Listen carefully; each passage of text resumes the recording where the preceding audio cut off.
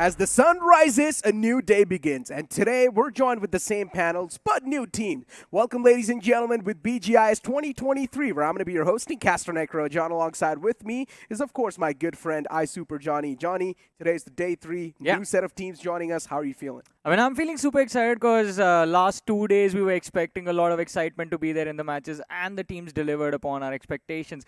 But today, I think, again, as we say, the groups that play in the later stages of every single week have this added advantage of seeing the mistakes being made before them by the teams that came before them and already being a step ahead. So I would like to see actually how these teams actually play around with that aspect of power cards coming into play, as we have been talking about them for a long time now. And considering already 2 groups have played, they've pretty much just watched their games, understand how the power cards and the positioning cards have been working so far, and then they can try and implement a little bit more better. They know the timing, when to use it, how to use it.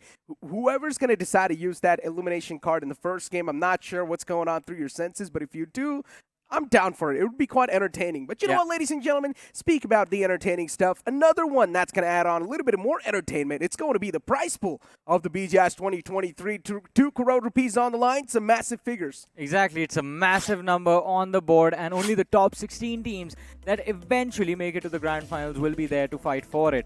And this is the losers bracket. 64 teams competing. Only 16 get to move forward. Or should I say 8 now?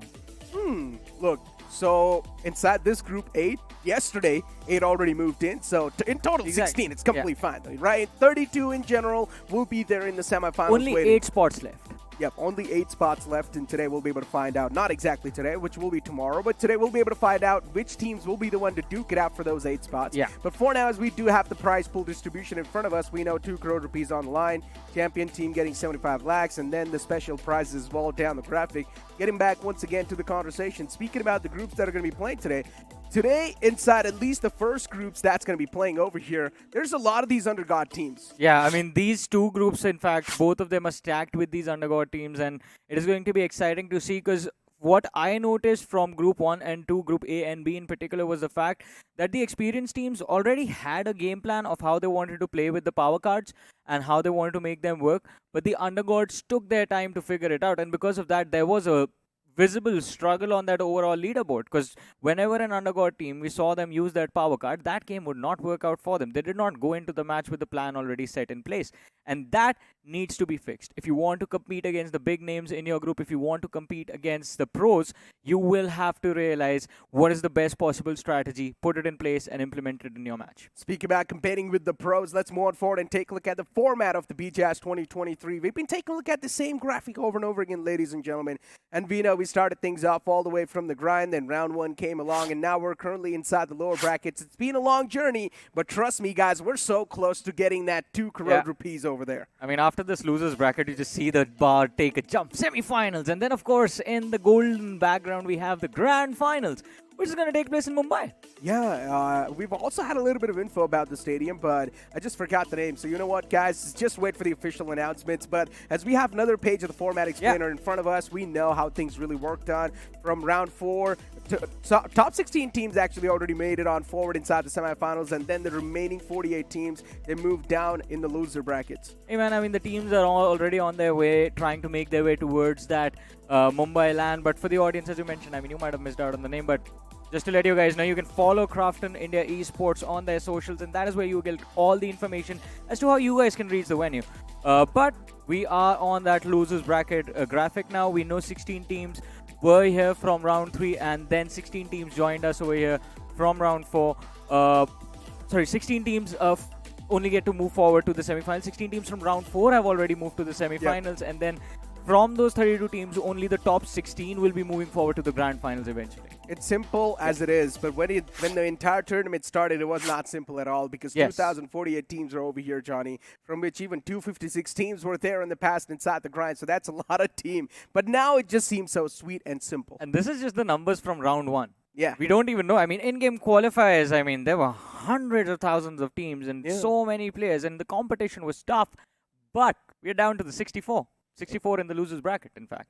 Imagine, it's been a long journey, ladies and gentlemen, and even the players that have been playing inside the games, even they have showcased quite an immense improvement. Yeah. But now as we move on forward towards the points distribution, this is how things will be looking like. This is how things are going to work inside the tournament. We have been taking a look at looking at this same points distribution over and over again. But still, once again, to just let you guys know, first spot getting 15 points, the second one getting 12, third one getting 10, and it's going to keep on descending downwards until you take a look at that bottom side, which is each finish equals 1 point. Yeah, and this is the standard points card. But in the losers bracket, things have changed because of power cards being added. And for the viewers tuning in to the losers bracket today, just to get you guys up to speed as well, there are 2 power cards handed to every single team.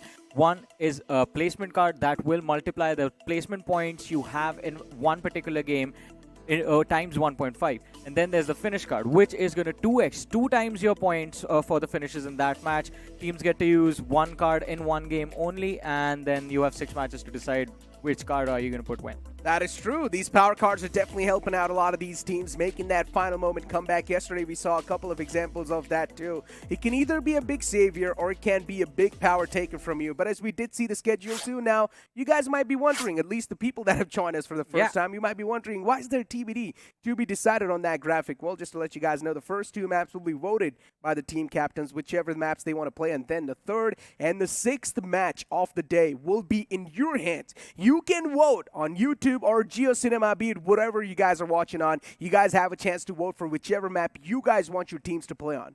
Sanhok.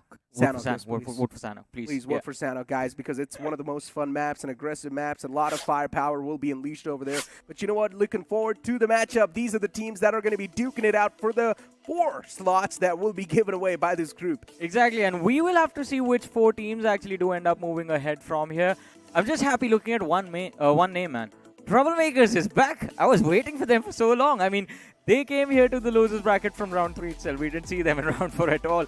But finally, I get to see them play again. I hope that they cause a little bit of strategic trouble, though. Now, this time, I hope they do not really move inside the game in an unorthodox way. Instead, they just try to keep themselves a little bit more calm because they have a shot to go for the bigger prize pool. So it's better to play a little bit more calm, composed, and in a tactical manner. But as we do have the votings in front of us as well, and yes, as usual, the team captains have went with the wrangle. I'm not even surprised. Yeah, but look at this. Grind 1 Esports, Wakendi. They voted for Wakendi.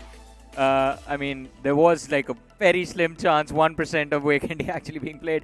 It did happen once, right? Yeah, it did happen once. It did happen once. Literally on the day when it happened. And I think it was second last game. Yeah, it was the second last game of the day. It didn't work out well for anyone. It did, actually. All the teams that went for the positioning points, they were able to perform so well on that map. Big Brother Esports was one of those teams that actually ended up winning that game. So for Big Brother Esports, it was like shaking hands with destiny. But now as we move on forward towards the finish and the position card, we need to find out which teams have got their hands on the finish card and decided to use it. And I think so one team is already going to move on forward and take it. Yeah, it is Team Empire along with the players from the side of MW who have decided Metal Wings, in fact, going for the finish cards in the first game, and we just received a word.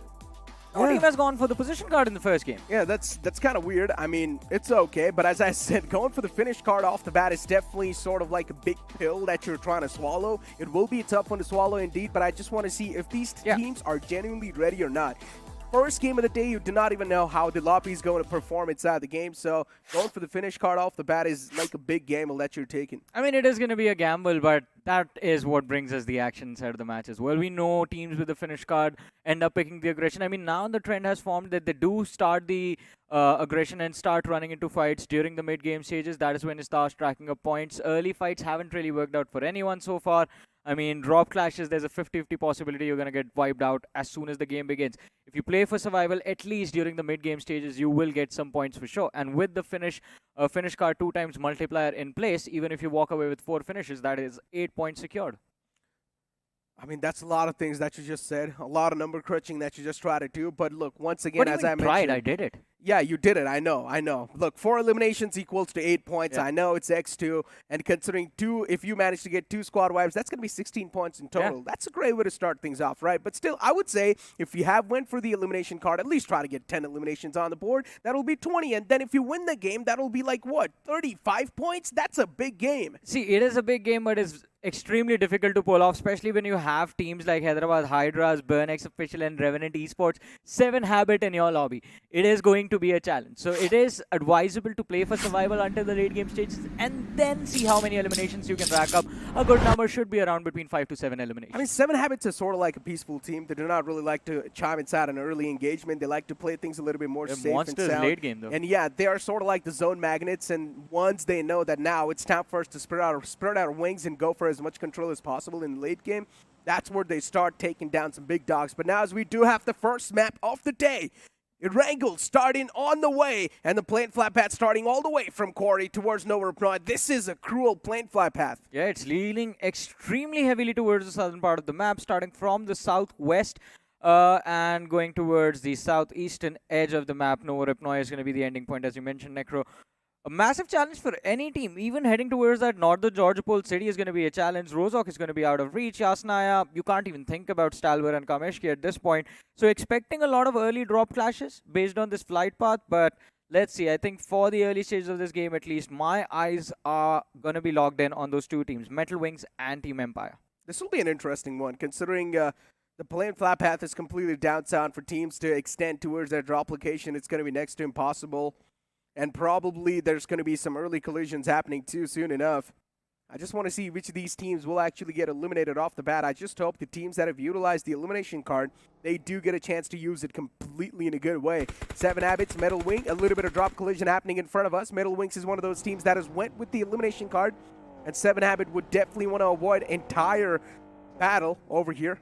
But already, Draco's not going to back out from this one. The opponent's got his hands on the pistol, but it's not going to matter. Draco, that one single shotgun pump to take him down. Yeah, and Metal Wings is the team with the finish card activated in this game. And look at that, Amy stuck in that one house. But lucky for him, he has the DP to work with. Still a viable weapon inside of the game. But the entirety of 7 Habit is going to go for a push. And this is going to be absolutely brutal to watch. Team with a finish card again heading for an early wipe.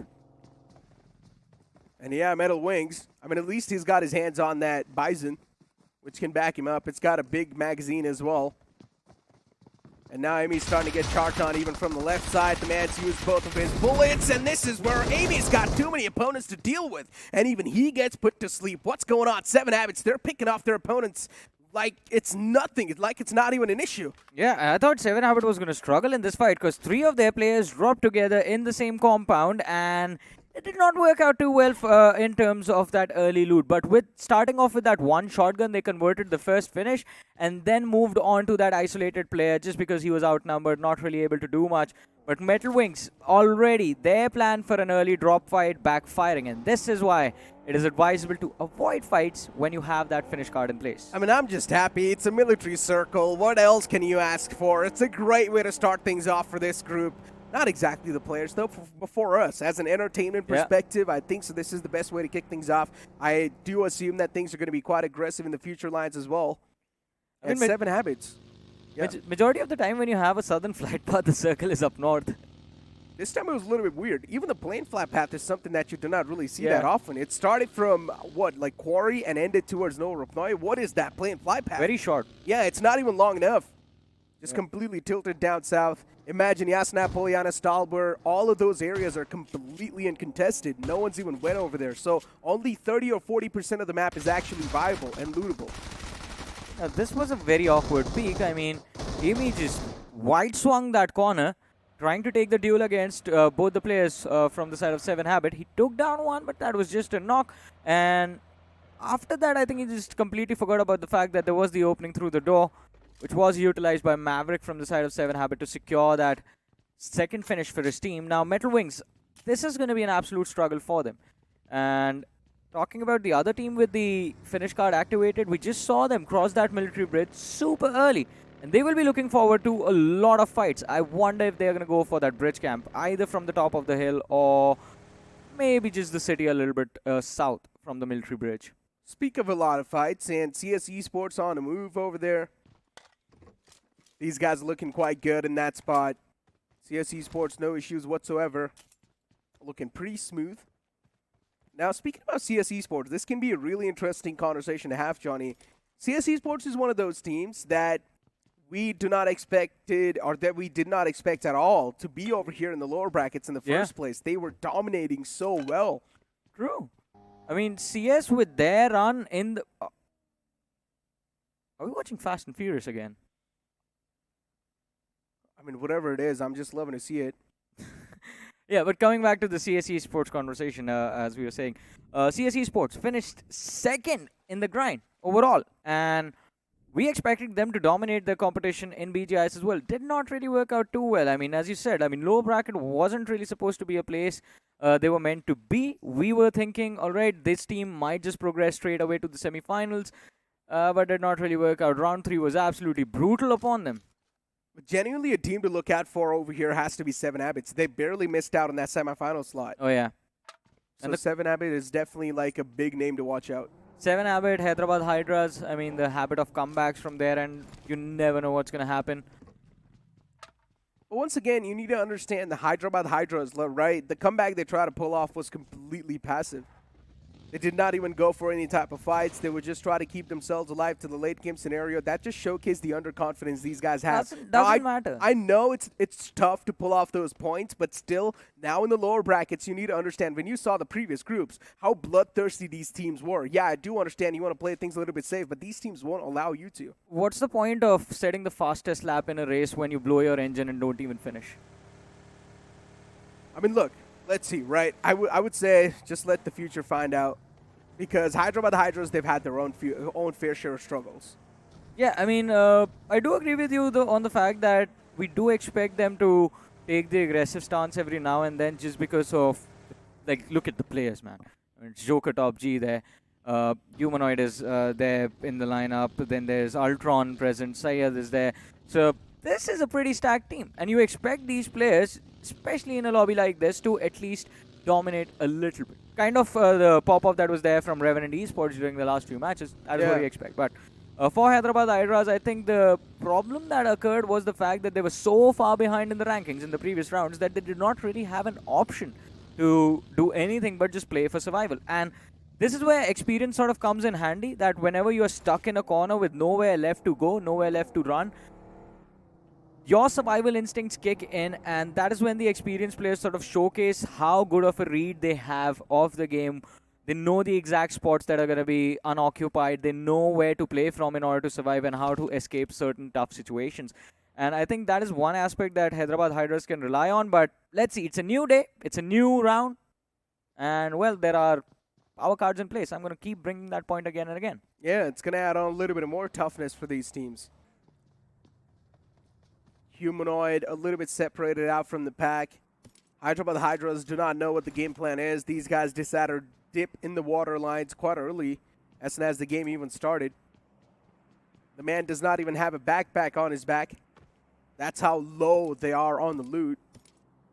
Definitely a point of concern, but speaking about the bridge lines too, Burnix officials right now, they're holding the high ground towards Fair Pier, and then we've got the players of CS Esports just going for a complete bridge camp. CS, I'd love to see if they can actually pull it off, because as soon as CS Esports start taking those shots, they will have a lot of pressure being put upon them from the backlines as well, because as we looked on the map, there's a hill towards their southeast. And that is a hill that's in control of the players from Team Empire. Now that is a high ground from where you can actually have a line of fire available to the bridge and to the city right next to the bridge. So CS Esports might just get sandwiched, but over here in the Novorepnoy Bridge, ladies and gentlemen, we see Revenant Esports finally crossing over to the military island. Yeah, they're going to have smooth sailing. No one's over there. So for Revenant Esports, no troubles whatsoever crossing this bridge. They're actually quite lucky to not find anyone over here. Just an entry point left to open. Silly's over there too, towards the higher ground, but if you do take a look at the blue zone, there's 3 teams, and there might just be potential clash waiting for us. I think there's going to be chaos in the blue zone now in a few short moments. There's Troublemakers, the players from the side of 7 Habitat there, and of course Dragon Esports is present in the blue as well. We're going to have to see, and in fact wait for these teams to clash against each other. 7 Habitat and Dragon Esports, they don't even have vehicles on all of their players. I mean, TMZ at least, they were already on the move.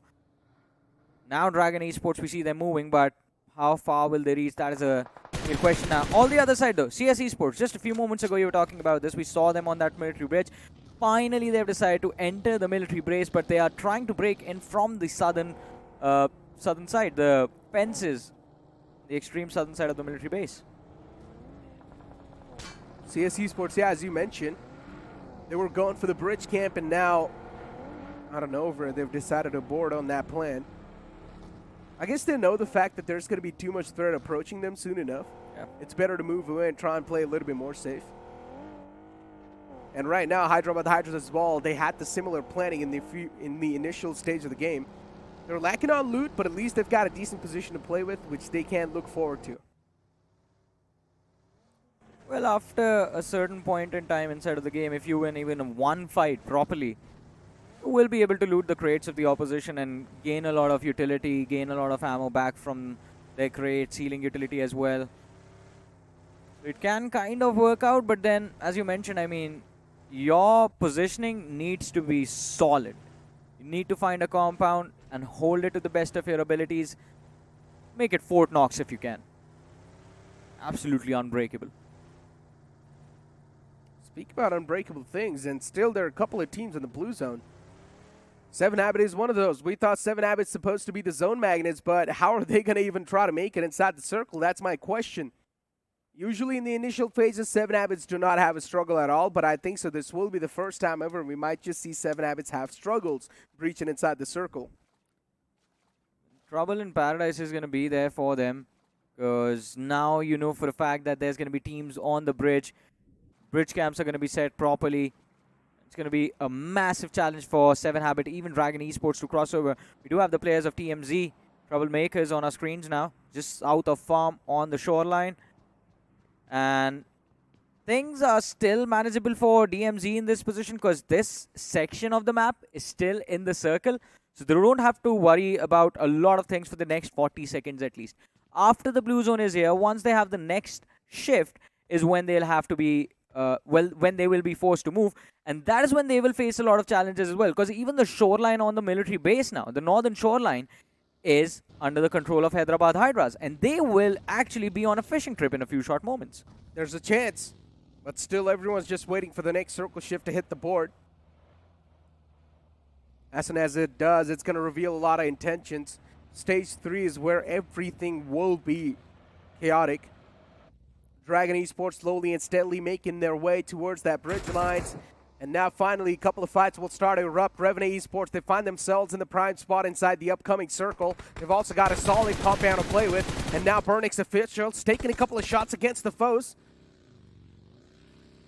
Oh, Burnix, I mean, this is going to be a massive challenge, because they're trying to breach the circle from the southern edge.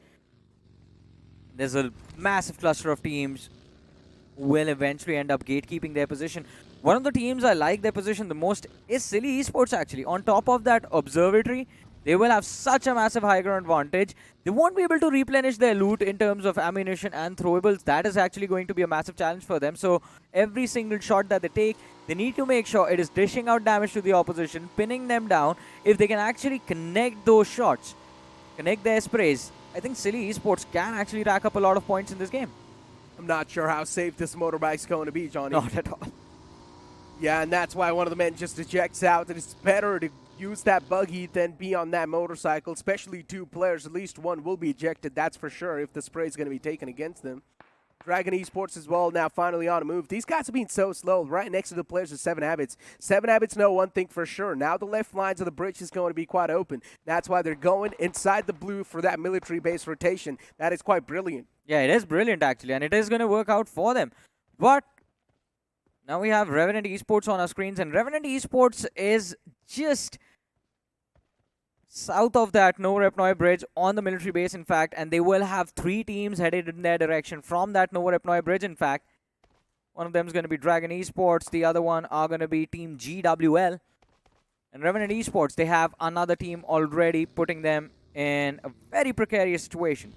7 Esports, 7 Habits, my bad to cut you off, but 7 Habits, they just jumped off that cliff, and now they're already on the military island. They're really close. I mean, they will be able to cross over as well, because Hyderabad Hydras, for some reason, got extremely distracted. Yeah, they're not really I did not holding. expect this, to be honest. They're not holding the edge lines, Johnny, and this is where 7 Habits, they've got themselves a good momentum to move on forward. And yeah, look at Kratos already. These guys are looking quite nice. Wow, 7 Habits, some free sailing for them. I want to see, like, how far is this team going to go? Because Hyderabad Hydras, I mean, not the mistake, but I think Hyderabad Hydras, to be fair, they were focused on their own positioning as well.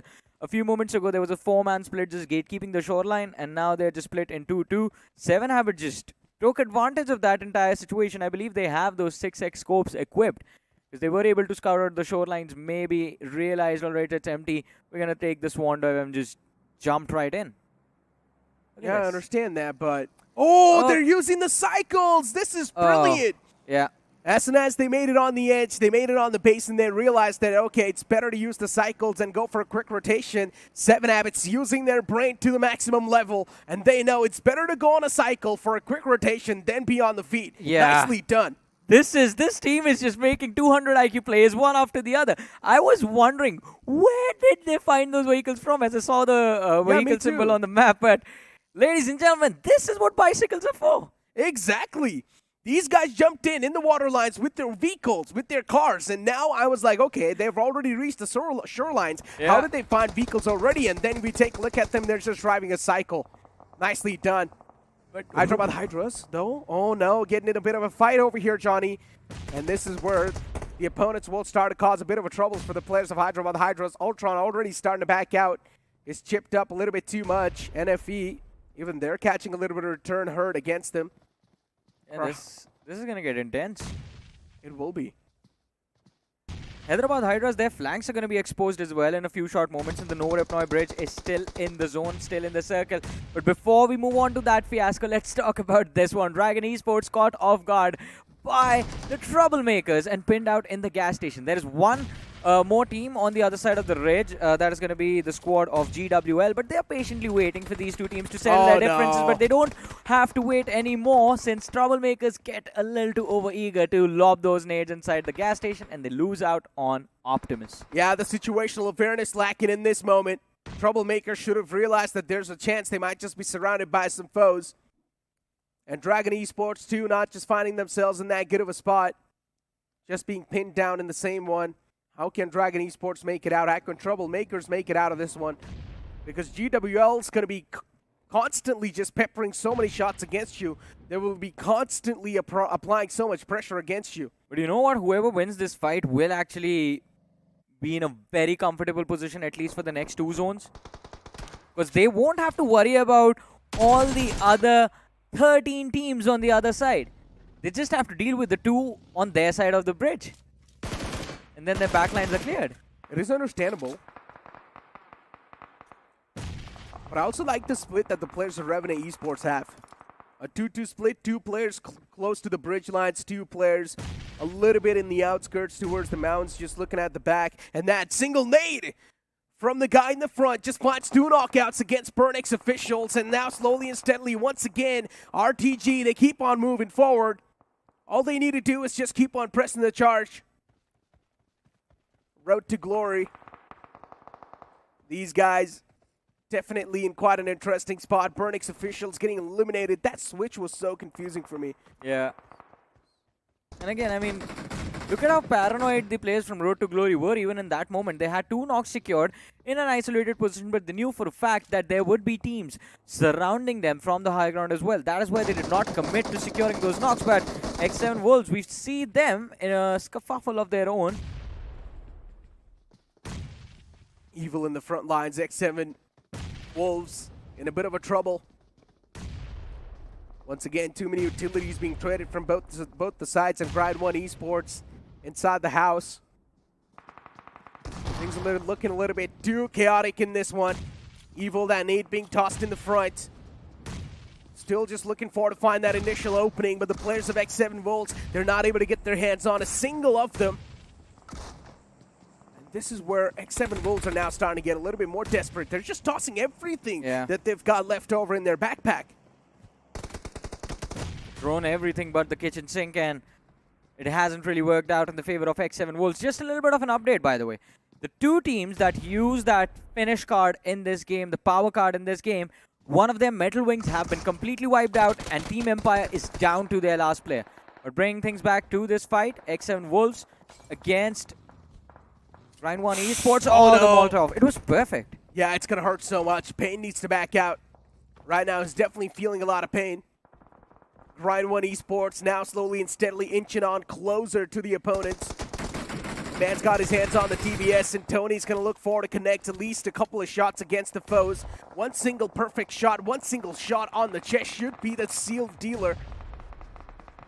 And still, these guys are looking forward to find at least that one single connection. Finally, now he closes on up, and there we go. In the end, it's going to be the players of Grind 1 Esports to come out on top, and they seal the deal. Mana ended up finishing the entirety of X7 Wolf single-handedly. I mean, his team was there supporting him, but he's the man who walks away with all the 5 eliminations, 4 eliminations from that fight, and even the 5th one for his team is on him. So 100% finish contribution till now, but that fight on that Novorepnoy bridge has eventually moved forward from that early state of confusion, because we do see GWL and TMZ sort of abandon that Novorepnoy bridge control and they're rotating down to the military base. In the meanwhile, though, we have 2 more squads getting wiped out from this game. One of them is going to be the squad of 7 Habit. CS Esports going for the patch-ups. And even NFE, they get eliminated from the game. So much action happening at the same time. Still on the screen, there's none. CS Esports now up against their foes. This is going to be an interesting one indeed, Johnny, because Grind 1 Esports is one of those teams that will be desperately looking forward to get a little bit of more points in their hands. And CS Esports, they're on the redemption arc. Revenant Esports with the best spot they can ask themselves to be in, but one single mess-up can cost them their life. How big of this mess up is going to be. 7 teams still remaining in this game. 22 players still alive. Revenant Esports have managed to protect their numbers all this time.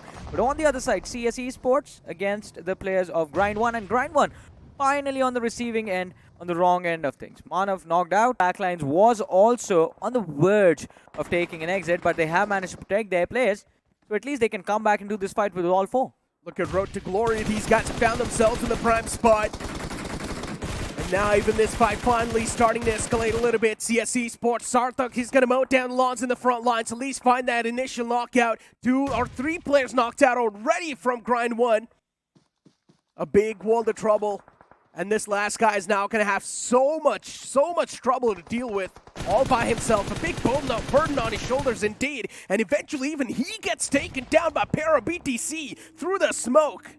Man just sprayed inside the smoke, and luckily for him, it just connected on the opposition. But CS Esports, look at them, no time to reset, because now Revenant Esports are chiming in, and they've managed to catch 2 players from the side of CS Esports off guard. Last player left, he's going to be spotted out by Apollo, trying to take him down, but Apollo backs off, hides behind the tree, and Sevi plays. He's going to have to go for an extremely savvy play to bring his team back into this game. The nade lob, nothing really happens from it. Oh. It was a little bit too close for comfort. CS Esports, and now there we go. The man gets ran over. Sevi plays out of the game. No way he's going to be back up on his feet anymore. CS Esports, I think so. They've been completely eliminated. TMZ, Troublemakers.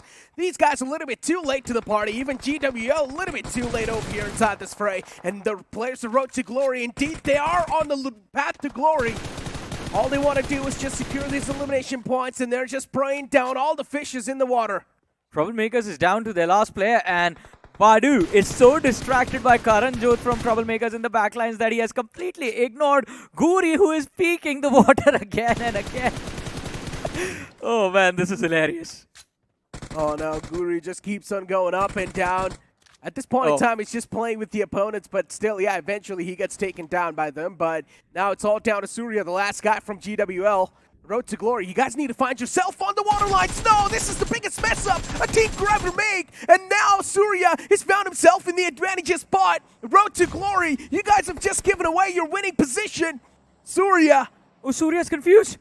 Yeah, he doesn't exactly know where the other guy is, but now finally he's going to be able to hear a lot of the footsteps, but eventually it's completely fine. The man from Road to Glory, he's going to pull things back once again, but this could have been their game. That one single mess up now is just going to leave them in a big disadvantage inside the final fight against the players of Revenant Esports. And Revenant Esports starting to make that push happen. One man found the second one, goes down as well. Easily cleaned up. Revenant Esports, they kick things off in a fantastic way. Yeah, and showcase why they are considered the big dogs of this BGMI scene in India. Brilliant, absolutely phenomenal chicken dinner. But I do agree with you on what you said in the very end. I mean, Road to Glory actually could have walked away with this win as well. They had the numbers, they made the mistake of getting too greedy. Only one guy should have went inside the water lines, went for the loot, but instead, no, both of them dropped down in the water at the same time. Road to Glory, that was one of the biggest mess-ups I've seen. And for Grind 1 Esports, it was just, Grind 1 Esports, the player from GWL. He was like on a revenge arc. Luckily for them, Surya got confused and I believe he thought there was just one player in the water. He did not see the second one and he thought he was going to stay in the water.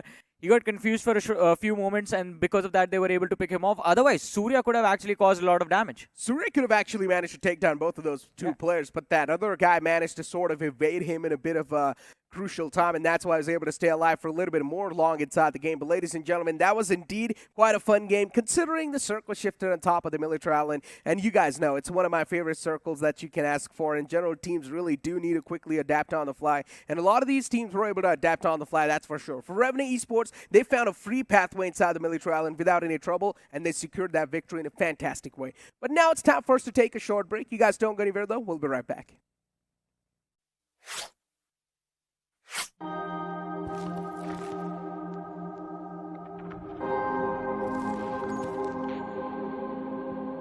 आपने कहानियां कई भाषाओं में सुनी होगी, पर कभी किसी भाषा की कहानी सुनी है? तो squad, let me introduce you to me. एक लैंग्वेज जो लाखों लोग बोलते हैं, सुबह शाम बोलते हैं, दिन रात बोलते हैं।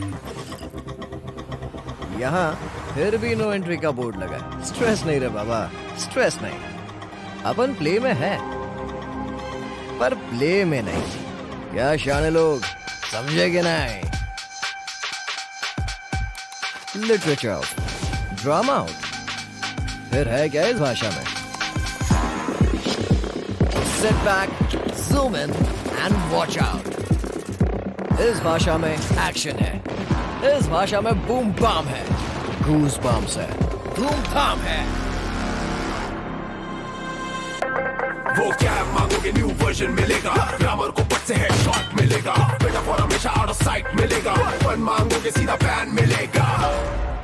स्ट्रेंजर्स को फ्रेंड्स और फ्रेंड्स को भाई बनाने वाली भाषा मैं ही हूँ, जो हर टाइप के, हर जगह के, हर एटीट्यूड के लोगों में शांति तो लाती है, पर सबसे ज्यादा युद्ध भूमि बोले तो बैटल ग्राउंड्स पे बोली जाती है। क्या समझे? वेला वेला चिकन लेला। इंडिया में चाहे कितनी ही जुबान, इंडिया के दिलों पे राज करती है आपकी बनाई हुई बोली, BGMI की बोली, इंडिया की बोली। सर, सीन सेट है, एक सॉफ्ट रिहर्सल कर लें क्या? Yes, let's go. सर, तो सीन में आप थोड़ी सी सैड हो, हीरोइन आपके पास दौड़े चली आती है और जैसे ही वो आती है आप कहते यार लीडर को पहले फिनिश करो ना यार। और ये आप कौन से डायलॉग्स बोल रहे हो? बैटल ग्राउंड्स चल, दिखाता हूँ तेरे को। आ रहा हूँ मैं BGMI की दुनिया में अपने स्क्वाड के साथ। Get ready to play pure.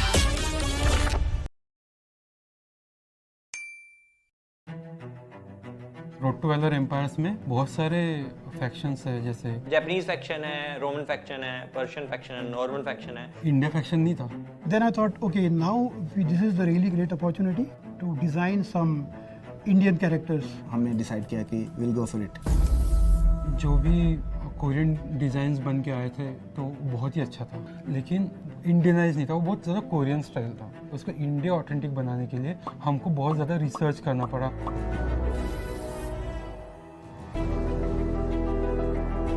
모두 어메이징 했었어요. Indian faction? 제가 어렸을 때부터 좀 보고 자라왔던 한국 게이머들의 열정이 저는 인도에서도 똑같이 보이는 것 같아요.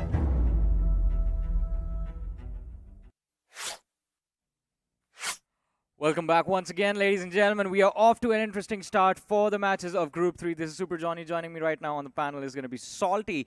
And Salty, we just got done with the map of Erangel. We saw two teams used their finish card right Yeah. at the bat in game one itself. Did not really work out too well. But you know what worked out? Revenant Esports, their game plans. You know, to be honest, I kind of was very surprised when they actually crossed the bridge, did not actually go further down south, but instead decided to camp underneath the bridge, Yeah. right? Decided to park in their vehicles.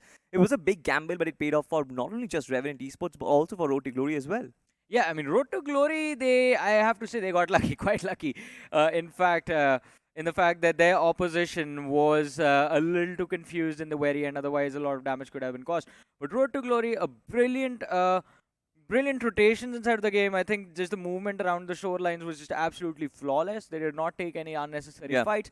But the ones they took, they were picking off few individuals here and there. And that eventually stacked up to, I believe, 11 or 12 finishes in the end of the game.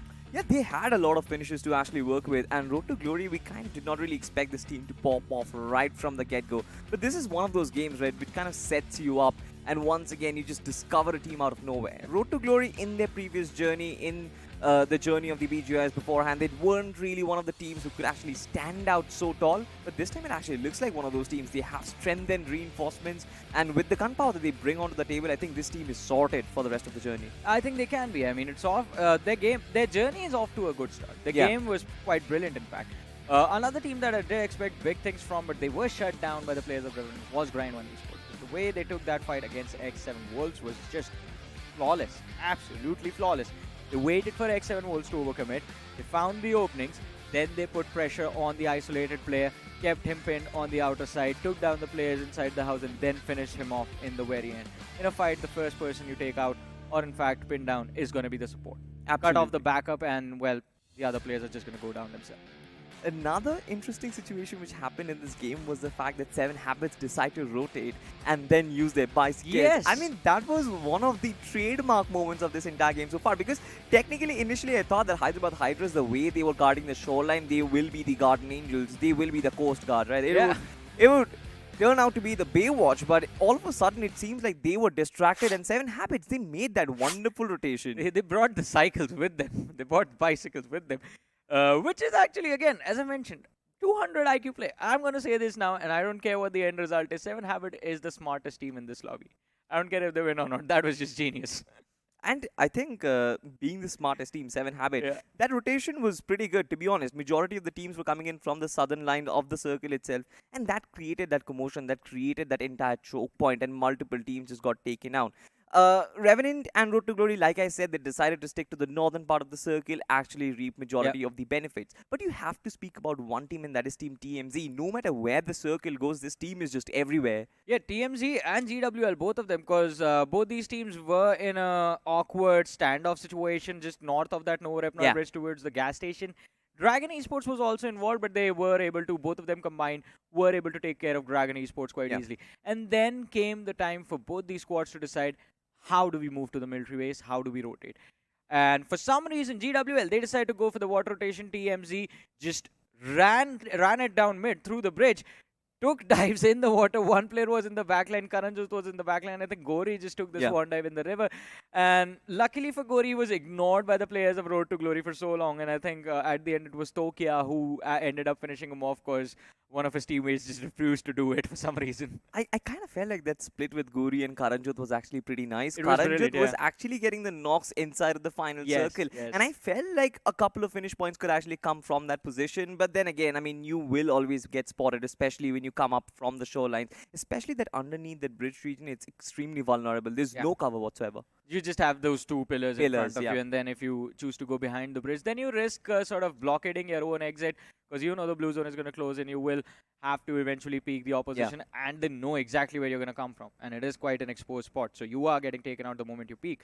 But again, as you mentioned, Karanjot and Gori splitting up over there was actually quite brilliant, because as you mentioned, he wasn't just securing the knocks, he was actually the reason Gori was able to survive amongst the mix of the players of GWL and the players of Road to Glory. But all of that is in the past. It's time to crunch the numbers now, ladies and gentlemen. We're going to move on and start off with the MVP of the game, which is going to be Seizu from Road to Glory. I thought it was going to be somebody from Revenant, because Revenant also had considerable number of finishes, but credits to Seizu. I mean, 5 finishes, 50% team contribution. I mean, this was a crazy game for Road to Glory, to be honest. This kind of sets them up for the rest of the journey. And I think this group is sort of going to be dominated by the underdogs. Look at that. You've got Grind 1 Esports, Mana. We saw how this team just took out the entire team mercy of an opposition all by himself. 5 finishes to this lad as well. 100% finish contribution. This is way too much work for one lad. Grind to Glory only had 5 eliminations in this game because 100% on that one player. Yeah. 4 of them were the players of X7 Wolves. Yeah.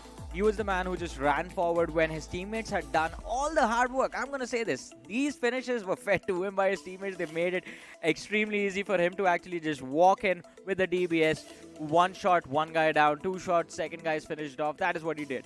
But kudos to the entire team, because even enabling one of your players to pull this off is difficult. In a lobby like this, it's very difficult, but this team playing in all of the players with the same mindset were able to pull it off together. But we do have the scoreboard now in front of us. Salty, what do you have to say about this? I think this is pretty standard, and you have got the top of it pretty stacked up. Revenant Esports just being where, I mean, we kind of expected, we were talking about this off broadcast as well. Revenant Esports are supposed to be like dominating this lobby. How consistently they're going to be doing that, I'm not really sure. But 26 points from the first game itself, this is a good head start. But I'm more surprised with Road to Glory and Team Empire. Empire is actually a special mention inside of the top 3, because Empire, you see their finish points, it's just 6. They were taken out on the 5th position inside of the game, but that finish card that they had running does get them 16 points, inching them close, getting them close in fact to the players of RTG. Just a 6-point difference separating them from the team on the 2nd, and the 10-point difference separating them against the team on the 1st position of the leaderboard. Following up Empire is GWL, who can cause a lot of trouble for them in the future matches. 13 points for GWL. Now the difference between the top 6 is not as much as you would normally expect, right? But there is one thing which is going according to what we've seen in the past, and that is two big names on the second page. Hyderabad Hydras at the very bottom, 0 points acquired from this particular game. I mean, their position was brilliant. Their map control, their sort of the zone which they were sort of holding was absolutely brilliant. I just don't know what goes wrong, especially when this team gets put in pressure situations. Yeah, I think Necro also sort of brought it up before we went into game number 1. I mean, while we were inside of game number 1, he brought it up that Hyderabad Hydras, they are struggling in the 4v4s. Yeah. Survival instincts are actually pretty brilliant. That shoreline positioning was flawless. They could have actually won the game with that positioning had they won their fights. And that is what is not working out for them. I think in terms of fights as well, it's been Joker Topji who's been pulling majority of the hard work. I kind of have been expecting the others to kind of chip and chime in as well, but it's been very rare that the entirety of the team has been performing as a unit. Yeah. I mean, they need to get things together, be on the same page, all 4 of the players. And unless that happens, it is not going to work out. Joker, Ultron, these 2 experienced lads can't just do the heavy lifting. The young lads, the young guns also have to step in. And Sayed, we've seen a massive potential for him in the previous round. He was also absolutely phenomenal in just few of the games in terms of individual skill. But as we're about to jump into game number 2, what are your expectations from this team? I think there are going to be 2 teams who should perform really well. Dragon Esports is a team that I'm expecting, one of the undergods who are extremely flamboyant in the way they play, and if given the right opportunity and given the right match, I think that they will be able to kind of bring back the chicken dinner. But as we transition to the map pulled by the captain, there is no surprises whatsoever. I mean, let's just focus on CS Esports and the fact that they have picked up Vikendi for themselves. That's just fabulous. But of course, majority counts. Miramar is where we are heading, ladies and gentlemen. Exactly. I mean, we're going to head to the standard map that the IGLs like to play. Miramar. Right after Wrangle, of course. But we will have one more thing, one other X Factor on our screens in a few short moments. That is, which teams decide to use their finish card and their placement cards in this game number 2. Already, again, a reminder, Metal Wings and Team Empire have used their finish card in the game prior to this one. Yeah. To be honest, I think, oh my god, look at this, right? Dragon Esports, I was sort of expecting them to go in for that finish card. I think this is one of the most crucial games of today's day, to be honest, Johnny, because this kind of sets up the rest of the overall standings and teams want to get that big pointer. I was expecting Dragon Esports to pull that out. It seems like they have done that. We've got 2 more teams who have actually done that. Silly Esports as well as Grind One Esports. And guess what? No team, again, no team has gone for their position card in this game as well. I think all these power-ups are just being saved for tomorrow, or maybe just the last game. I think even in the last game, we're going to just see a few power cards being used. But majority of them, majority of the teams, it feels like have sort of gotten into the mindset that it is best to use your power cards on the last day in the last 3 games. Do you agree with that? I mean, speaking of the power cards, I would rather save up my finish card for the very end. Not at the very end, maybe because of the fact that that map is going to be picked up by the audience. But maybe the second game of the second day, or the first game of the second day, somewhere down the line where you know that you already have a decent position secured on the map, I wouldn't use a power up to kind of propel myself into that position, because at that point it just becomes way too risky, right? Because if you do manage to actually get taken down in the early stages, your finish card is gone, and now your position just gets even worse. I kind of agree with that. I think game number 1, just drop in with the placement card, play as passive as you can. I mean, try to finish in the top 3, even if you have to go for a heal battle, get like just pile up first aids around one player, put him in one spot of the map, and just ask him to stay there, using all of that first aid utility till the end of the game, until he eventually gets taken out by the zone.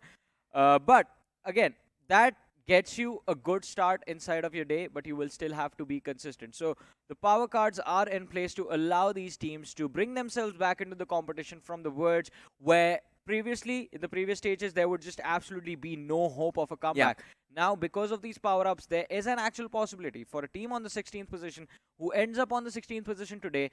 Tomorrow, they drop in 2 games, they start off with their finish card, have a giga banger performance, break into the top 5, and from there use a placement card, bring themselves into the top 4. That is what is actually what has actually been made possible by these power-ups. But again, in the matches where the power-ups are not there, you still have to perform. 100%, and I think I can kind of completely agree with you over there, because we've seen the finish cards, if being used properly, results to a 40 bomb as well. Yes. Right? A 40 bomb is massive. I believe was it Team Mayavi who actually pulled off 43 points? I kind of forgotten. I remember Team Seal actually getting 41 points as well. So it has been done twice. And that is something which I'm going to be constantly referring to. Like, that is the ideal usage of the finish card. And in my opinion, the hierarchy sort of goes like this, right? You start getting consistent in the lobby just by your own sheer skill. Then you use a position card to kind of restore that position on the overall standings. And then on the final day, use the finish up card. The finish card being used on the first day itself, especially 5 finish cards being used and no position cards at all, is a very surprising element to me, Johnny. Exactly. I mean, it is going to be extremely surprising. And now, again, I mean, in the previous game, it was the fate of the teams with the finish cards that has sort of been happening. Like, you use a finish card early during the day and you just get taken out in the first few minutes of the match starting. Happened with Metal Wings in the previous game. Happened with Team Empire in the previous match as well. Now we have 3 teams. Grind 1 Esports, they have a pretty solid momentum from the previous match. Dragon Esports, they're going to look to recover a lot of points because Dragon Esports suffered an early demise in the map of Erangel. Silly Esports, though. Let's talk about them for a minute. They had the observatory in control. There was absolutely no reason for them to abandon observatory so early when the zone moved up north. They made that mistake. They made a blunder, but still, the position was actually brilliant. And that sort of makes me believe this team, again, if they can get the zone reads right in Miramar, can actually put a big dent on that leaderboard. I think so as well, but the only problem is, I mean, can they survive the attention that is going to come towards them? That has been always a question regarding Silly Esports, especially when you've seen them. But the position play is brilliant. The rotation game is brilliant as well. It's been just surviving the late game skirmishes which just happen. And with the finish card right now being activated, I'm pretty sure Silly Esports, that is a part of their gameplay which they need to fix right now. They need to be pulling those triggers right at the exact moment when it's required. But ladies and gentlemen, speaking of the triggers, the plane has actually taken off and it's flying over the deserty lands of Miramar, and this time we're going to be starting our journey from Minas del Sur towards Toria Humada. Yeah, at least we have a pretty decent flight path in the map of Miramar compared to what happened on Erangel, but this one is, as Salty mentioned, it starts from the prison Minas del Sur position and goes all the way just a little bit west of Toria Humada. You have a lot of priority drop locations now available to all of these teams, including Chumacera, Monte Nuevo, Power Grid, Picardo, San Martin, Hacienda del Patron, El Pozo, and one location that we do not really see a lot of teams go towards is now where RTG are starting from, the prison, Los Higos Island. Yep, and Road to Glory, I mean, it seems like a very safe option for them to just start safe without having any sort of contention. And I think that should be really the case, especially in the map of Miramar. Majority of the teams just like to avoid those early skirmishes. We've seen multiple teams get taken down. And one team I'm going to be watching out for is going to be Hyderabad Hydras, because this team definitely needs a step up in this map itself if they want to ensure that they are inside the top 4. It's going to be quite interesting to see how they in fact end up performing in this game. But along with them, along with Hyderabad Hydras, I think a lot of attention needs to be focused on the 3 teams that have utilized their finish card in this matchup: Dragon Esports, Grind 1, and Silly Esports. We do see the players of Grind Dragon Esports, in fact, on that southern shoreline, just a little bit south of Minas del Valle.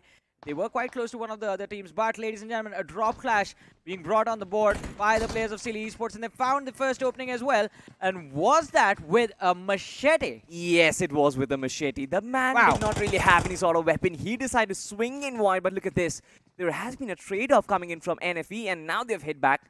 They need to confirm this finish though, but Silly Esports, they need to restore their numbers. They have that power-up activated. Exactly. It doesn't matter actually if they bring their numbers back. As long as they win this fight, they will have 8 points already secured in the first few stages of the game. But it will be an easy revive on Hyena because he is in that stadium and there's absolutely no threat from NFE to cross the road and go for the finishes. The players from this side of NFE are actually pinned down in these red buildings. Nowhere left to go, nowhere left to hide. That's your own teammate, man. Silly Esports just can't really make any silly moves at this point, but they know as a matter of fact that they have an amazing opportunity. Numbers advantage established already, and you can see that Aimgon and Foul, they've closed in the distance. BVS as well as Hyena from the distance might be providing a lot of cover fire as well as information, but I'll be watching that out. Once again, Gori just all by himself. Oh, they almost passed him. They almost passed him. Took that shot. Why? The buggy, the metal sheet. Oh my god, now TMZ's Guri. There is nothing that can potentially save him. Even runs out to make it easy for the players of Empire to finish him. What a kind man. Nice guy. Well, I think Empire right now would be asking, couldn't you have done this in game 1? We had the finish card back then. Yeah. And at this point, doesn't even make sense. Troublemakers, especially Guri, what was he thinking? With the Winchester, just took a shot. I don't think he was thinking at all. I think that he thought even a little bit wouldn't have taken those shots. I mean, especially considering he saw the players in the vehicle. And that too, like, right at the metal backseat, right? It's just like, alright, fine, you know that I'm here. Just come to me and finish me off. It did not even have a close range weapon. Wasn't the accuracy of the shot that we are questioning right now, Salty. It's the entirety of the play. Like, it was a 1v3. He had a Winchester. Oh, whoa. This was a SWAT fight. Yeah. A fence battle. And over there, I mean, Silly Esports just having the upper edge. But look at this. Good nade coming in from Hyena. And once again, it's a positive trade working in favor of Silly Esports, Johnny. How is NFE here? Oh no, Silly Esports actually crossed over to the other side. I mean, one of the players did. They closed in the distance pretty early on. Their intentions were set. They want to take this fight head on. But the problem is Silly Esports, they've been suffering these knocks here and there, and that just keeps halting their momentum. I mean, I'm so confused in this fight. Why is Foul on the rooftop? What does he wish to accomplish? Because one of his teammates is in the backlines. He's getting a revive.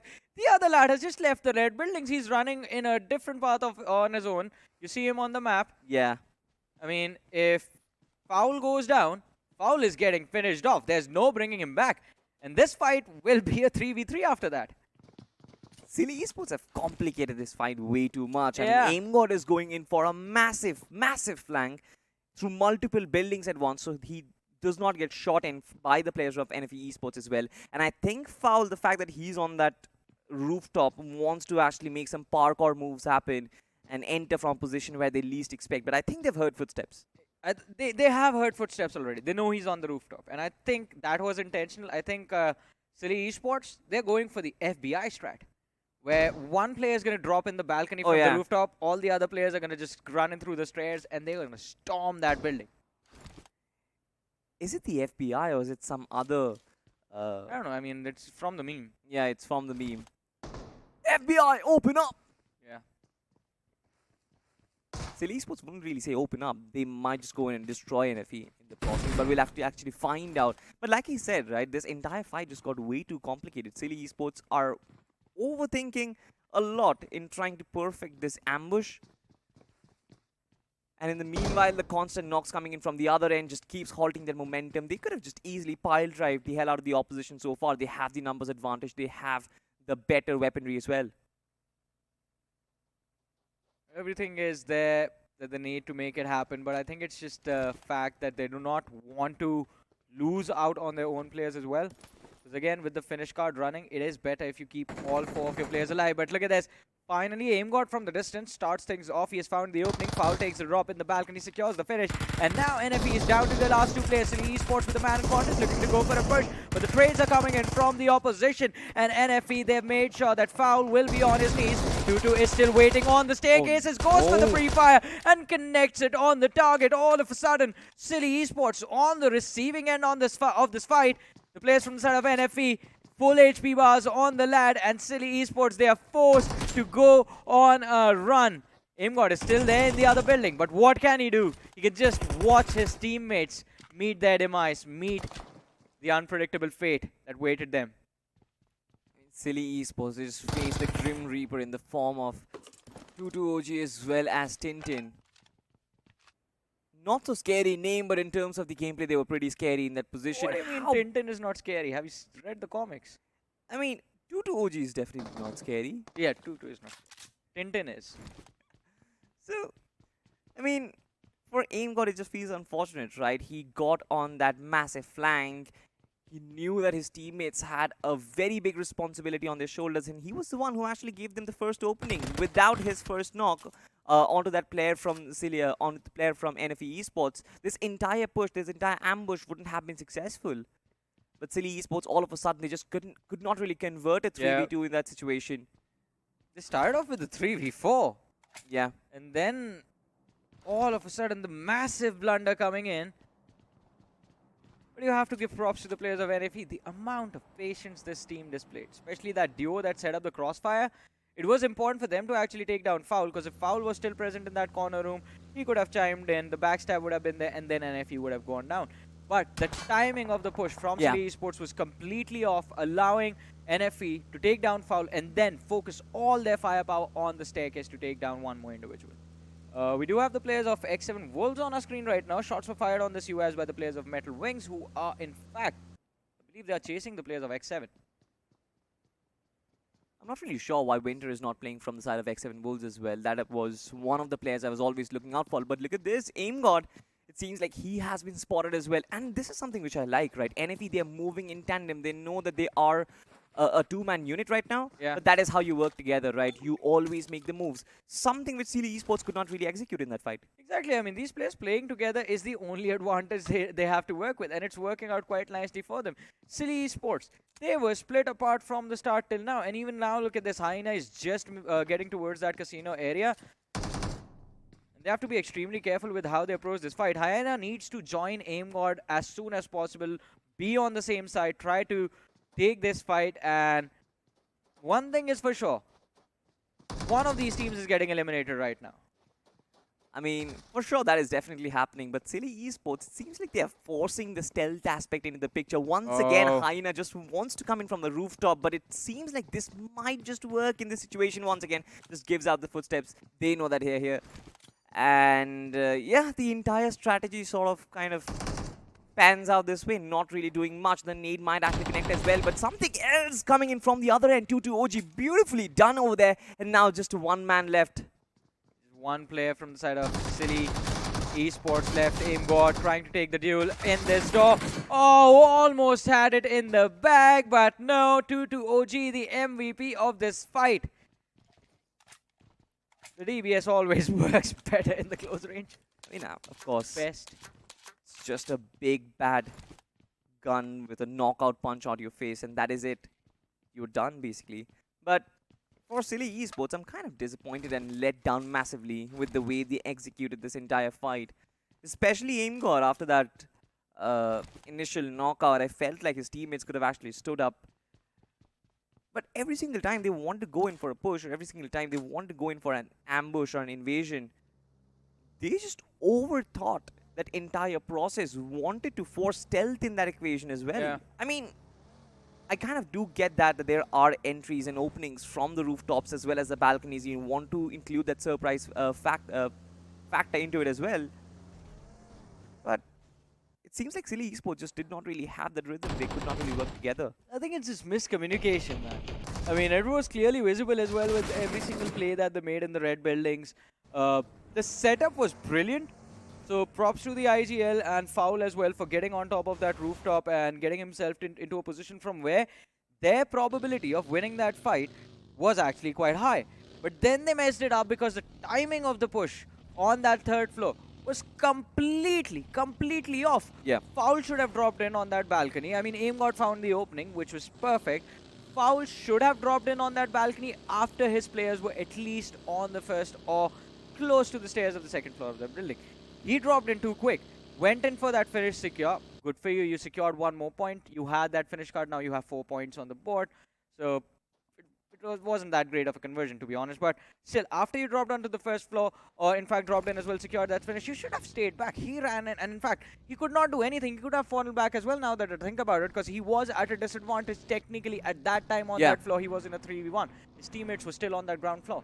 Exactly. So timing was completely off, but still, I mean, props for effort, man. Silly Esports, they tried their level best.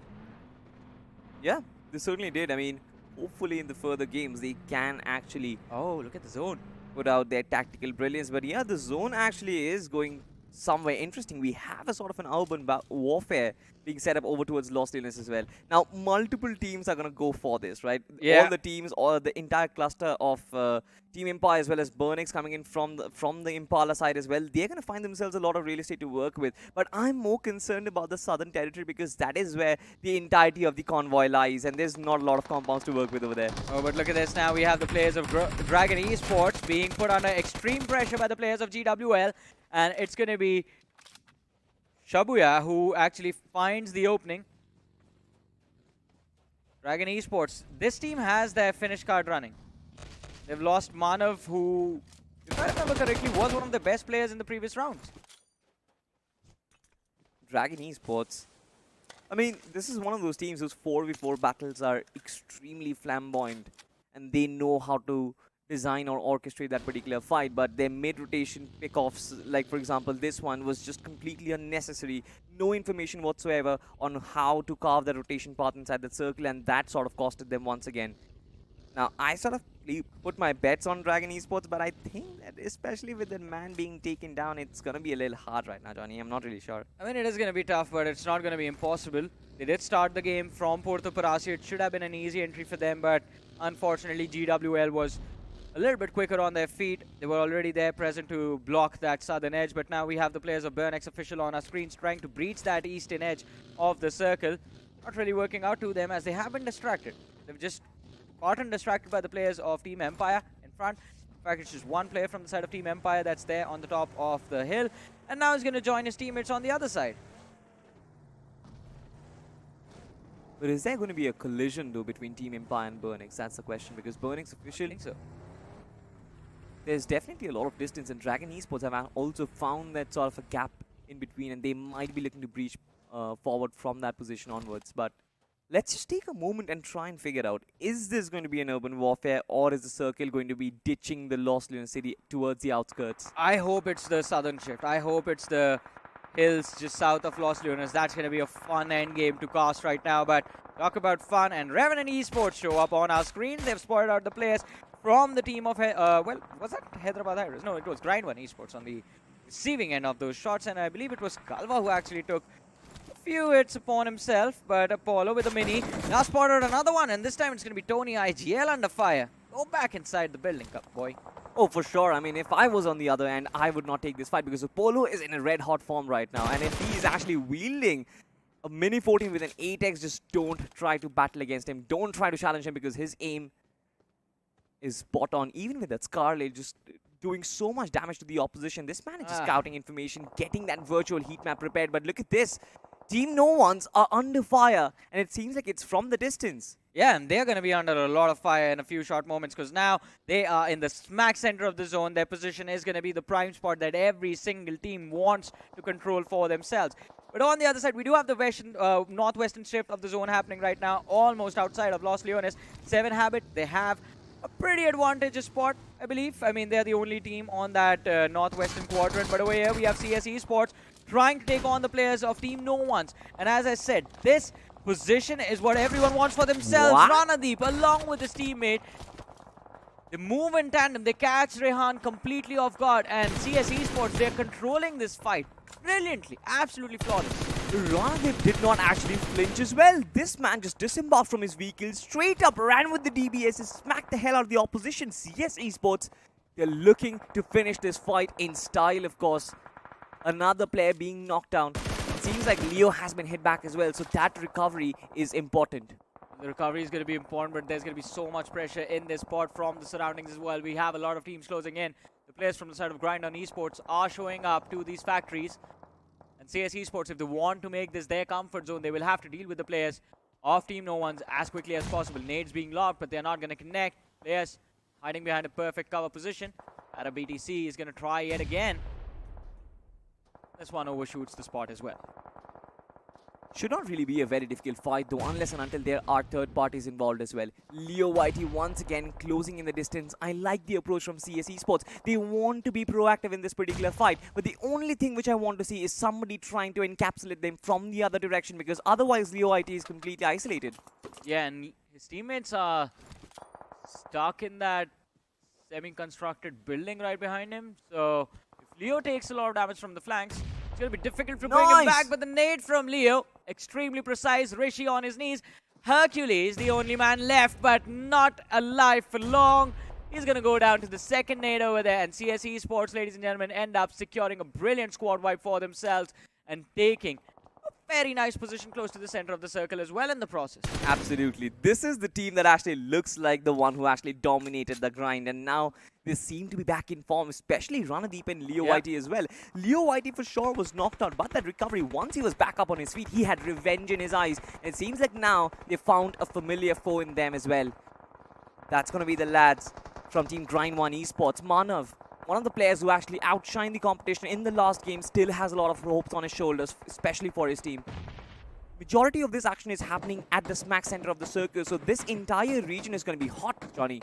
Yeah, it is going to be extremely hot, but Grind 1 Esports, I think their priority right now is to start looking for those finishes. We're on the 4th stage of the game, 22 seconds before the blue zone closes, and we transition to the 5th stage. Grind 1, Dragon Esports, who are on the verge of getting eliminated. These two teams still have their finish cards of this game active. It is important to make sure that there's value coming from those finish cards, but the opportunity for Dragon Esports is done because the team is kicked out from this game now. Another disappointment. Yeah. Once again, another finish card just turning into the finish curse, which I started to call it a couple of days earlier. But look at this, though. The circle actually takes a drastic shift northwards, and this means the CS Esports, from being in the smack center of the circle right now, will be able to gatekeep the lads from Team Grind 1. Even Revenant, as a matter of fact, have actually made a very wise move. It's not the entire team that is moving in. Sensei just tries to be under fire, be under the radar, and try and scout out a little bit more space from inside the circle. In a circle like this, either you're in the circle or you'll just die trying, and I think that is about to happen to a lot of these teams. Revenant Esports, as you mentioned, they're going to delay these two squads on the southern side for a very long time. And if the vehicles are taken out of commission as well, then the rotation becomes even more tricky. Look at that. Oh, he almost made it behind the rock, but Apollo with that mini 14 does manage to secure the knock for his team now. Troublemakers in a world of trouble of their own. Optimus, look at him run back. While the distraction was there from the players of TMZ, Metal Wings actually utilize it as an opportunity to find a rotation pathway for themselves inside the circle. Quite a brilliant move, in fact, but talk about brilliance. And again, ladies and gentlemen, we find ourselves observing NFE in a 2v4. This time, they face off Team Empire. Once again, another squad fight where they have to sort of beat the odds. And Nate was lobbed in perfectly in Empire all by himself. This man just cleans up Team NFE in one spray, that too. Hey man, there's a reason one of the biggest Hollywood movies is called The Empire Strikes Back. Hyderabad Hydras, though, even they have been picked off at the 10th position. Not the ideal time for Hyderabad Hydras to actually bow out, but they've been forced to do that. But this time it was Grind 1 Esports who actually had the finish card running, but problems just don't seem to end because X7 Wolves chiming into the third party. And this team is going to eat up Grind 1 Esports alive, at least half of it. This is revenge for the previous game. Last game, Manav, and in fact, his teammates as well from the side of Grind 1 Esports were responsible for forcing X7 Wolves to take an early exit. And now X7 Wolves, they are hungry for that revenge. They've taken down two players left. Tony IGL, just a sliver of HP on him, but the first aid kit has been utilized back to 75. Manav is still present, the MVP of the previous game now. can he be the MVP for his team in this matchup as well? Needs to bring the numbers back. Well, can't really bring the numbers back, but can put a lot of extra finishes on the board still. 4 already on there for Grind 1 Esports, but they have the opportunity of taking care of the players of Metal Wings, picking off a few individuals from the side of X7 Wolves, but the blue zone is closing in and they are barely just a smidge inside the safe haven. And at least for the next 1 minute, they will be inside. The biggest thorn in their path to glory might just be CS Esports at this point, because they are directly blocking them. As soon as they actually exit the warehouse, I'm pretty sure somebody from CS Esports will open fire. And now it's not just them. There is Team Metal Wings right on the flip side. It's a 2v2 battle. Very plausible for Grind 1 Esports. Very plausible to actually rack up the numbers as well from them. And it seems like the war horn has been blown. Metal Wings, they are inviting Grind 1. And Grind 1, of course, with the finish card running, they want to stack up the numbers, Johnny. I mean, the war of the squads is going to be on now. And not a lot of room to work with for a lot of these teams. 7 Habit, we did see them rotate a few moments ago. They found a safe haven to work with. But Metal Wings against Grind 1 Esports, Tony IGL deterring Zod, keeping him pinned in the back lines. Now the vehicle blown up, but Millen from Burnex is the man who secures the knock. Zod down on his knees. Grind 1 Esports, they're down to their last player as well. Tony IGL was knocked by Gonu's nade, and Gonu is looking to run on the other side with the DBS, but it's not even going to work out. Manav's finish being picked up by the players from the side of CS Esports. We're down to 8 teams, 24 players still alive. And I believe Burnex actually have a pretty massive advantage. Them and Team Empire, both of these teams have the high ground. They have the circle to work with as well. And every single other team is on that low ground position, including the players of 7 Habit. For 7 Habit, this climb is going to be massive, to be honest, even for CS Esports as a matter of fact. And now they're facing the brunt. Team Revenant Esports have found that sweet spot, that edge of the circle, and they also have the tip to actually work with. That will prevent themselves from all the shots coming in from Burnex, but also allow them to lay upon some on top of CS Esports, and that is exactly what they're doing so far. Team Empire in the proper spot right now.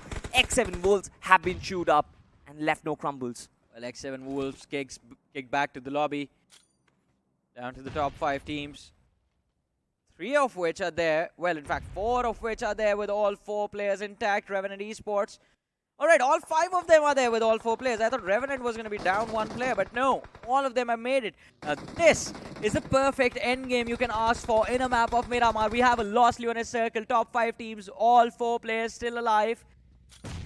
2 teams on the high ground. 3 on the low. Well, 2 on the high, 2 on the low. And Revenant Esports is stuck in the middle. So much topography involved and so many players involved in this particular fight. It is going to be an absolute finale, an end game, which is going to be remembered for a while. But who is going to come out on top? That certainly is the question. Of course, in terms of positioning, I think Burnex official have the best position, and that exactly happens. Das just finds the first knock onto a couple of players. Will be looking to confirm that, but CS Esports have been constantly under fire. They haven't been able to move as of now. As soon as the blue circle sort of pins them out of that particular compound, it seems like their journey will be down and dusted. Oh, stage 6 already down to 5 teams, and I think we are going to be heading to 4 teams, in fact, as Team Empire make a massive mistake. Stepping out into the open, not really aware of their surroundings. Burnex official make them pay for it as well. Empire down to their last 2 players. I believe even Spidey is stuck between the players of 7 Habit. He can't really move around much in that position. Burnex official, the only thing that can go wrong for them right now is if the zone moves down south, abandons this building.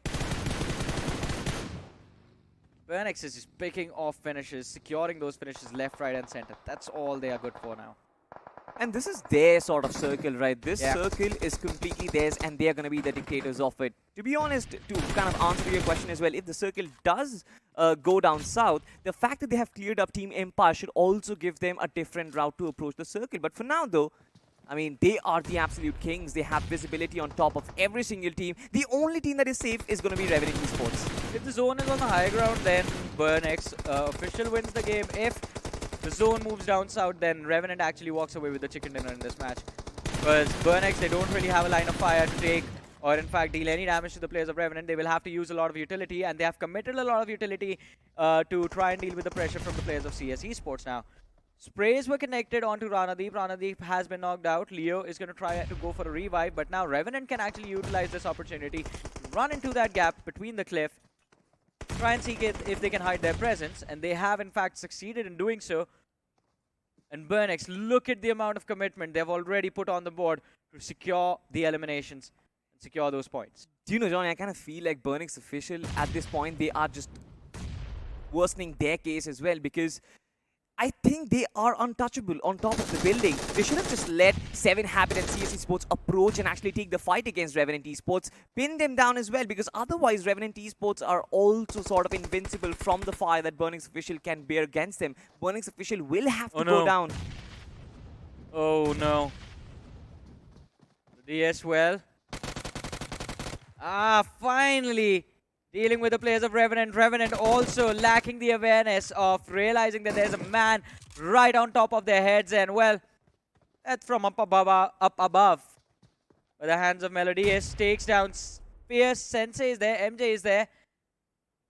Is Burnix out of utility? I think so. It might just be, I mean, they have been an absolute artillery to actually consider that they have done so much damage against the opposition. Look at Milind, he's already sitting at 6 finishes for himself, and now Revenant are being picked off. And a Burnix official also chew up Kratos from Team 7 Habit. This is the proper circumstance that Burnix could have ever wanted. And it seems like nobody can actually touch them. Even Team Empire, who is like pretty close by, even their numbers have dwindled. So in a 4v2 situation, I'm not really sure if a lot of damage or a lot of big dent can be applied against them. Well, we'll find that out in a few short moments. Team Empire, it's actually quite brilliant. They've managed to protect their 2 players for so long, but now it's the endgame situation. Top 3 teams remaining. Revenant Esports pinned down underneath that cliff, and Burnix official, they don't have any intention of letting them through. You see the amount of damage from the blue. Fierce is going to go down to it. Apollo as well, and MJ, nowhere left to go, nowhere left to hide. Maybe the second nade actually. Oh, he has none. Revenant Esports, they just accept their demise, the ending through the hands of the blue zone. And now Burnix, they know for a fact that it is a 4v2 situation in their favor. Team Empire, they can't do much. But I was wrong. Spidey actually finds the opening. Burnix down to their last 2 players. It's down to a 2v2 between Empire and Burnix official. What is going to happen? Empire securing those eliminations in their favor. Robert and Device looking to close in into that red building. But it's going to be a fight. A firefight, in fact, between these 2 squads. Robert has taken a lot of damage. The HP advantage in the favor of Team Empire. No utilities on either side. No nades, no Molotovs available. The players of Empire pushing together. Robert knocked down. Device, last player left. Spidey down to a 1v1. And it's going to be, well, Burnix official burning through the opposition and securing the win. A close call, but still the chicken dinner in the bag. I mean, to be honest, that kind of shook me. I did not expect Team Empire to actually dent so much against Burnix official. I thought that the numbers advantage was just good enough for Burnix official to just finish things off right at the get-go. But like we said, right, the circle sort of stayed on top. They knew that they were going to hold on to that position, and they certainly were untouchable. Yeah, I mean, they were untouchable up until the very end. The win almost slipped out of their hands. I mean, it was a close call. Insane, I think, just a little bit more proactive on the pre-fire around the corner could have actually helped him, but can't really do anything about it. Also, props to Team Empire. Top 2 finish, not too bad. Top 2 finish, not too bad. Even Revenant Esports, right? Their position was probably the most dicey, but the fact that they managed to survive amidst all the pressure coming in from top as well as from bottom, that was very commendable. It seems like they also bowed out with about 4 or 5 finishes as well. So this is brilliant performance. First game at the first spot, you get a chicken in a second game, you kind of back that up. Revenant Esports are looking very solid at the top. Yeah, and I think they were able to rack up a lot of finishes in this matchup as well, and that will actually give them a pretty nice advantage on the overall rankings, ladies and gentlemen. But we still have one more game for this group remaining, and let me remind you guys, the lovely viewers that are watching us right now, get to decide which map it will be. So go ahead and put your votes. We're going to go on to a very short break, but you guys, as I said, put your votes for the last game. We're going to be back after this very short break.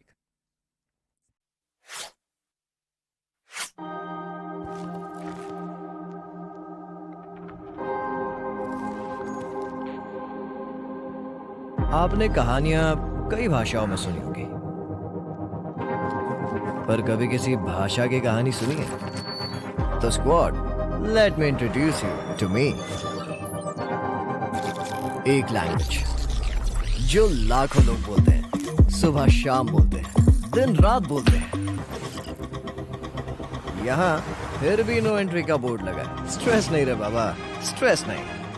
Upon play में है, पर play में नहीं। क्या शाने लोग समझे कि नहीं?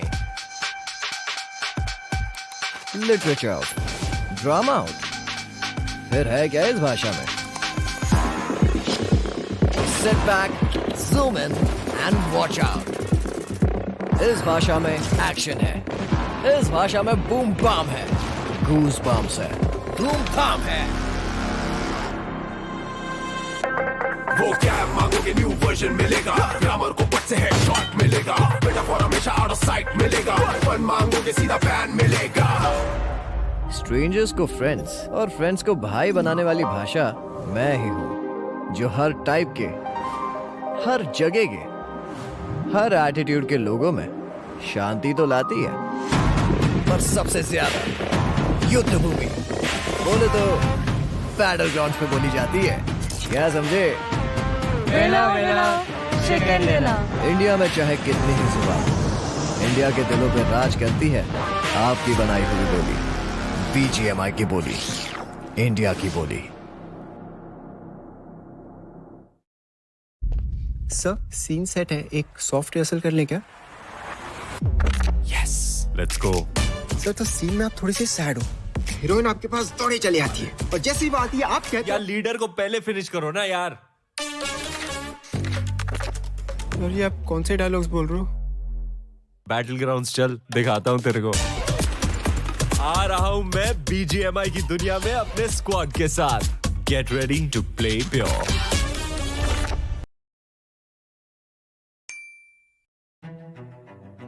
रोड टू वैलर एम्पायर्स में बहुत सारे फैक्शंस है, जैसे जापानीज फैक्शन है, रोमन फैक्शन है, पर्शियन फैक्शन है, नॉर्मन फैक्शन है. इंडिया फैक्शन नहीं था. Then I thought, okay, now this is the really great opportunity to design some Indian characters. हमने डिसाइड किया कि we'll go for it. जो भी कोरियन डिज़ाइंस बन के आए थे तो बहुत ही अच्छा था, लेकिन इंडियनाइज नहीं था, वो बहुत ज़्यादा कोरियन स्टाइल था. उसको इंडिया ऑथेंटिक बनाने के लिए हमको बहुत ज़्यादा रिसर्च करना पड़ा.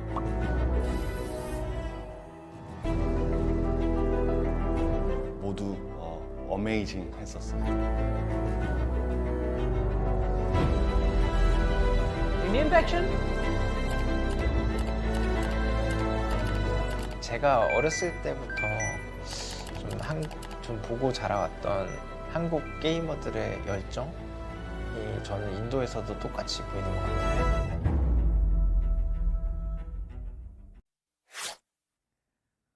Welcome back, ladies and gentlemen, to the losers bracket of BGIS 2023. Of course, just shortly before the break, I was asking you, urging you to actually go for the map of Sanhok. We'll actually come to the results of that particular poll. But with us, we have a slight change on the panel. Mr. Necro is back. Mr. NS, I have been calling you for the past couple of days. But together, we just call ourselves the Beardless Bros. Yeah, that sounds pretty cool, right? Yeah. Beardless, bro. Even I've shaved completely, so you must be feeling a little bit good. I was You're shaved. not the only one with clean shaved face. Yeah. Right? Yeah. Considering even though you don't clean shave, you just don't grow any beard, so No, it's a little bit unfortunate for you. All right, we'll actually come back to the beard conversation later on. Let's just talk about the map of Miramar and how that actually went by. Burning's official, they shaved off every single lawn in that particular last circle. And to be honest, I kind of like that a little bit of the topography which was involved. Two teams on top, two teams right at the bottom, and then Revenant right at the very bottom, in the center. What do you have to talk about that? I mean, look, unfortunately for Revenant Esports, the circle moved away from them. It just moved on top where Burnix officials and then even another team was there in the front lines against them. But for Revenant Esports, one thing is for sure, they're just showing this consistency. And as long as the consistency is going to be there, no one's going to be stopping Revenant Esports from reaching great heights and also qualifying inside the semifinals. Right now, they're the closest in the overall standings too, if I'm not wrong. They should be on the first spot already, just securing that one. But as we do move on forward towards the highlight, the action kicked off in quite an interesting fashion. Silly Esports taking that elimination card, but they were not really able to use it in that good of a fashion. I mean, this entire fight was just a comedy of errors, and it was extremely confusing to actually find out what Team Silly Esports were trying to do, because they tried out a lot of different things. They tried out trying to use the topography into that particular fight, coming in from the balcony, coming in from the terraces, but they just overcomplicated things which should have been fairly simple, and that just resulted in them getting eliminated in spite of them having the finish card.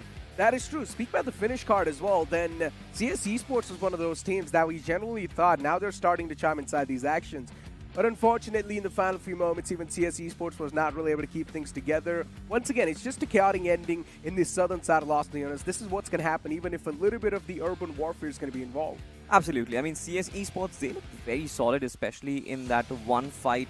If I'm not mistaken, against Grind 1 Esports, that might just be in the case. Two players, Ranadip as well as Leo White, they just took the mantle on their shoulders and individually destroyed two players from the opposition. That was brilliant, right? You saw the intensity in the eyes of CS Esports and their players. But, you know, inside the final circuit, it was just unfortunate, man. I mean, you can't really blame CS Esports for the fact that they were pinned down in that warehouse and Burnix official had completely control of the circle. And not just that, speaking about Team Empires, right? In the previous game, or previous game, in the game 1 of the day, they used that elimination card. They were not really able to play that well. But now inside this game, Team Empire was just able to dominate. They were popping off. They were looking like the unstoppable freak of natures. I do not know why did they go for the elimination card off the bat, but you know, all the time, whenever I see the elimination card being used instantly in the first game of the day, I tell this, or I say this all the time, you're pretty much gambling. And that's not really a good thing. First, you should just feel the land. Exactly. I mean, first, you should definitely feel the land, and then you might just gamble. To be honest, these teams, they just think that, all right, fine, right off the get-go, if we get that advantage, right, if we get that double pointer, maybe it's going to set us up with a lead on the overall standings. That might have been the approach of it as well. But Team Empire, like just you mentioned, they were unstoppable in this particular fight.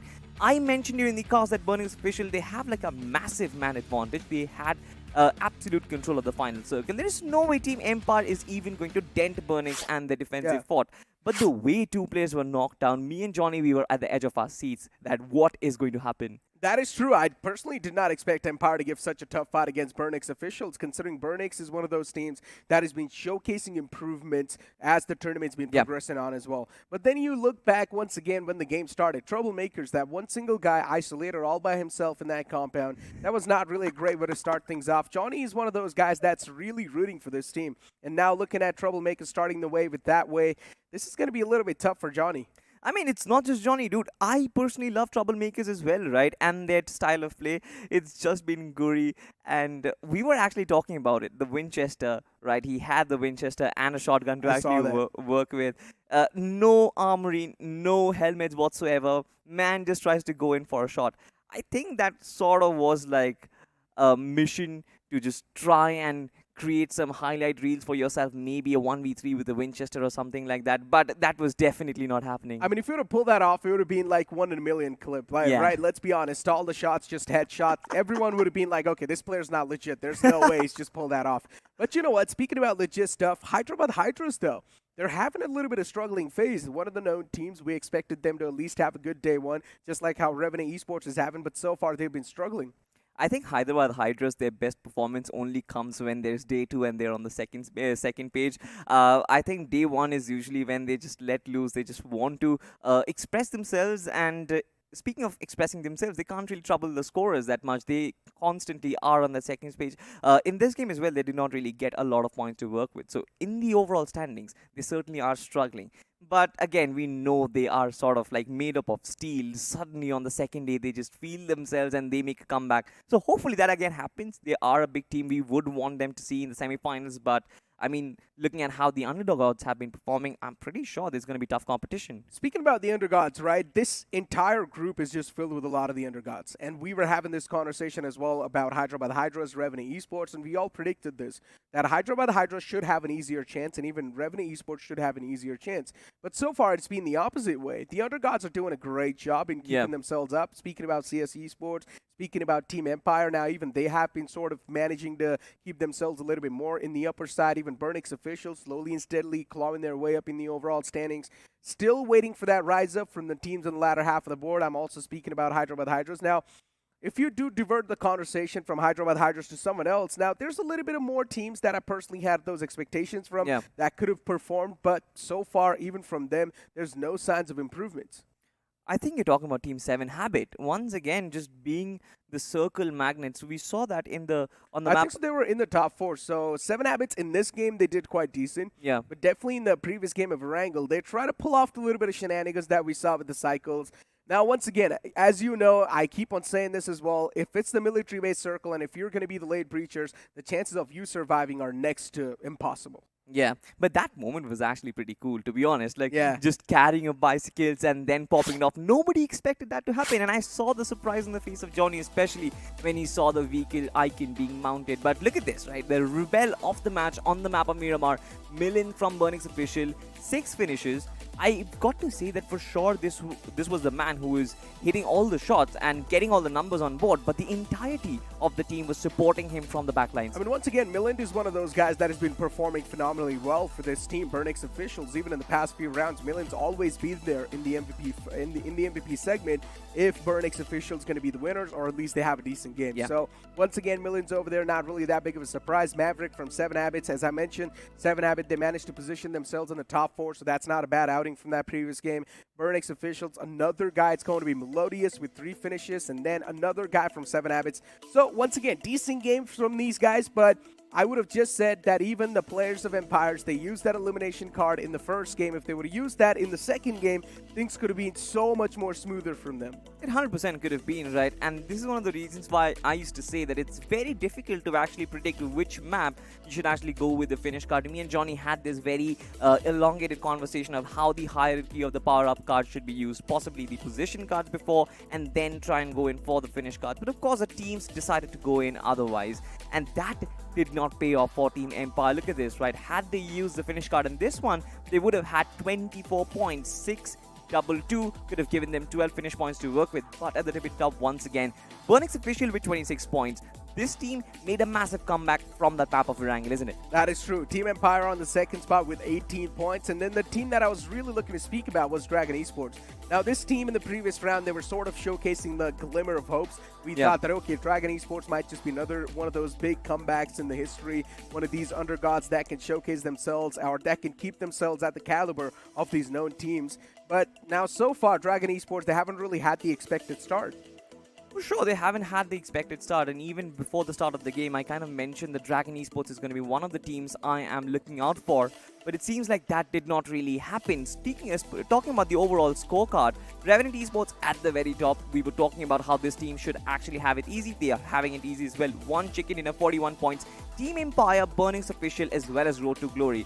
Burnix official is still, you can call a semi-tier 1 team, but Empire and Road to Glory, the undergod teams inside of the top 4, this is beautiful. Semi-tier 1, at this point, I would just call them the undergods, let's just be honest. Compared to all the other teams that have been performing, especially some other teams that we've seen in the past lines, I would say Burnix officials, compared to them, I would just call them the undergods.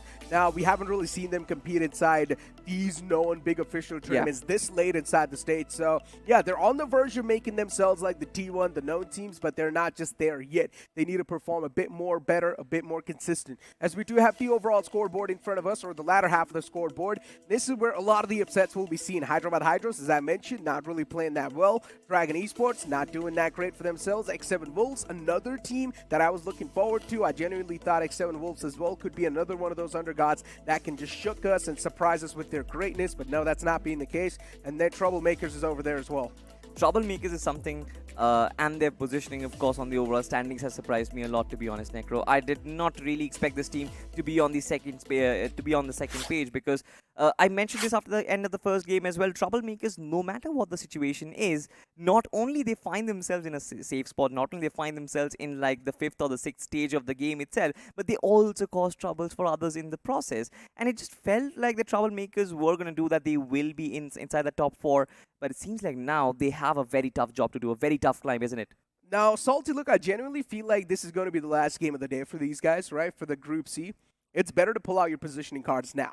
I would not say go with the elimination cards. Go with the position cards right now, because if you manage to place yourself in a decent spot, even in the top 5 somewhere, that can give you a decent booster in the overall standings. At least you can have a little bit of baby stepper in the overall standings to make that comeback. But once again, going for the position card right now can be the best way to start things off for tomorrow. Exactly. I mean, especially for the teams in the second half of the leaderboard, they need to have some sort of a platform to rely on when they try and mount their comeback tomorrow. So going in for a position card is definitely on the cards, to be honest. But there is one question, of course, which is always there in my mind. I'm not really a huge fan of using the position card in the last game of the group for the day, because the last maps are chosen by the audience. You don't really have a set piece method. They might actually choose Vikendi. They might actually prank us with a Sanhok as well. The audience knows which map are we going to play. So using the position card in a situation, a dice situation like that, kinda might backfire in certain I scenarios. mean, look, I understand what you're trying to mean, but then once again, the players need to rely on the statistics that have been available from the past 2 days, right?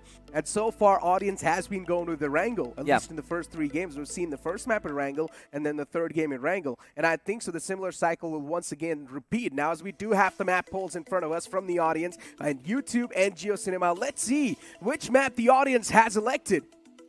So Miramar is definitely out of contention. We have 3 maps, ladies and gentlemen, Erangel, Sanhok and Vikendi, and I'm just waiting for the voting.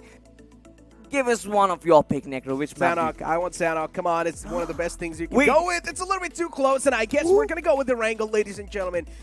Oh, no. Oh, yes, so we are going with the Wrangle, because I think so YouTube voting has just won. YouTube voting is 1, Geo voting is 1 as well. It's Erangel all across the board, and Erangel has been selected. But, ladies and gentlemen, I see signs of improvement this time. Signs of improvement. Signs of improvement for sure. Signs of cooperation. See, initially on the first day, the audience just wanted Erangel all across the board. It was majority. They were winning by massive margins. I know the reason behind this as well is because there's not a lot of known teams inside this group, but there's a lot of undergod teams, so the audience are not way too familiar with these teams. If there were at least a decent bit of more known teams, then audience would have went with, once again, the known maps as usual. They know which of their favorite team is actually comfortable in what map, so they would have went with that. But now it's time for us to find out which teams went with the finish card and the position card at CS Esports. They're going to try to whip out that big dragon in the last game of today. Oh, for sure. CS Esports look very good, very settled in the map of Miramar, and I think this finish card might just be a good decision considering that Erangel has been chosen. Now, look at this finish card. A third finish card has been pulled out as well. Team GWL, Team NFE, and now Team Troublemakers as well. Crazy stuff. What's going on with this group? Every single team in this group is just looking forward to use their finish card first. 9 finish cards, 10 finish cards have been used. Team No Ones is there as well. 10 finish cards so far in this competition has been used, and finally we get to see the first position card.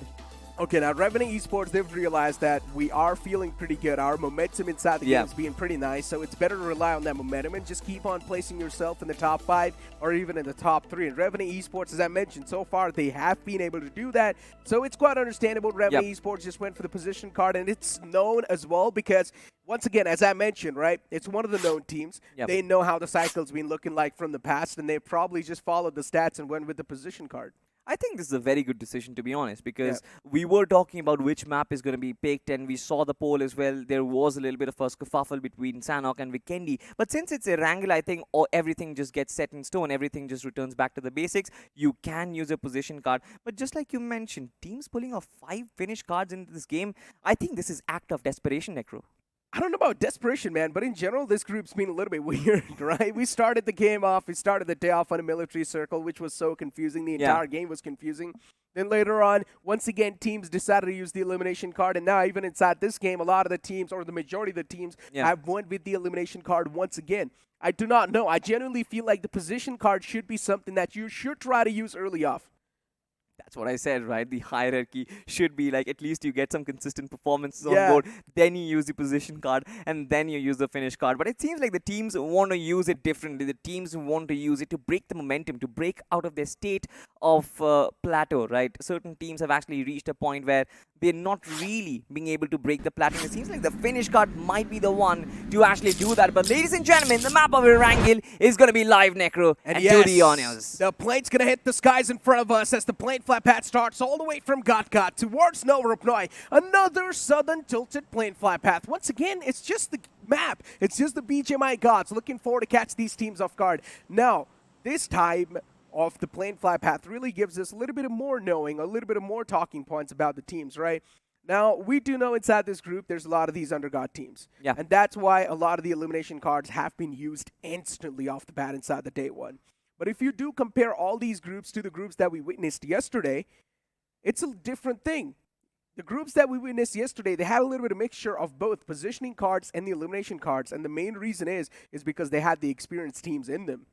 Exactly, and having the experience is sort of also very important, right? I've always talked about it's not just a simple multiplier. The overarching strategy of how to apply these power-up cards inside of the game is very important. And I think the experienced teams sort of know how to utilize it. The undergod teams, they're playing a gamble. And I'm all in for unorthodox plays. I'm all in for finish cards which are just abruptly chosen, and all of a sudden you've got 40 points out of the get-go. I mean, right now, unorthodox play should not really be the way to go, considering it's the last game of the day and you would want to have a good night's sleep. I'm speaking about Dragon Esports over here. This team is, as I mentioned, it's one of these underdog teams that we genuinely thought can be the changer of the pace, but so far that's not been the case yet. They have been the changer of the pace, but just for themselves because they're working too slow. Oh, for sure. And they certainly are struggling on the latter half of the leaderboard. So something has to change for them, just like you mentioned, maybe going in for a little bit of an aggression, maybe getting themselves a stable spot inside the circle.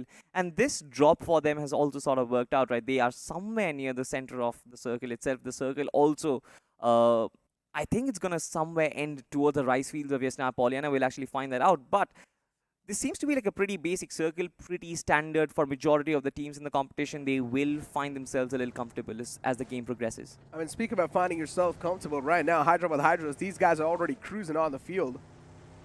With the recall in their hands, they've already managed to get that Badger as well. And Joker Top G, as usual, Hyderabad Hydras wanting to kickstart things on an aggressive note. They're already on a prowl against the team in the front. It's the players of Dragon Esports. I'm not really having that good of a feeling about this fight, Salty. What do you think? Hyderabad Hydras, should they keep on chasing him down? I think Hyderabad Hydras is red hot on their tails right now. The heat levels are maximum, and Dragon Esports, they certainly have a bounty on top of their head. But it seems like they have outrun them so far. Yeah. They stopped in between to get their hands on that vehicle. But Sensei all by himself. This usually happens. Whichever team decides to use at least one of their cards, be it position or the elimination, when you go for the position card, you get eliminated early. When you go for the elimination card, once again, you're not really able to use that to the maximum potential. This always just happened, and I think so. It's mostly about your unconscious mind. It sort of adds an extra layer of pressure. Of course, performing at this stage of the competition is always very pressure situation for every single team, being an experienced team or being an underdog team. But it seems like when you have that added power up, it just turns into an even difficult situation. And for Evident Esports, I think it's fine for them. They are sort of stable towards the side of Milta. Team Road to Glory, who were pretty close by, have actually moved towards Milta Power. So both these two teams should be settled for now, though. And the fact that the position card has been utilized by Revenant Esports, it's a very good decision, because in the last back-to-back games, they've managed to find themselves inside of the podium finishes. So things are going well for them. They have their good end of the form as well. Just hoping that this game does not turn out to be bad, because this should set themselves up for the semifinals. Semifinals, top 32 teams, from which already 16 teams are waiting over there.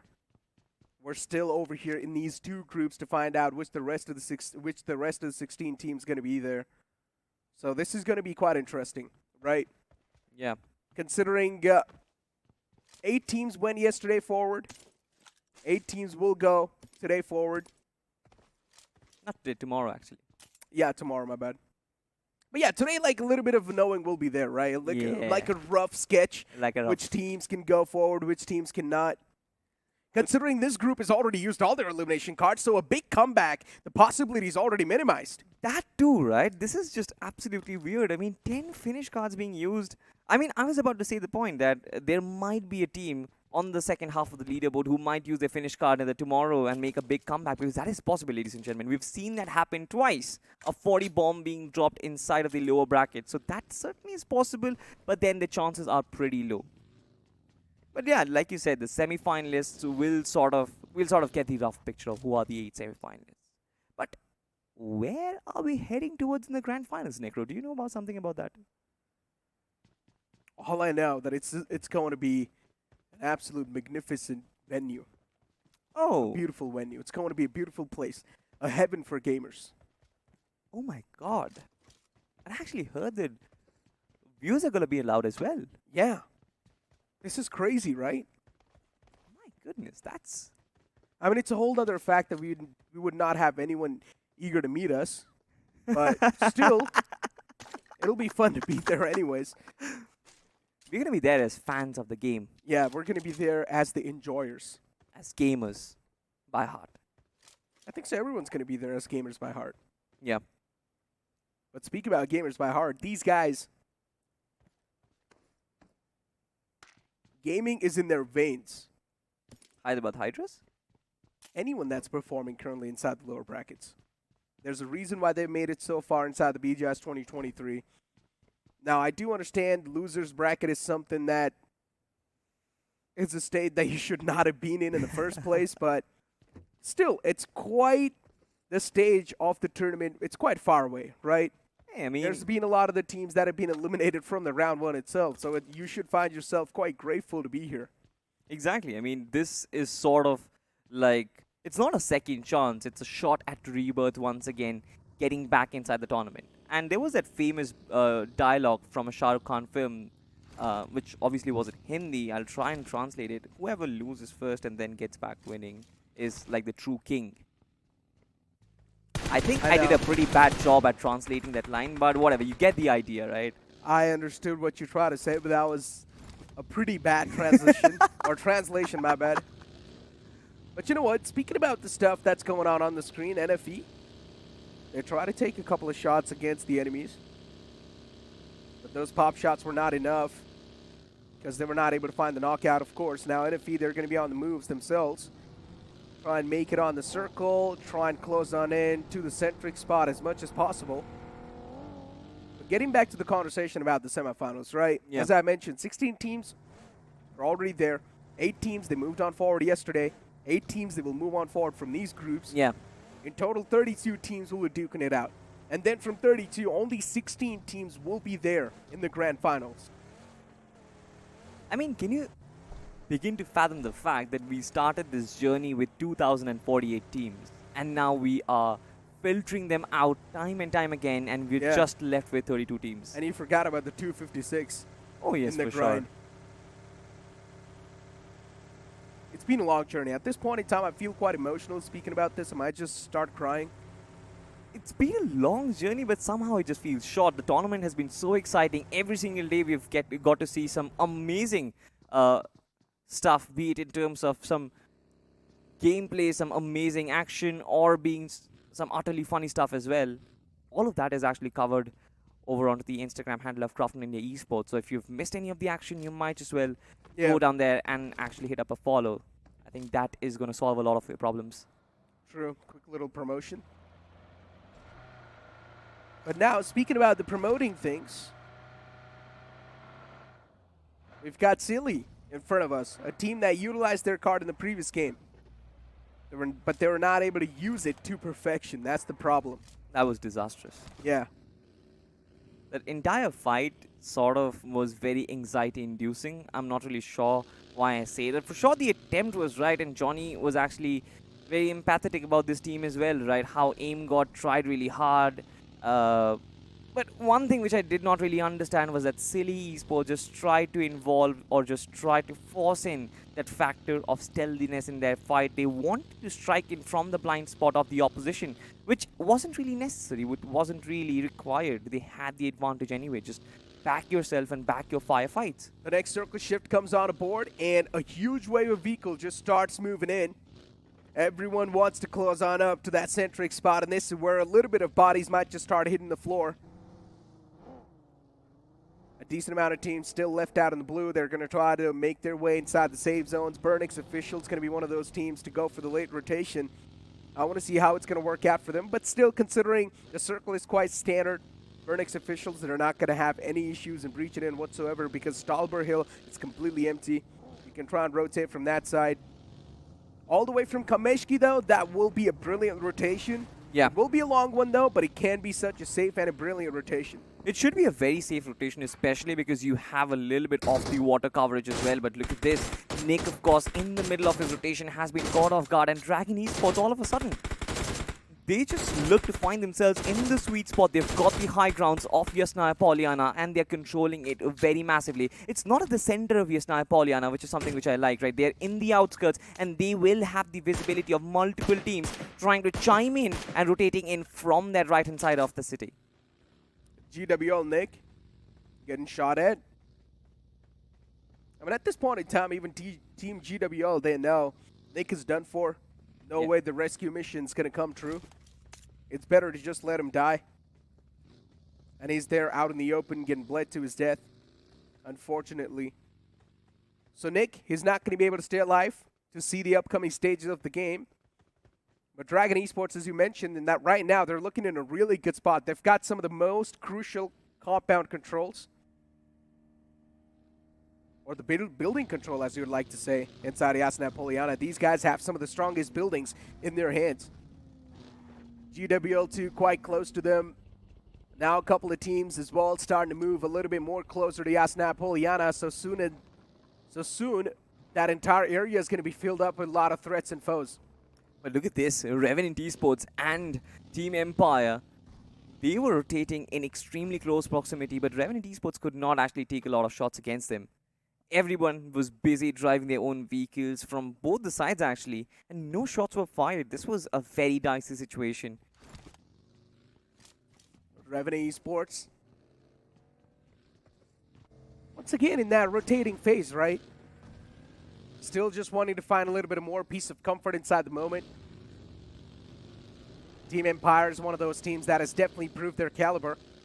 And now they're starting to find that comfort zone in the games as well. So it's not a team you should mess around with. The next circle shift comes into play.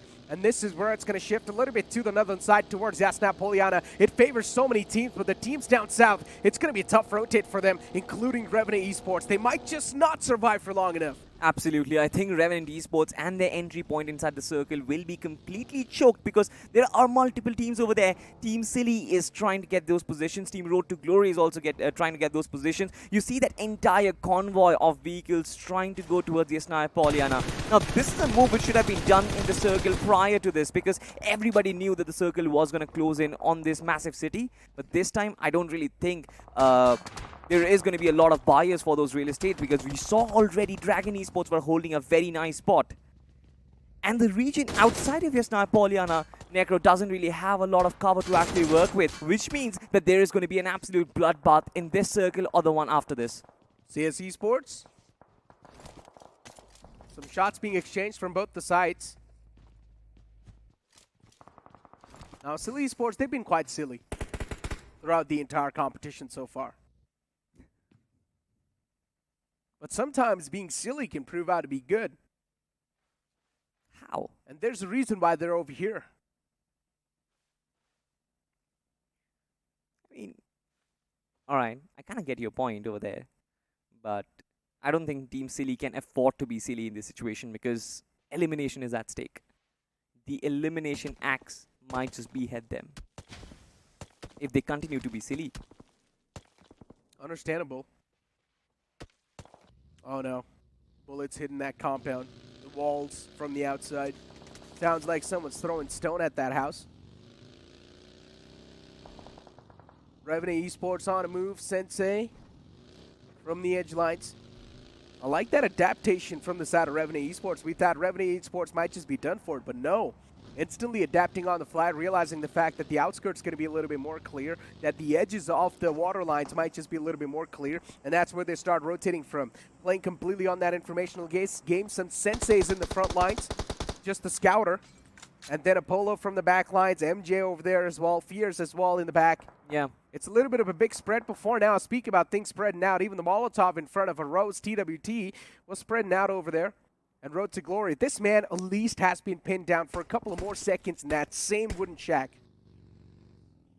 But he's still not getting punished. You've got Wadu as well, who is pinned down in this one small little house that you can actually call it. And the vehicle which is parked next to it will give information to Metal Wings that there is somebody over there. I just don't seem to understand why Road to Glory is actually playing this split approach. But as far as I can try and decipher, it seems like Wadu just wants that piece of the pie, just wants to be a little bit inner toward the circle. But what a massive shift once again, just down south, taking it to the right side of Yasna Poliana. And this is one of the reasons why I said Dragon Esports were in the sweet spot. They were in the perfect spot. Look at this, another interesting factor. Revenant Esports playing in from the edge of the blue circle. They have the position card equipped. They know that they have no business taking fights right along the get-go. That is true, but now this circle's going to be so punishing. One single bad move inside the circle, and he can't take you down easily. There's going to be so many good ways and bad ways to take a look at this circle from. Burnix official engaged in a fight. Metal Wings too as well, looking forward to sort of get a little bit of piece of that pie. But it's going to be tough to get their hands onto that once so many teams just making that rotation right next to each other. At this point in time, you'll need to find yourself the traveling buddies. And Metal Wings, that one single nade from the side of Metal Wings finds two players knocked out. Once again, Burnix officials, the way they like to group up together has always been meeting their demise. And once again, the same thing happens. The previous game, they started off quite nicely. They ended off quite nicely, but inside this game, the mid-pack has been a little bit tough. Yeah, definitely. Erangel has sort of been the weaker game so far, and it seems like they seem to be more comfortable on the map of Miramar. This time, once again, their positioning was questioned, they were challenged, and it seems like Metal Wings, with just one single grenade, could destroy Burnix Official and sweep the floor with them. Revenant Esports, once again, like I said, their decision-making has been flawless, but they might just have one thorn in their path, and that is Road to Glory, who are lingering quite around them for a very long time, Necro. Speak about lingering, and look at this guy from 7 Habits. Charon, finally that nade just tosses in, and he gets knocked out. Perfectly just slides in through that window. Charon getting knocked out. He's still trying to crawl back to safety. Actually manages to pull that off as well.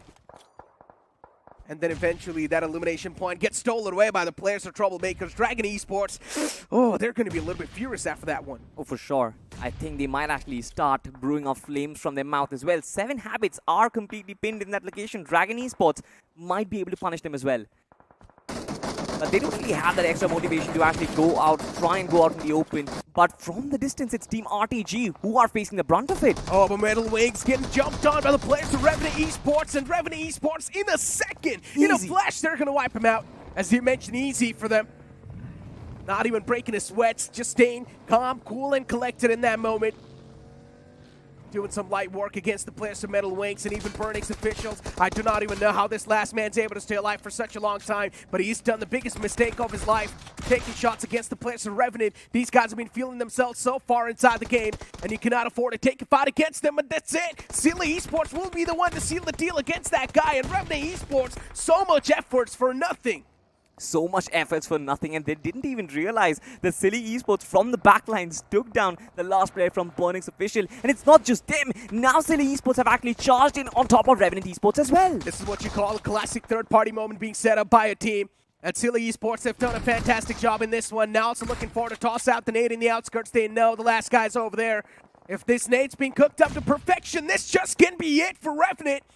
The 2 players that were knocked out, they've been confirmed. Apollo is barely down to a sliver of HP. Another nade tossed in, but Apollo is still going for that patch up. At Silly Esports, they found themselves a bit of a time where they can go for the resurrection onto the fallen comrade. Aim God from the outskirts, going for the chip damage against the guy from Revenant. I like the placement coming into play from the side of Silly Esports. They're thinking of all the circumstances possible, but this nade from Apollo might just find the knockout that was needed, and it does. BVS knocked out. That was so neat, to be honest, just ricocheting it from the wall and then finding the right target. And now it's a 2v1. Even Apollo has sort of healed himself up, Necro. It seems like if Sensei can join in into this party, Revenant Esports will be able to find them. Nice nade, completely obliterating the opposition. Revenant Esports, what a beautiful execution. Yeah, but then the return nade comes to play. It's actually Sensei who knocks out Apollo. A little bit of firefight going on between the friends.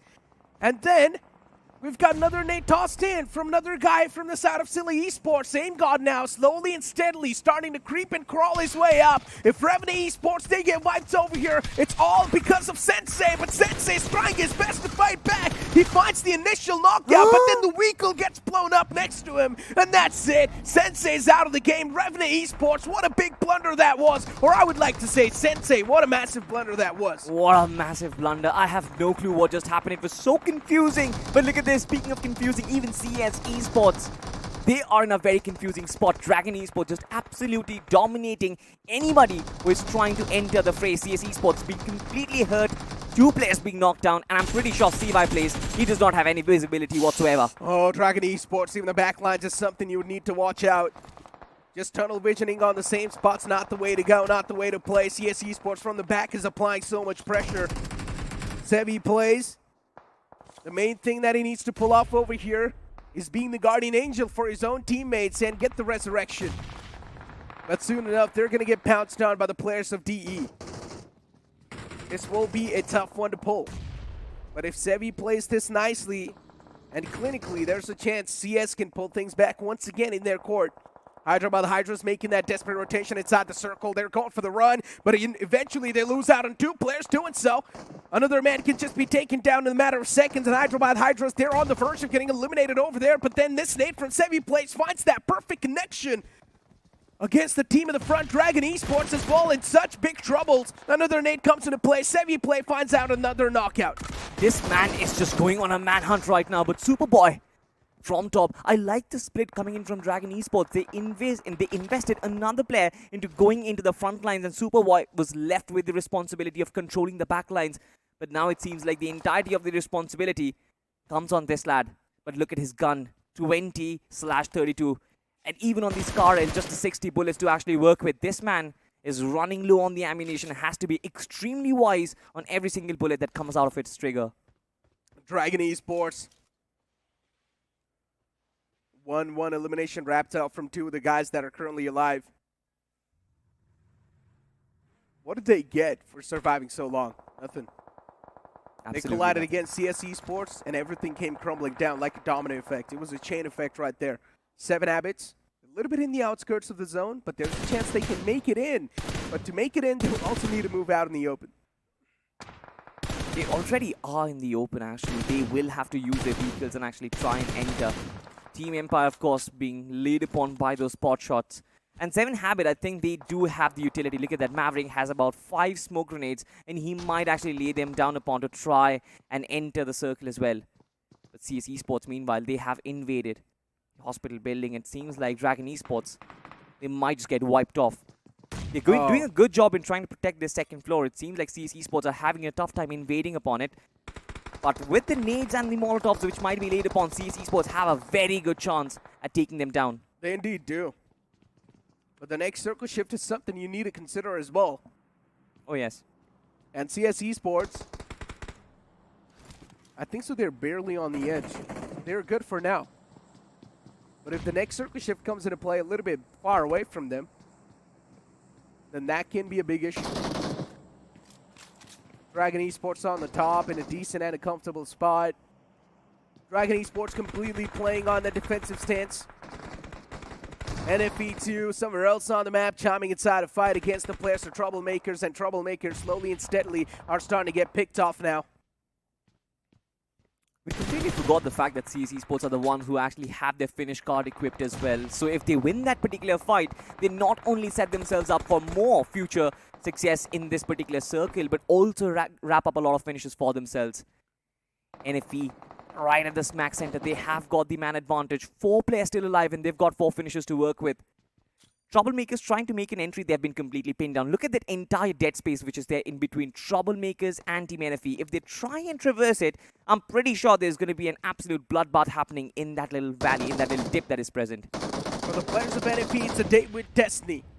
They've got the best spot to play with, and also a chance to wrap up so many elimination points, considering a lot of the teams will need to leave their cover to move out in this circle.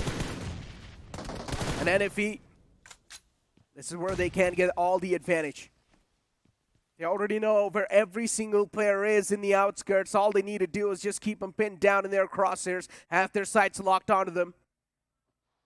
It will be a tough one to pull off, but not tough enough considering for the other teams, the toughest thing will be to rotate inside the circle. TMZ as well, barely in the outskirts, as now the next circle shift is just followed up right on top of the players of NFE. As I mentioned, for them, this is a date with destiny. It certainly is. They're like the Mike Tyson inside of the boxing ring right now. They can try and get every single player if they want to. They can try and rack up every single team if they want to. But that is not going to be easy, especially because there are multiple teams stationed in multiple different angles, multiple different directions. And they only have 4 players to actually work with.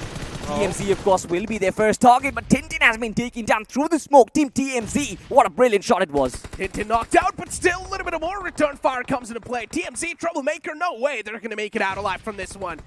It's all down to the last guy, and even the guy in the front who tried to make it inside the circle has now been wrapped up. The last guy still in the back lines, hoping for the best, crossing his fingers, also taking a bit more damage, getting electrocuted by the blue zone.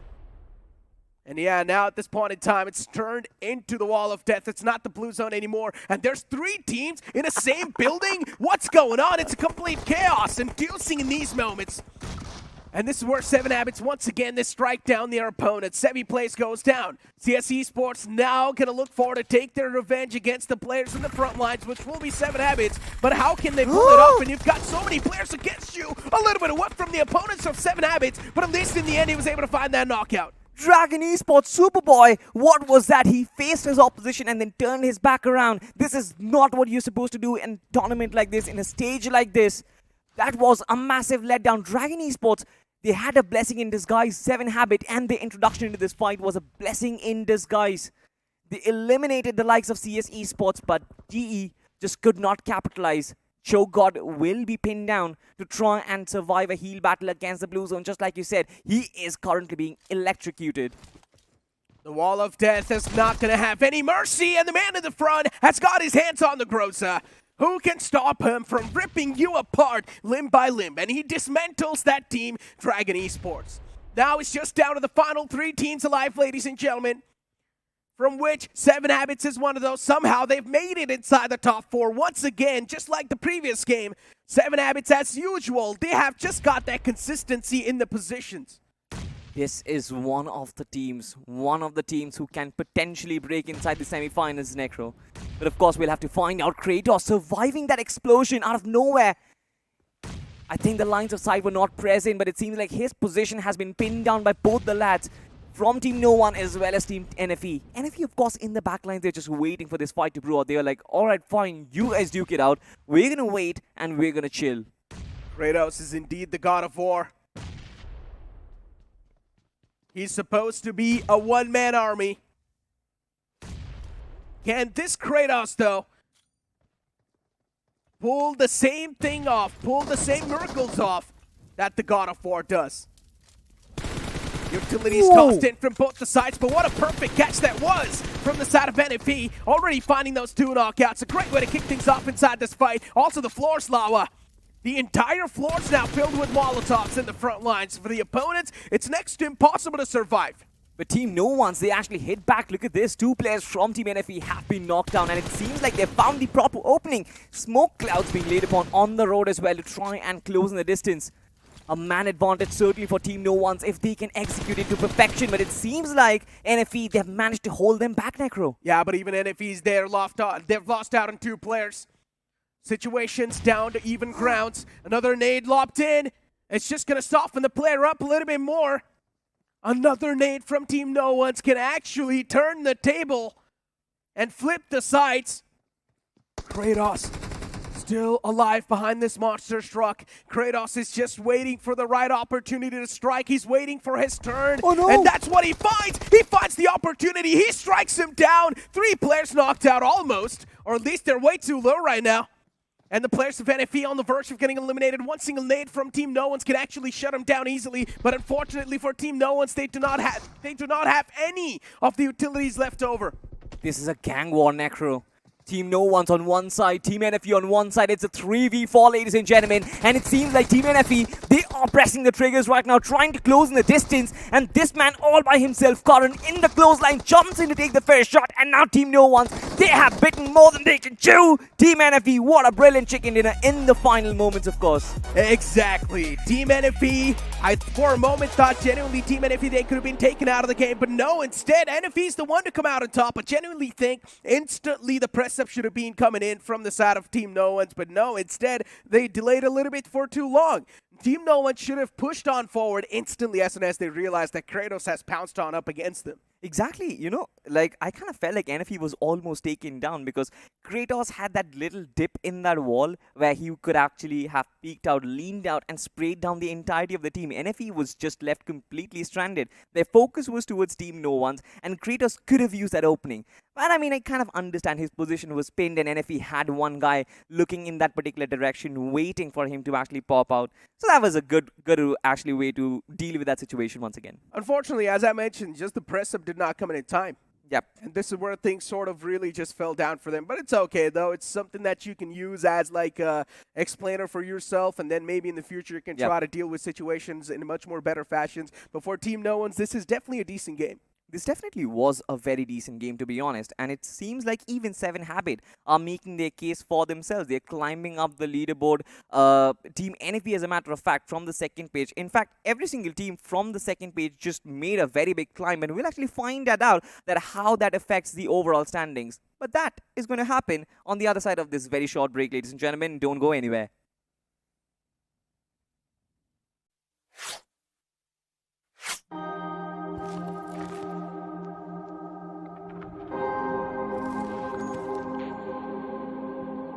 आपने कहानियां कई भाषाओं में सुनी होगी,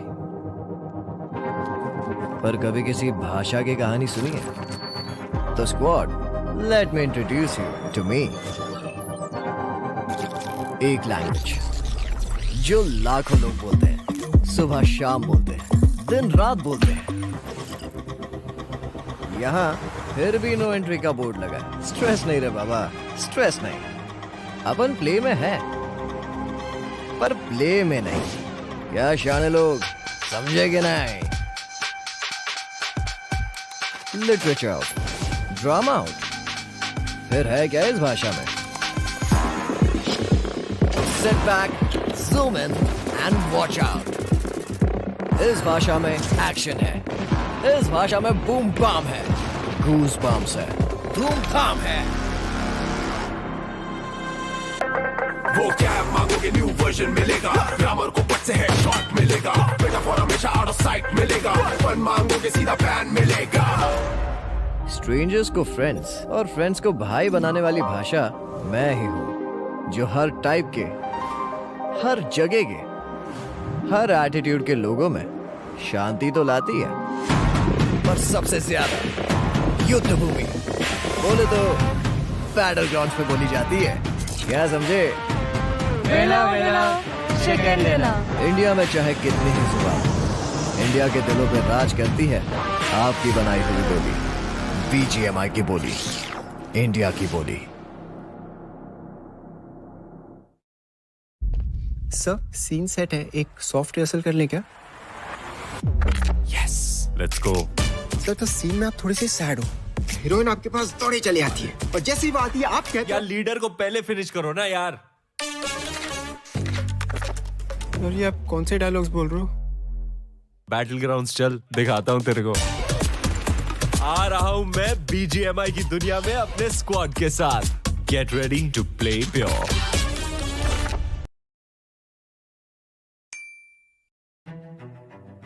road to Valor Empires में बहुत सारे फैक्शंस है, जैसे जापानीज फैक्शन है, रोमन फैक्शन है, पर्शियन फैक्शन है, नॉर्मन फैक्शन है। इंडिया फैक्शन नहीं था। Then I thought, okay, now this is the really great opportunity to design some Indian characters. हमने डिसाइड किया कि we'll go for it. जो भी कोरियन डिज़ाइंस बन के आए थे तो बहुत ही अच्छा था, लेकिन इंडियनाइज नहीं था, वो बहुत ज़्यादा कोरियन स्टाइल था। उसको इंडिया ऑथेंटिक बनाने के लिए हमको बहुत ज़्यादा रिसर्च करना पड़ा।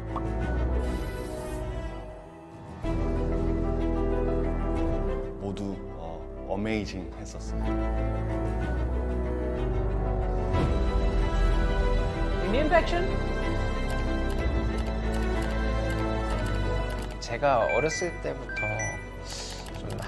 좀 보고 자라왔던 한국 게이머들의 열정이 저는 인도에서도 똑같이 보이는 것 같아요.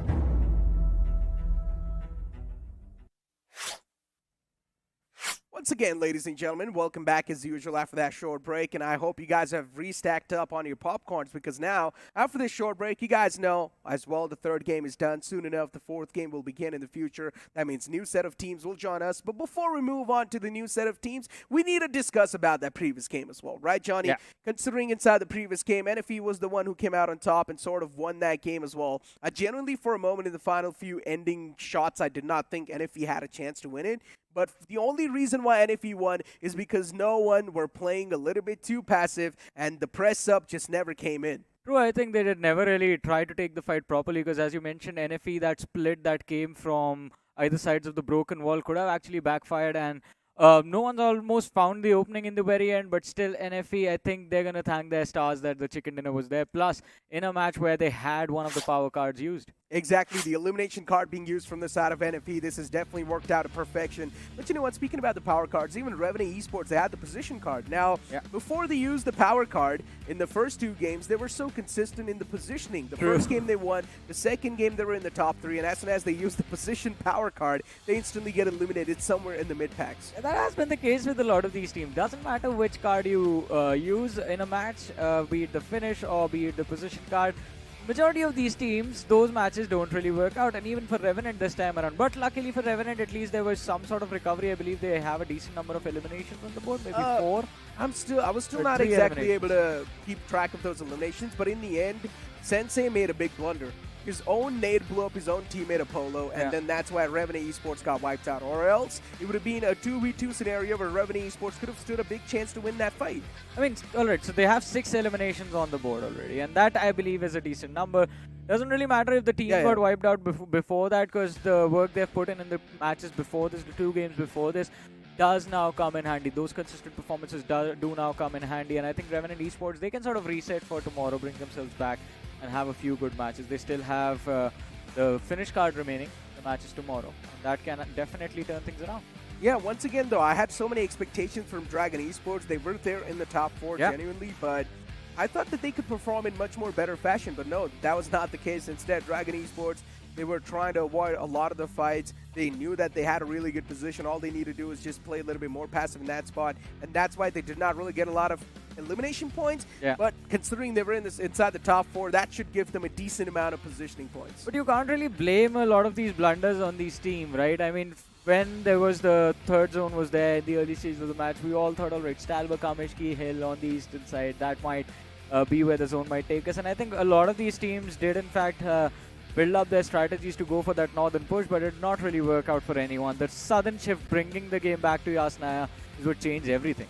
So you saw Kratos firing shots against the players of NFE. As soon as the vehicle got blown up, all the 3 players were down with just a sliver of health. If right then and there the players of No Ones would have pushed up against them, there could have been a chance they would have came out on top. It was an all or nothing moment for them. I mean, they had nowhere left to run. The blue zone is closing in from the back. You don't really have that much space behind that broken wall.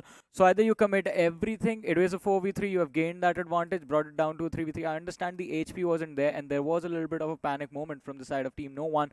But again, as I mentioned, all or nothing. You either win the fight, win the game, or you go down finishing on the 2nd position, which is still a pretty good game.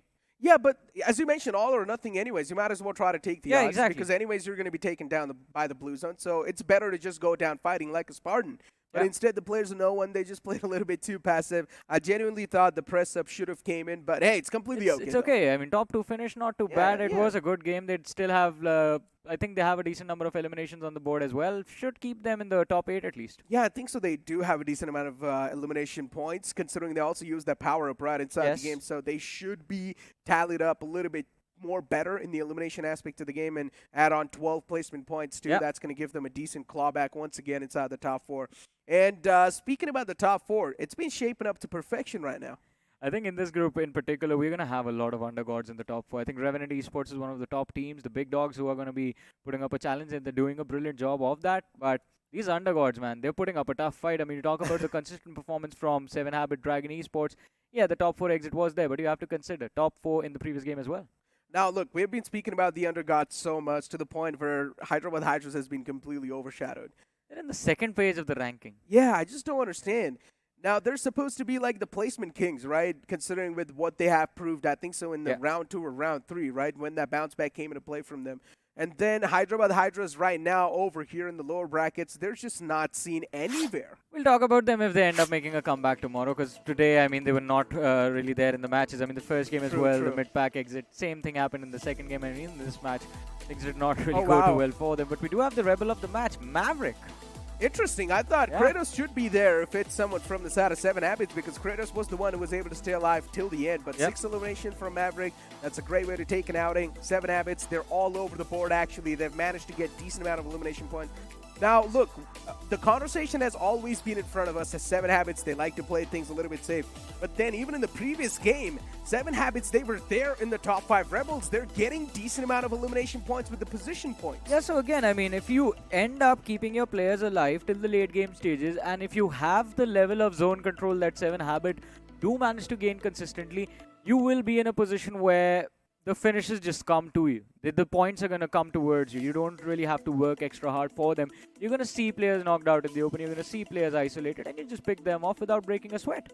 41 freaking points wrapped up by NFE. Is that a record? Is that the highest amount of points accumulated? No, we've had 46, 43, 41 is a tie for the third place. Oh, yeah. 41 points accumulated from NFE. This is indeed a nuclear performance, but then on the second spot is 7 Habits. Once again, with that consistency, they keep on moving forward. And as I mentioned, it's better to have a consistent performance than a nuclear performance once in a while. And right now, NFE, they're of course off to a decent ending, but I want to see how the start is going to be tomorrow. Exactly. I think tomorrow they have to make sure that the first game they play, their first match, it is a good performance. They finish in the top 3. And they have decent finishes so that they can protect their spot for the next 2 matches. Because now these 41 points, as you mentioned, this gets them in the top 4. But tomorrow, it's about holding their position. Oh, they are the first. God. Wow. With that one single performance, 41 points wrapped up. That means in that one single game, they got 41. And how many did they had in the previous 2? That's like 7 points 7 only. Points, yeah. In the 2 games, they managed to accumulate 7 points. And then that one game, they managed to get 41 points. And this is, again, reiterating the perspective of what you just put forward in front of us, like being consistent, because now you see Revenant Esports on that second position. They just used that placement card. Wasn't really worth it, but still on the second position. Why? Because of the amount of consistency they displayed. They're just 1 point short of the players of NFE. And again, staying on the page of consistent teams, Burnex official, inconsistent out of the bunch. They have 15 position points. They also have 1 chicken dinner. That means those 15 position points are all from 1 game. Yeah. And we know those finishes, majority of the chunk comes from that previous win on Miramar. That's it. Apart from that, Erangel and Erangel haven't really gone their way. Yeah, the inconsistency have been definitely hitting these teams a lot. Then we move on forward to the latter half of the board. Hyderabad Hydras all the way at the bottom. Silly Esports on 15th, Metal Wings. On 14th, X7 Volts. On 13th, Dragon Esports, the team I had so many expectations from, but now these guys are sitting on the 12th spot. It definitely does sting to me, considering I had a lot of expectations from Dragon Esports. Johnny, if you remember that weekendy game where Dragon Esports just completely surprised and shook all of us. Exactly, and it's not just Dragon Esports that's surprising on this page. X7 Wolves as well. I mean, it seems like the troubles from the previous round have carried forward to the losers bracket. And then the biggest surprise of them all is on the 16th position. As you brought them up, Hyderabad Hydras, 4 points in 3 games. Yeah, you know, as you mentioned, we'll talk about them when they actually make a comeback in the first half of the board, because at this point, look, it's understandable. They're the known teams. They should be like the hot topic to speak about. But then there's so many of these underdog teams that have actually outshined them, right? Yeah. So they deserve a big round of applause. They deserve all the limelight as well. So it's better to speak about them. CS Esports, too, on the verge of crawling back inside the top 4. Now, CS Esports, they've had their fair share of ups and downs, right? Sometimes they look really good, especially inside the grind, I think. So we saw CS Esports playing exceptionally well, but then when they moved on forward inside the bigger stage, which was the BGIS 2023, that's where they sort of screwed up massively. But now over here in the lower brackets, once again, that bounce back is slowly and steadily there. At least it's there are signs of improvement. There are signs of the CS Esports, as you mentioned, that we remember from the grind. I mean, the podium finish, we all remember. They were taking on the big names of the BGMI scene in India and beating them down. And that is the CS Esports we want to see. Right now, there seems to be a switch in playstyle. I mean, the level of aggression that was there back in the grind is not really there. And for some reason, this team is focused on playing for placements and position. So, yeah, this is really funny, right? You remember Revenant Esports and CS Esports kerfuffle, that brawl that used to happen all the time, the rivalry inside Milta. And I think so CS Esports was the main reason why Revenant was not able to make it from the grind itself. That is true. It wasn't just Revenant. They were after one more team on the map of Erangel. They would drop clash them one after the other. Kemen, Kemen was, again, another team that was put in trouble by CS Esports. That is why we fell in love with this team. They were not afraid to drop clash. Now, it seems like they are also adapting to the new meta of playing passive in the early game. Yeah, I don't like that, right? Where's the confidence? Where's the real egoistic CS Esports that we know? But you know what? A lot of the talks were there from the previous group. Now it's time for us to move on, just like how time and life moves on. And we are here in the Group D, which is going to be the last group of this entire losers bracket. And now we have the first poll as well in front of us, and all the teams have went for the first game. As usual, we're going to start things off on the classic map of Erangel. This team has a lot of, well, not every one of them is going to be like a absolute pro. You have a lot of semi-pro teams as well. which are usually referred to as Tier 2 in the community. But still, I mean, the upcomers and a lot of these IGLs from a lot of these lineups have a lot of experience under the belt, and I think because of that, almost it is a unanimous decision to just play Wrangle as the first game. Not a single one of them opted for Sanhok, Vic, Indy, or Miramar. But we do have the cards being used on our screens right now, and it's going to be Desync with the finish card. Wow, interesting. Desync instantly off the bat going for that finish card usage. And then on the second one, it's going to be another team. And apparently, no one's going to be going for the position cards on the first time. Hey, look, this is so weird, right? So far, the meta has been just use the elimination cards at the first and then go for the position cards later. Yeah. And genuinely, I think, as usually you know as well, in the first game, going for the elimination cards is a massive gamble because you do not know how the teams are going to be playing inside the lobby anyways. Yeah, I mean, it is definitely going to be a challenge, but now at least the other teams now realize, all right, these two teams are the squads that we have to watch out for, and we have to be careful while dropping inside of the game. We can't be too careless because it happens. We have seen this again and again. Yeah. Teams that employ or, in fact, activate their finish cards in their very first game almost always are going for those drop clashes, even though it has not really worked out for anyone. I mean, you remember Nade Official. Yeah, I do remember Nade Officials. Even Even in the previous group, actually, a lot of the teams just exhausted most of their elimination cards off the bat in the day one itself. Yeah, I'll just tell you who it was. It was Metal Wings. Yeah. They tried to drop clash one of the teams and they lost two of their players. Then they were one of the first teams to be wiped out inside the game. Yeah.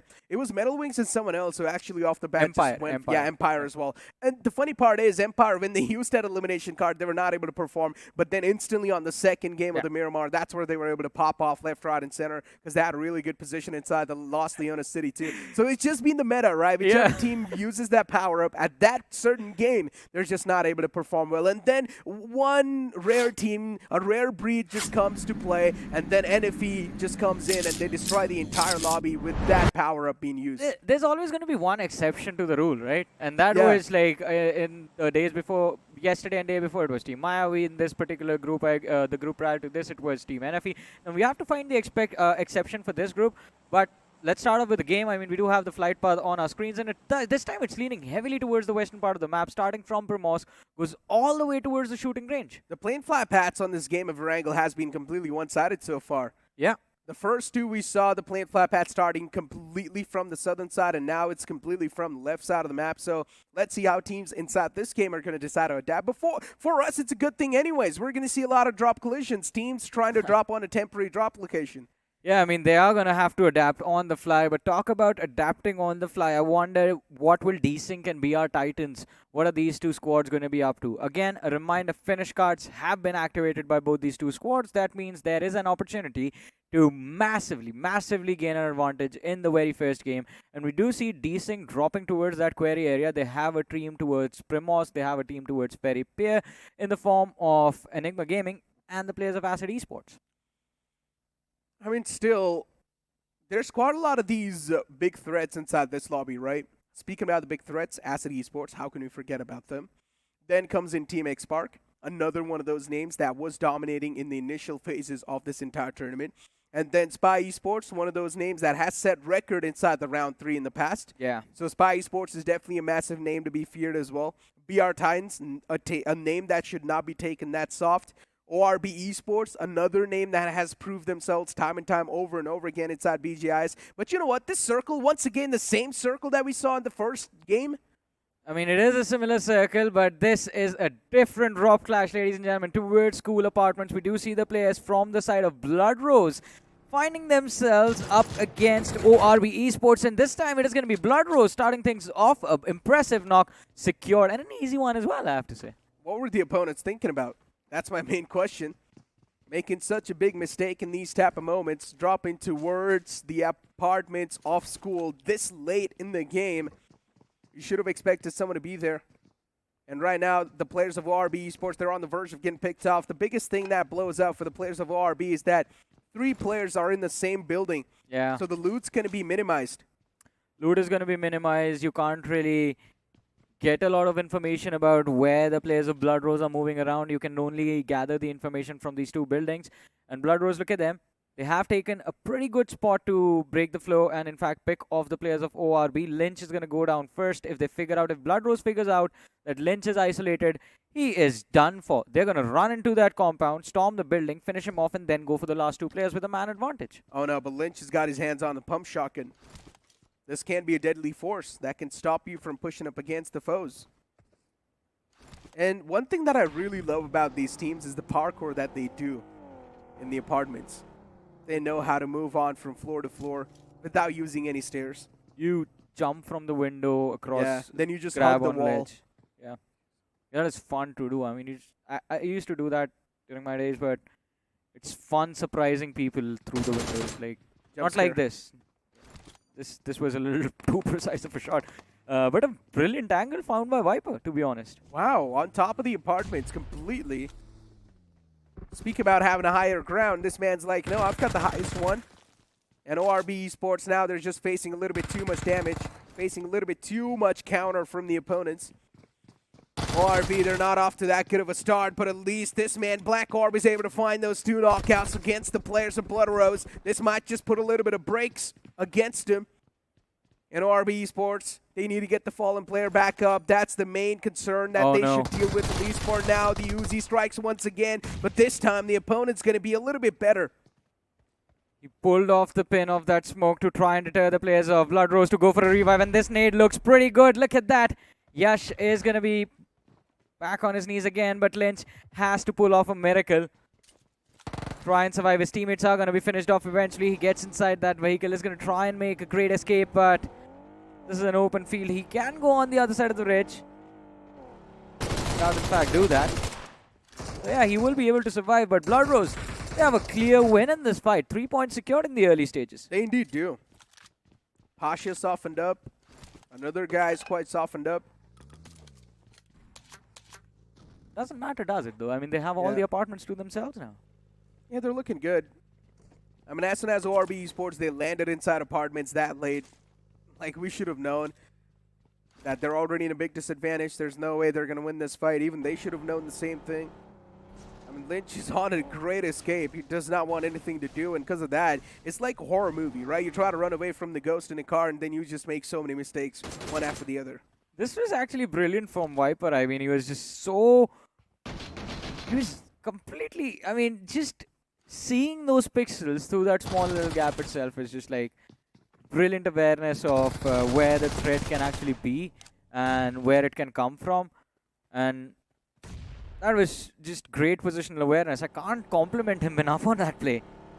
And he, by the way, that was a second knock by him in that fight. He secured the opening as well. Yeah. I mean, just to let the audience know, this is what happens when you put hours and hours and hours of effort inside the game. Yeah, and you're aware of what your drop works like and how every single compound in your particular drop works like. The situational awareness. Knowing when to take what step. Knowing if it can be the right step or not. Can definitely play a big role in your succession. And right now, BR Titans is one of those teams that went for that elimination card. Staying pinned down in the same spot, though, Johnny, can be a little bit too slow.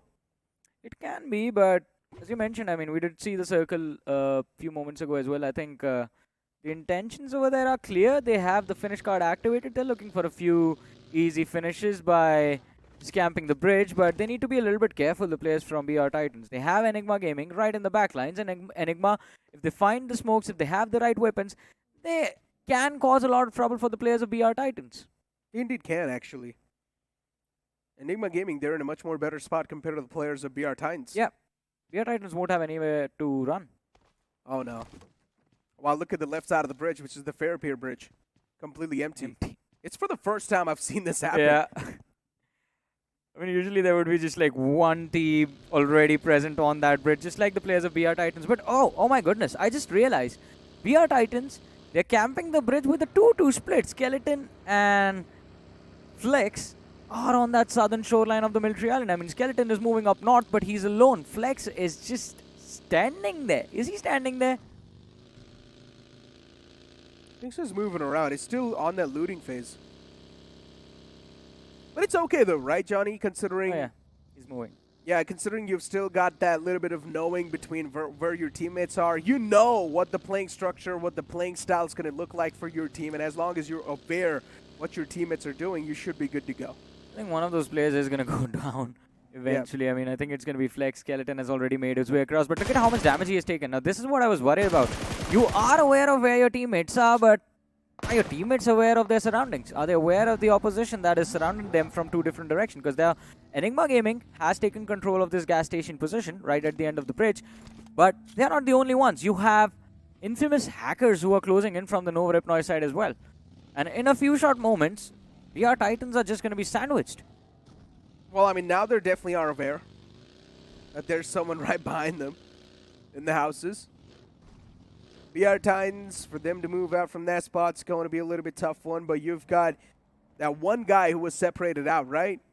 He can be sort of like the escape path, the escape way for the players of BR Titans. Yeah, he needs to stay away from his teammates and actually secure a safe compound for them to move in towards. If he tries to regroup with them, they are done. But ladies and gentlemen, we have the second shift of the zone, and it seems like it is still split completely even between the two islands. No one knows where it's going to shift in the end. Everyone's going for the shorelines now. Interesting. Actually, it's better to be on the other side of this bridge. I agree with that. Yeah, it's better to be towards farm and go for those compounds as quick as possible than to be down south. But once again, rotating from down south inside the main island is not as tough as rotating from the main island to down south. Who's going to make it across? I mean, that is going to be the question now, because again, the cluster is still present towards that Nova Ripnoy bridge, and still mid-rotation fights can take place. INSN is actually in a perfect spot to gatekeep any of those fights on that Nova Ripnoy bridge. But ladies and gentlemen, now we have on our screens the players of X-Park, and yeah, that is just not good driving. Every time I see X-Park, I am reminded of Team Zan, the legends. The legends indeed. Speaking of Zan, and even I started speaking the Zan language. Indeed. But you know what?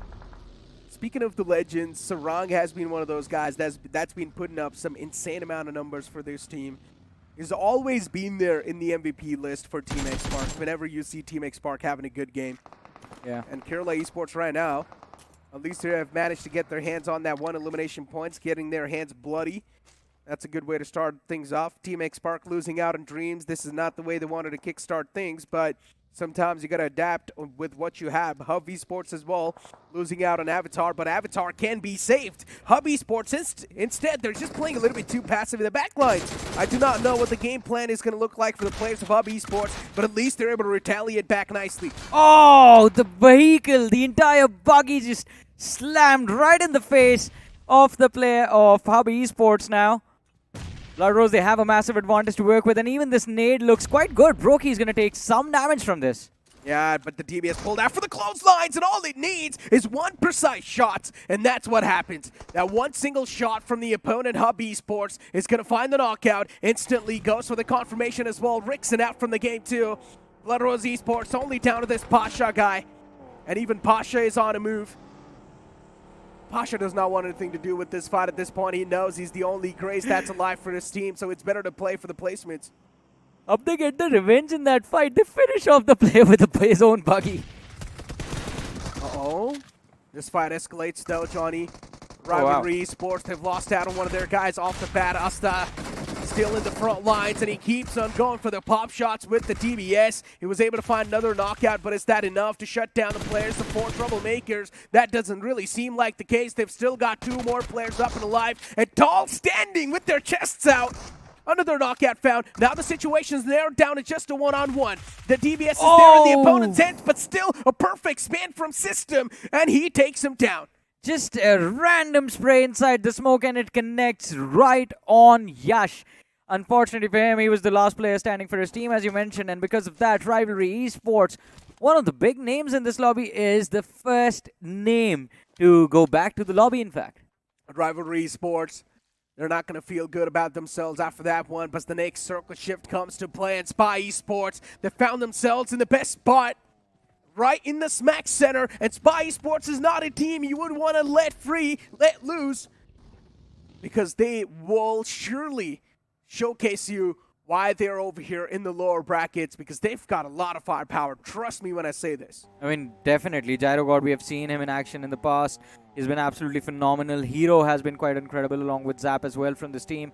So a lot of expectation from the lads of Spy, but I'm actually concerned about that western edge of the zone where we had the players of X-Park, Acid Esports and Desync actually closing in on Spy's position. Now the southern side of Pachinki, it's quite open, quite exposed, so a lot of these teams will need those smokes and the vehicles to be prepared for this mid-game action. But Infamous Hackers, they have crossed over to the main island from the military island, and all of a sudden they find themselves up against the entirety of Enigma Gaming, who have gone for a 1-to-1 split.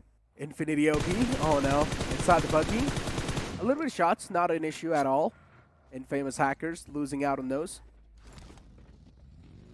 The mags were definitely being loaded, but not exactly as precise as possible. Another team going for that quick rotation. MICI Esports is going to be the one.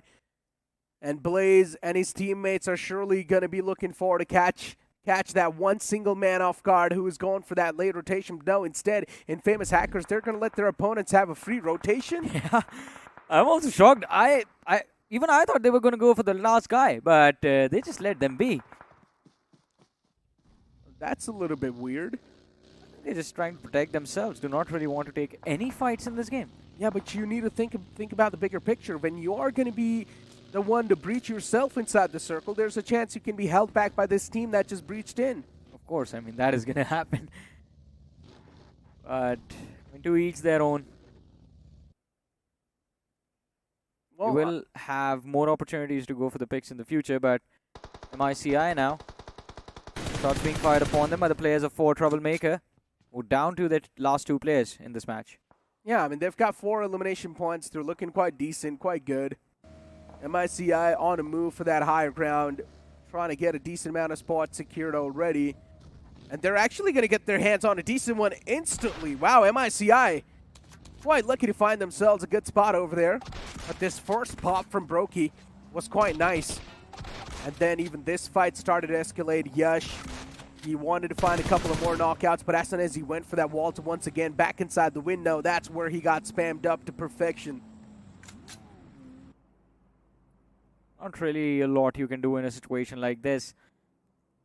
But still, I mean, a valiant effort from either sides. Look at this now.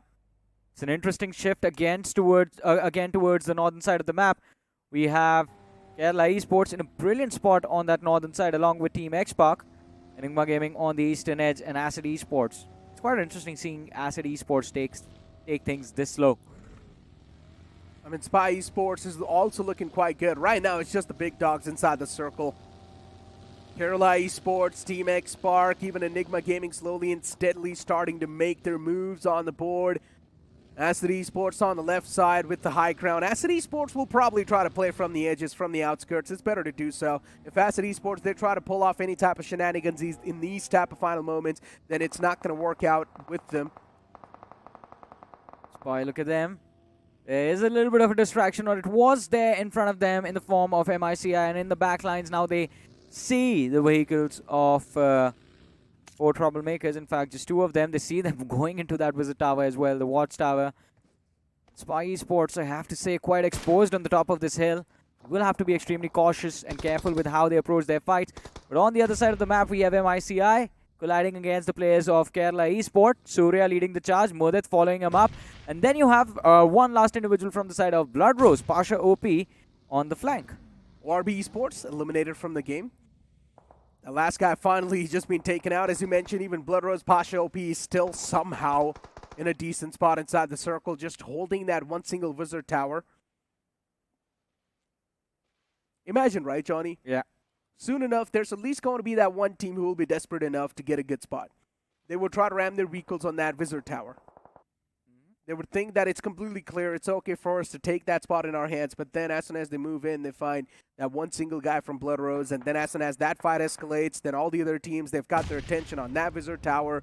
It will just be a complete chaos breaking out in that scenario. Just getting to that wizard tower itself is going to be a massive challenge, though. I mean, you will have to deal with Kerala Esports and MICI at the same time if you want to get to Pasha.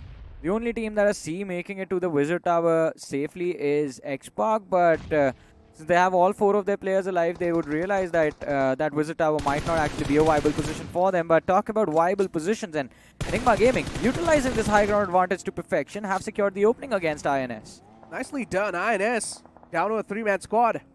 Enigma Gaming, though, they've managed to wrap up 3 elimination points. They're just looting the scraps at this point. Yeah. Getting the single individuals down all the time in the rotation, not really forcing fights at all, taking things a little bit calm and composed. But speak about taking things calm and composed, INS, they're definitely not taking it that way. They want it rough, and right now 2 players have already been knocked out. Lucky 2 Noob in the back lines. He's going to try to shroud himself inside the smoke. He knows he does not really have a lot of firepower to back him up, so this is why Wanted and Hellgod, they try to move up, but it just did not work out. But then a third party comes into play. And as I mentioned, Johnny, even if one fight's going to break out, everyone's attention is going to be wrapped up on that single spot. And right now, even Kerala Esports wanting to take a little bit of part inside that fight definitely showcases how much of a deadly spot this can be. This was bound to happen. Kerala Esports is just going for the easy work now. They just lobbed a couple of nades, racked up a few points on the board. INS and MICI down to their last surviving player with no cover left to fight for. As soon as they pop their heads behind these trenches, they are done in this game. And look at this, Sanchit. He's out of throwables to use as well now. Finds 4 nades, all right. MICI, from having the best spot, now from having the worst spot. Because Sanchit is the only man. And everyone loves to be in these dips. And soon enough, I'm telling you, this spot will be contested. There's no way Sanchit's going to stay alive for longer. But wow, what a nade that was. Perfectly placed, precise with his utilities. Even Kobe's going to be proud of him. But I have a pretty interesting question, Necro. Well, the zone is heading towards Pachinki. There is no water around it. Claw. We just saw the IGL of Claw drown. Okay, but where did Claw come from? Out of nowhere. We did not even saw them over there a while ago. Acid Esports was the one towards those hillside. Acid Esports, they decided to give away that hill control.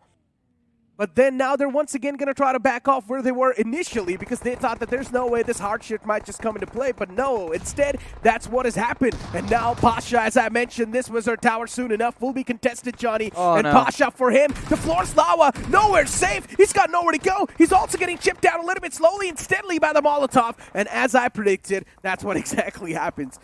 Yeah, Noisy is going to try and run inside the Wizard Tower. Does take a lot of damage from that Molotov, but... look at this, as we were talking about the players from the side of Acid finally finding themselves in an interesting fight against D-Sync.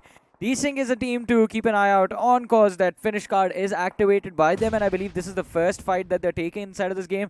So they don't really have a lot of finishes on the board already. If they walk away with like 3 or 4 from this fight, then it's going to be worth it because this is a top 10 finish, but I don't see that happening actually. D-Sync is getting wiped out. They indeed are. Even in Famous Hackers, they're not that in that much of a good position. Spy Esports 2 on the verge of getting eliminated from the game. Gyro, another nade sails in. Even he gets knocked out. So many teams in such a big, troublesome spot. How can they get out of those? I do not exactly know. But one thing is for sure, they cannot turn their back on any of the fights that are currently erupting in front of them. They need to fight it like a warrior. Like a champ. Enigma Gaming is actually doing a brilliant job right now controlling the southern edge of the circle. There's only one team that can cause a lot of trouble for them, and that is Acid Esports.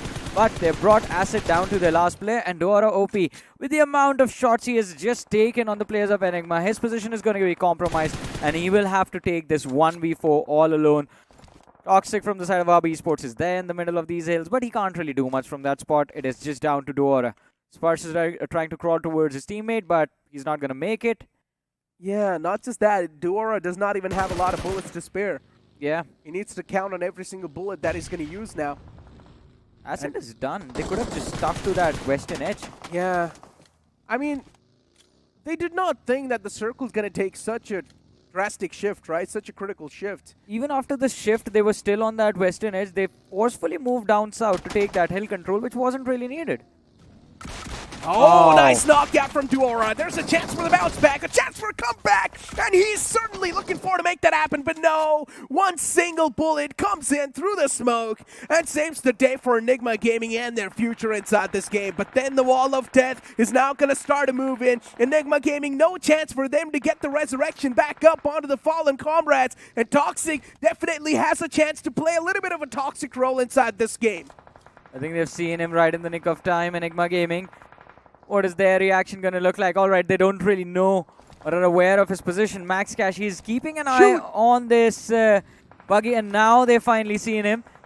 Oasis went wide behind the buggy, and I think now he's seen the feet of Toxic. Hubby Esports, no, they're about to meet the demise. I highly doubt he's seen him. Yeah, no, they haven't seen him, Johnny. Max Kosh is still out in the open. Look at him. Why isn't Toxic taking shots? He has a clear shot at the guy in the front, which was Max Kosh, but not anymore, considering Max Kosh has already sat inside the buggy. And as soon as even the initial shots will be taken, Max Kosh will start to move. So there's no way now the knockout can be secured. So that's a big mistake being made by that guy of Hub Esports, which is Toxic. But let's see how he can try to navigate his way now inside the safe zone, which sounds next to impossible to pull off. Especially with Xbox closing in on the southern side of the hill as well. What? Oh, he sees him again. And this might be too little too late. Wait, what is happening over here? Max Cash unaware of Toxic's position. What? But as soon as he goes for the jump shot, Max Cash finally fills him, pumps him full of lead. And I think, yeah, that has to be a jump scare moment, a literal jump scare over there. Okay, jump scare is completely fine, but what is Toxic doing? Panicked. You cannot panic at such a big stage. Why not? That is when panic kicks in, man. No, dude, there's no way. I am just so disappointed, Johnny. I am so disappointed. He could have easily taken down Max Kosh. He had so many opportunities, but he still failed every single time. I am genuinely disappointed and saddened after what just happened in front of my screen. But you know what? Still top 6 teams alive, ladies and gentlemen, from which Sanchit has actually made it. Yeah, Sanchit is still there going for a heal battle. I think all of the crates that were left by the players of INS carried a lot of first aid, and he just managed to loot all of them together because they were in the same trench. And he's just playing for position at this point. But Xbox, they have a brilliant position to work with. The hilltop can give them an advantage in this 2v2 against the players of Enigma Gaming. But this nade from Max Cash, if it connects and Sarang goes down, then it's going to be up to Pukar to bring his team back into this game. Max Kosh, oh no, continuous barrage of utilities. It's really tough for the players of Xbox to survive. Sarung gets confirmed with those 2 nades that were being tossed out by Max Kosh. Enigma Gaming getting another lifeline inside the game, and now definitely these guys will be looking forward to shut down the foes that stand a chance against them. Claw Esports, constantly even the shots are taken against them. Enigma Gaming, definitely a little bit of return fire can be tough, but Sanchit, while going out of the game, he takes down that last survivor from Spy Esports too. If he goes down, you goes down. But Enigma Gaming right now are having a phenomenal game. They have 10 eliminations on the board. Oasis has been picked off, but Max Cash is still there. But we all know, ladies and gentlemen, I think the shift of the zone in the favor of Claw Esports has pretty much guaranteed this chicken dinner. All they have to do is just wrap up the game by finishing off 2 individuals, one from the side of Kerala Esports and one from the side of Enigma Gaming. Max Cash is going to be blown up as the buggy that he was using for cover is taken out of the picture. Oh, this nade looks good. It's going to secure. Well, does a lot of damage, but it's not going to matter. The nade from the players of Claw Esports. Was it the nade or did he just overpeak? He just overpeaked. He went for that nade toss, and then later on he tried to reposition himself. But then while he tried to reposition, there was just constant pre-fire on that same angle, and he got dealt with. But once again, that was an entertaining game, but just because of that one single moment from Hub Esports Toxic, dude. Johnny, okay, look, I understand I'm focusing on that single factor a little bit too much, but how many chances he genuinely had to take down that one single guy, Max Kosh? I mean, quite a lot, to be honest. I mean, he had like 4 opportunities. And I think, but to be fair, again, as I said earlier, I mean, it was all due to the panic. I mean, this is what we always talk about, the main difference between an experienced team and these undergods, the newer players. Newer players do not really have that much experience that in a situation like this, when they're surrounded, shots being fired from every single direction, you are the last player surviving in the middle of the street. you keep your nerves intact. You realize, all right, this is my shot. Either I take it and get 1 extra point, or I go down without even that 1 extra point.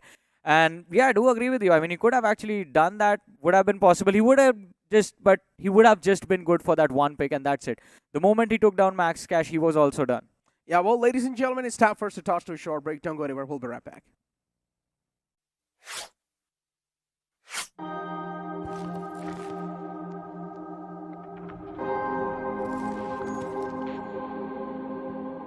आपने कहानियां कई भाषाओं में सुनी होगी,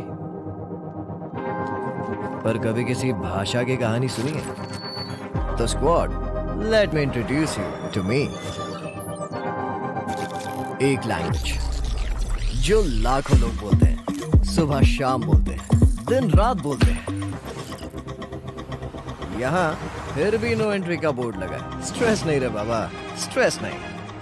अपन play में है, पर प्ले में नहीं। क्या शाने लोग समझेंगे नहीं? लिटरेचर आउट, ड्रामा आउट, फिर है क्या इस भाषा में? Sit back, zoom in and watch out. इस भाषा में एक्शन है, इस भाषा में बूम बाम है, गूज बम्स है, धूम धाम है। वो क्या मांगोगे न्यू वर्जन मिलेगा, ग्रामर को पट से हेडशॉट मिलेगा, मेटाफोर हमेशा आउट ऑफ साइट मिलेगा, वन मांगोगे सीधा बैन मिलेगा। स्ट्रेंजर्स को फ्रेंड्स और फ्रेंड्स को भाई बनाने वाली भाषा मैं ही हूँ, जो हर टाइप के, हर जगह के, हर एटीट्यूड के लोगों में शांति तो लाती है, पर सबसे ज्यादा युद्ध भूमि बोले तो बैटल ग्राउंड्स पे बोली जाती है। क्या समझे? वेला वेला चिकन लेला। इंडिया में चाहे कितनी ही जुबान, इंडिया के दिलों पे राज करती है आपकी बनाई हुई बोली, BGMI की बोली, इंडिया की बोली। सर, सीन सेट है, एक सॉफ्ट रिहर्सल कर लें क्या? Yes, let's go. सर, तो सीन में आप थोड़े से सैड हो, हीरोइन आपके पास दौड़े चली आती है, और जैसे ही वो आती है आप कहते यार लीडर को पहले फिनिश करो ना यार। और ये आप कौन से डायलॉग्स बोल रहे हो? बैटल ग्राउंड्स चल, दिखाता हूँ तेरे को। आ रहा हूँ मैं BGMI की दुनिया में अपने स्क्वाड के साथ। Get ready to play pure.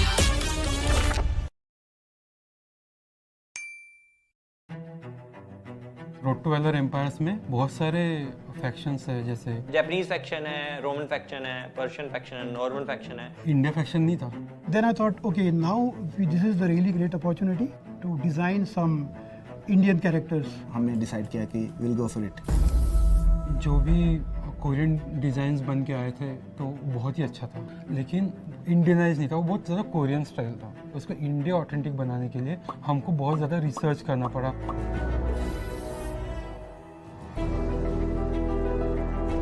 모두 어메이징 했었어요. Indian faction? 제가 어렸을 때부터 좀 보고 자라왔던 한국 게이머들의 열정이 저는 인도에서도 똑같이 보이는 것 같아요.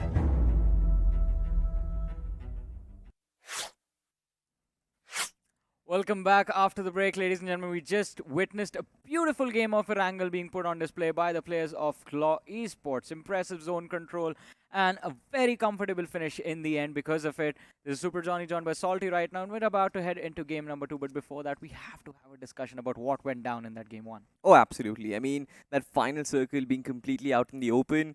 A lot of factors actually went by it. I felt like Team X-Park as well as Enigma Gaming, considering the fact that Enigma Gaming were struggling with finding form up until now inside this tournament, outside the tournament as well. It seems like it's a good mixture of how they have actually rebuilt the confidence and when they actually have found it. I mean, initially it was always about Infinity OP and him trying to carry this team, but this time every single player has sort of stepped up. Even Max Kars, apart from the fact that Toxic and Max Kars had sort of a love-and affair in that particular position. But yeah, apart from that, Enigma Gaming did fine. And Claw, what a beautiful game it was. It was like a I mean, Claw played absolutely incredible, but ORB Esports in this early fight against Blood Rose Esports, the drop clash towards School Apartment. This is how things began, and this was the only fight that Blood Rose were able to win, by the way.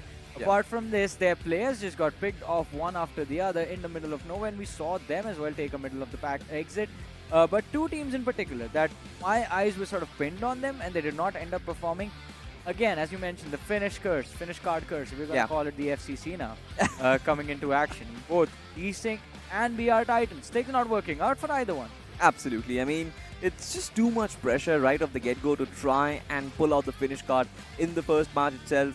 I've never really seen it work. I'm not even sure if we are ever going to see it work as well. But this fight sort of was very interesting. I kind of felt like Misi Esports had the situation under control just for a split second before Kerala Esports were like, alright boys, surprise! So this was just unlucky for Misi, right?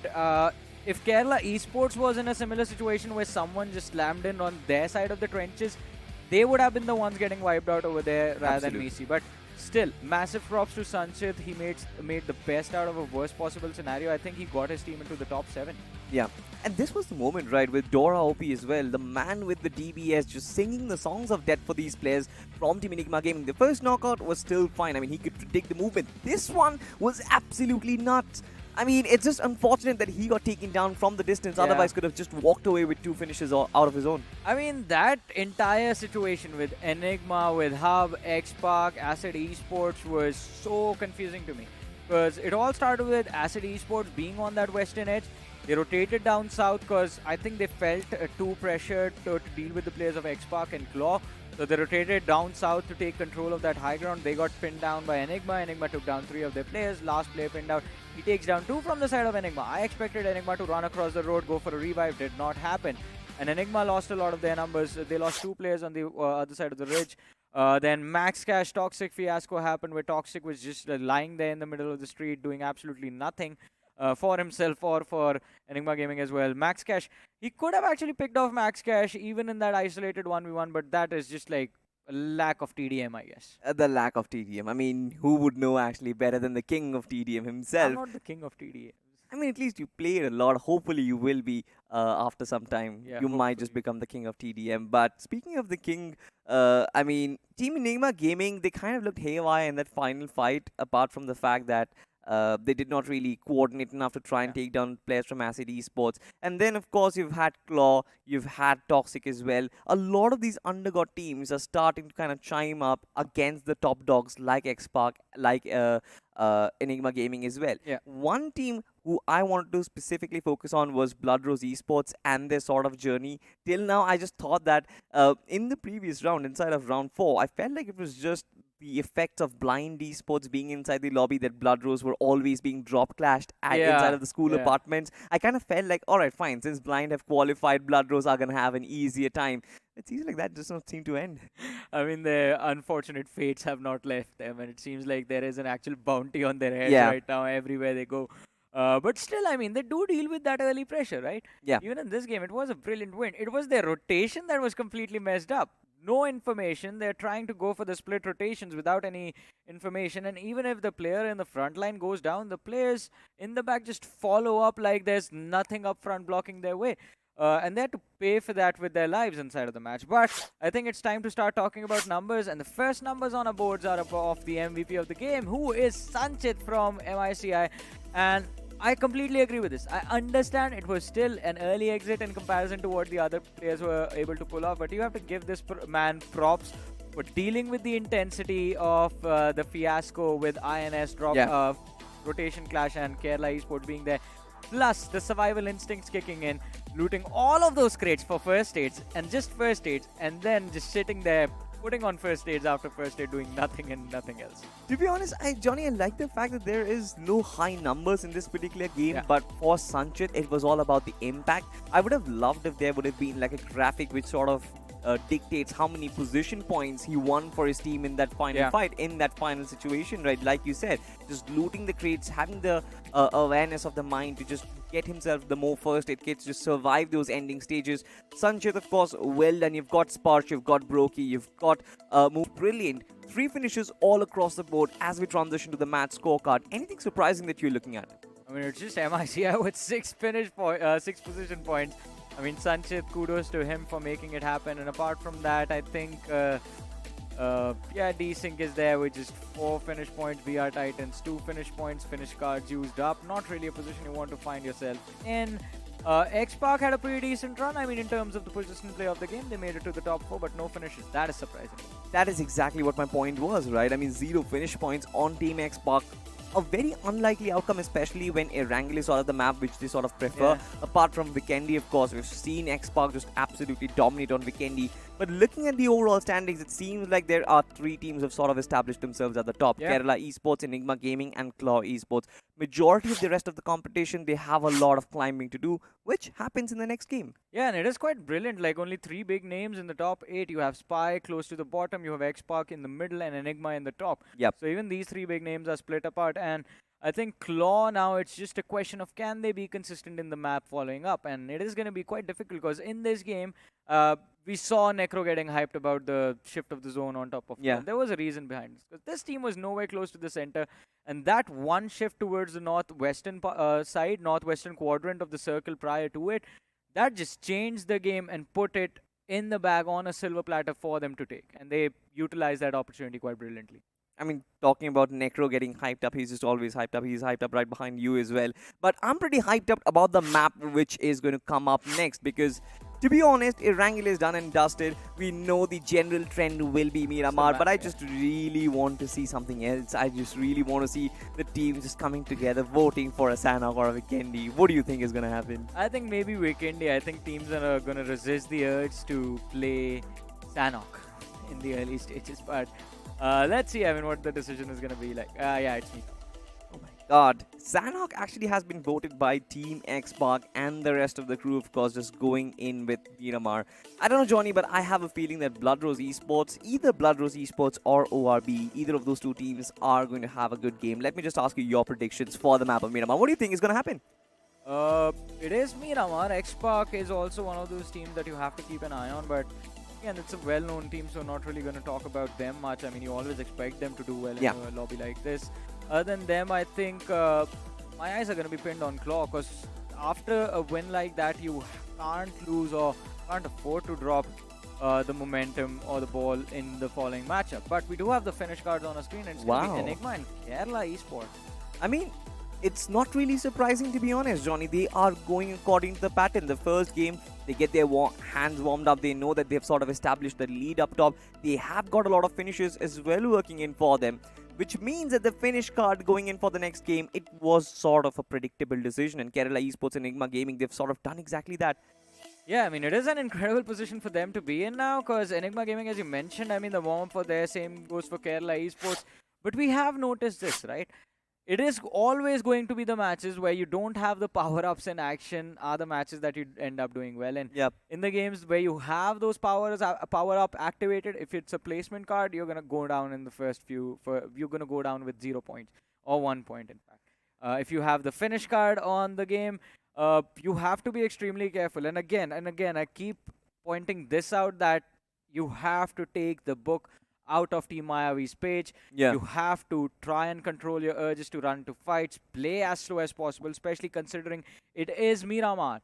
You will have ample amount of time to rethink your strategies. Positioning is not going to be an issue if you go for that high ground advantage.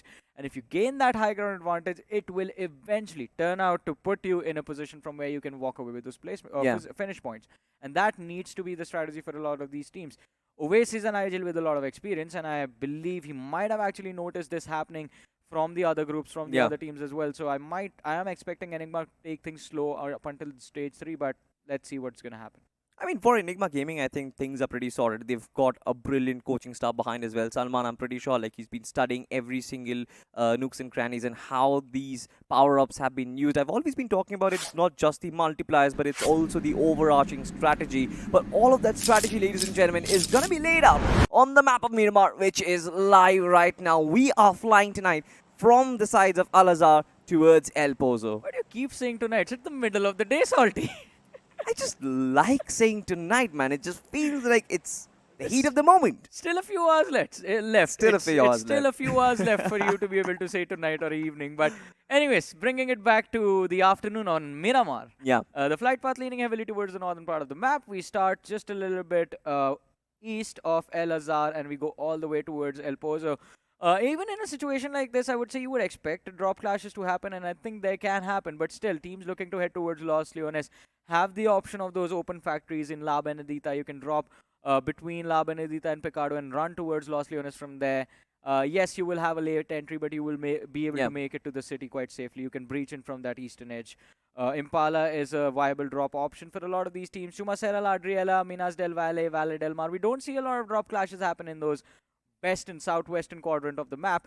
But let's see. I mean, in the losers bracket, anything is going on right now. Teams are just dropping on each other like it's nothing. To be honest, on the map of Miramar, we talked about having the finish card as well, and I still sort of have a traumatic experience of how silly Esports handled their finish card. Dropped clash against another team inside of Picado as well, and that was a debacle and a half, to be honest. But Claw Esports this time around, they are up against one lad from Desync Esports, and I have no clue why Cancer is here. There doesn't even seem to be any sort of vehicle nearby. So Desync have gone for a 2-1-1 split drop, and Claw decided to go for the same thing. It's just their IGL, who is quite close to the players of Desync now. But Cancer, it's going to be impossible for him to survive as he's surrounded by the players of Claw Esports, and this is going to be the first finish of the game secured by this team of Claw. The other players of Desync have showed up. This is a sacrificial play. It's a kamikaze move, but well, it's only a kamikaze move if you take down the opposition with you. This is a sacrifice. I mean, the timing of this reinforcement move was just absolutely off, and Desync was desperate to save Cancer in that situation. The rest of the players who actually chimed in, they thought that the numbers advantage would just give him some sort of breathing room to actually fight back in that situation, but that was never really the case. Once the first man went down, Desync Esports, for them, the line should have been drawn then and there itself that, alright, fine, we have no business in this particular fight, just get the hell out of here, because one man down, you can still work out with 3 players, but now they have just got to deal with one player. You said it perfectly. I mean, the moment the first man hit the floor, the other 2 players, I understand, they have the momentum, they're already in their vehicle moving forward, but they need to turn around and try to get away from the other players of Claw. And now we don't know what is really going wrong with Desync. Was that miscommunication? Was that just too much overconfidence coming into play? I think it was overconfidence, possibly because of the fact that information might have been passed that the lads from Claw Esports might not have advanced weaponry. That was a lie. That was a lie, right? I mean, it was all down to Cancer and what sort of information he actually passed back to the rest of his team. To the players of Desync, if your teammate actually, if Cancer over there just said like, yeah, they don't have weapons, that was a lie. They had weapons on them. All of them had weapons on them. They actually landed early. Yeah. They landed earlier than Cancer in that particular fight. Doesn't even make sense. I kind of felt like Cancer, if he had spotted the parachutes, which of course he will, he could have just glided away from that particular situation. But well, what's done is done. Desync Esports will have to focus on the next game. Not really sure how far Turbo will survive, but hoping that he actually makes it to the later stages of the game. We just saw the zone in front of us, and it's quite, well, I don't know. I want to say interesting, but that is not the right word to describe the situation. It's quite intriguing. The northeastern quadrant is so empty. Cruz del Valle, Tierra Bronca, Campo Militar, Torre Buda, even water treatment. There's absolutely not a single soul in water treatment. And do you reckon the circle might actually end up in that quadrant? I mean, it can. Cruz del Valle water treatment, we've seen those zones before.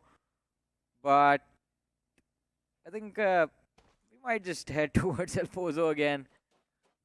Interesting stuff. Might actually go towards the Creative Field hills as well. Yeah. So, a lot of predictions, a big gamble, of course, which these teams have to take, but that hill might just be a potential pit stop for multiple of these teams. I mean, since, of course, the circle is sort of going to center up somewhere near it, I'm pretty sure for like the 3rd and the 4th circles, you will be able to get so much information and finish points on the back of it. Let me check one thing. Do my powers work? All right. I mean, can we see the map in front of us in a few moments? Because there's this one very fun thing. It's hilarious what has happened just now on the map.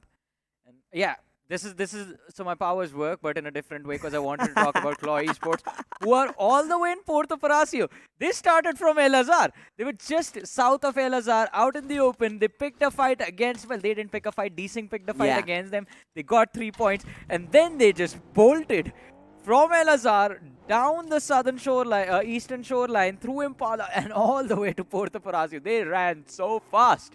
Because you know why? Because there's one more team that was there in El Azhar. INS was actually in control of the main city. And if INS just read the feed, they heard all the commotion, the gunshots in the distance, there was a possibility that INS actually showed up to pick off the players of Claw.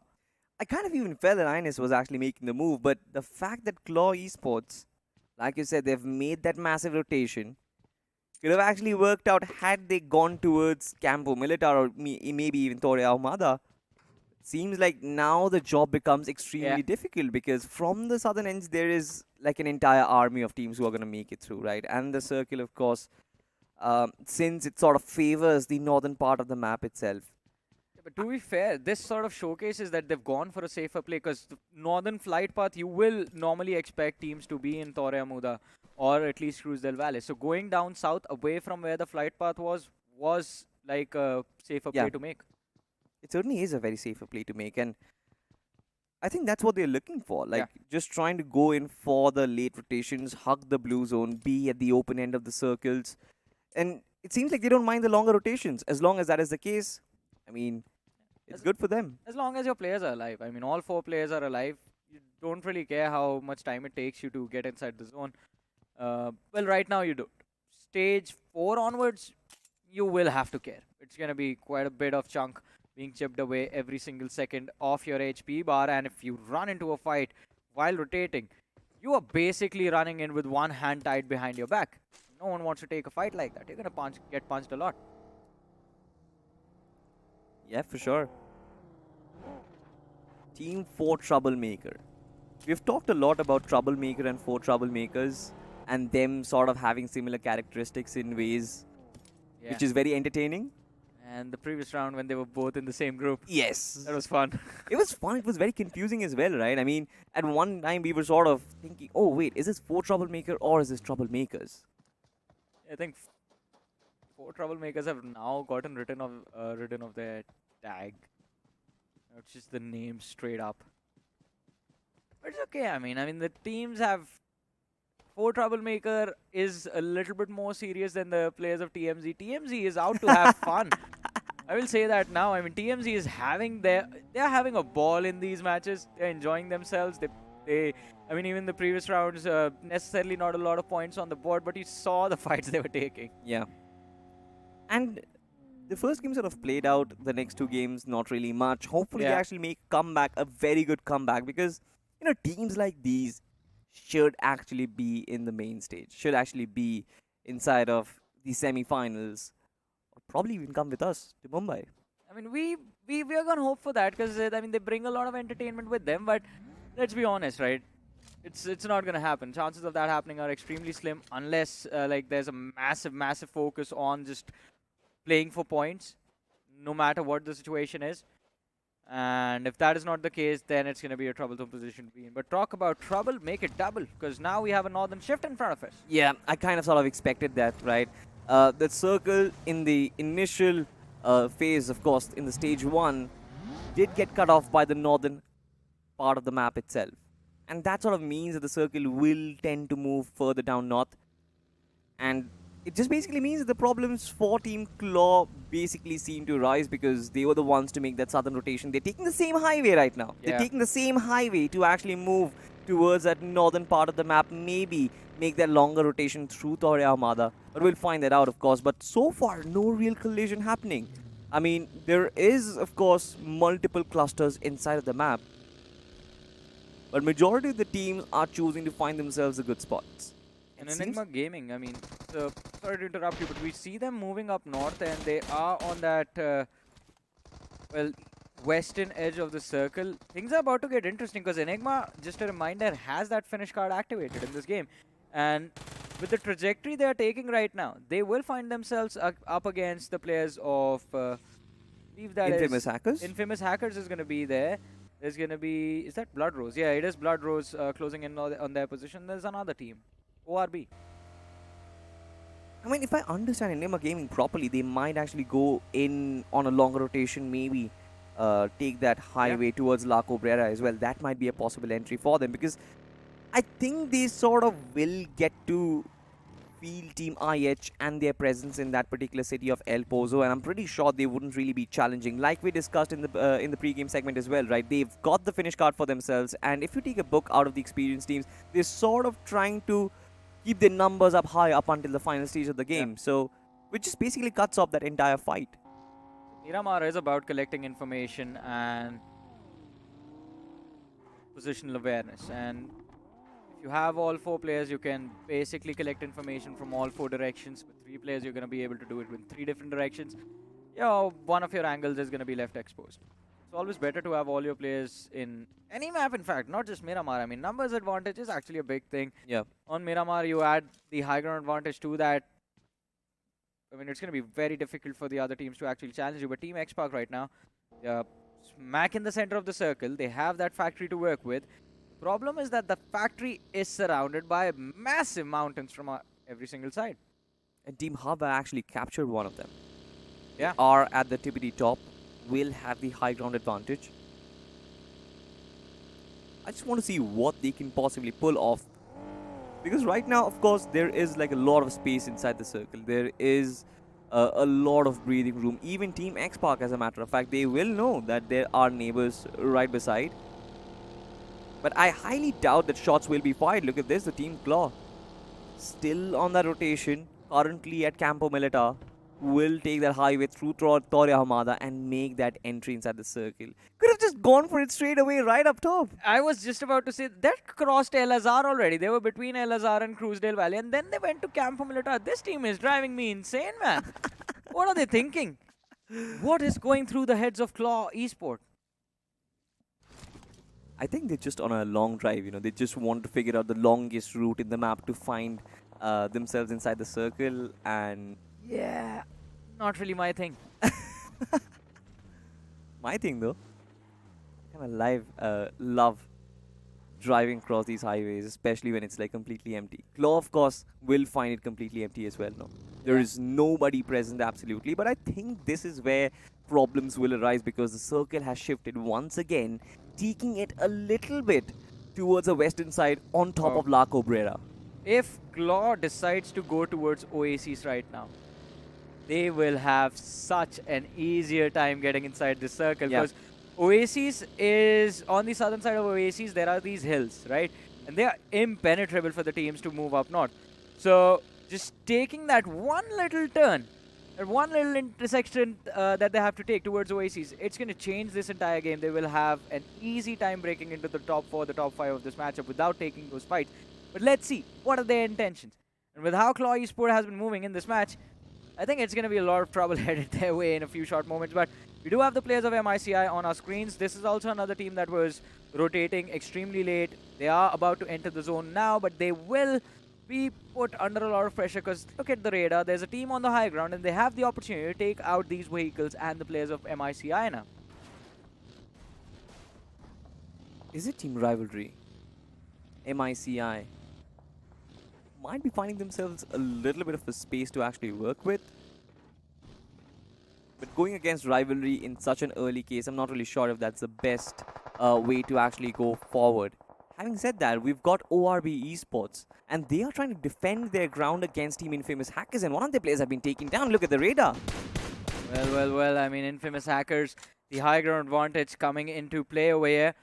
ORB up front. Acid Esports is going to rotate in the distance as well. But prime focus for Infamous Hackers are the players of ORB, who are split apart from each other. So it's going to be a massive challenge for this team to bring Lynch back into this fight. But Yash and Skull, they're trying their level best. Skull has lobbed those smokes out in the open to create a path for him to actually cross. The distance between the two compounds make it close to his teammate. Yash on the other side actually uses that as a distraction. But look at this, Claw against Desync Turbo. He's the last man that was left alive from that early game fight, but he tries his level best to survive. Not for long though. Phoenix securing that finish, and Desync, no matter how much they tried, They still go down to the hands of Claw. All 4 players picked up by this team, 3 in the start and 1 in the mid game. But Johnny, they did not listen to what you said. Claw did not take that turn towards Oasis, which basically means now they are going to be swarmed by 2 teams. Yeah. On top, they've got Blood Rose. And of course, right behind, they've got Team INS as well. A couple of players. Lucky Tunu, in fact, actually takes a different rotation. But look at this. Pahari finds the first knock, and Team Claw already are kneeling down. Yeah, plus one of their players is in the blue zone. So he's going to take extra bit of damage from that blue zone. Nowhere left to run, nowhere left to hide.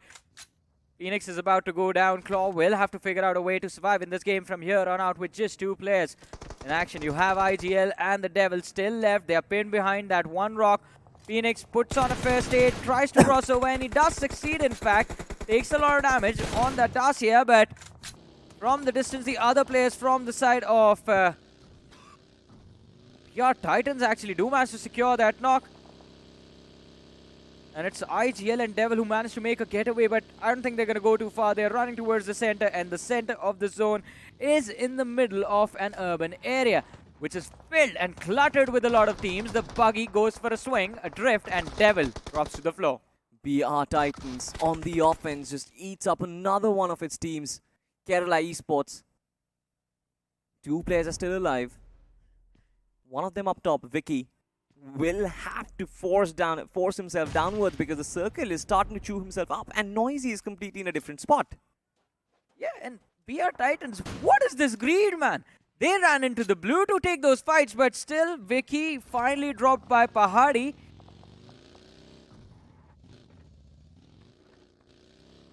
Not a lot left for Pahadi to do, I mean. He's just going to go along his merry way. He knows that man is going to get finished off. Noisy was finished off in the back lines as well.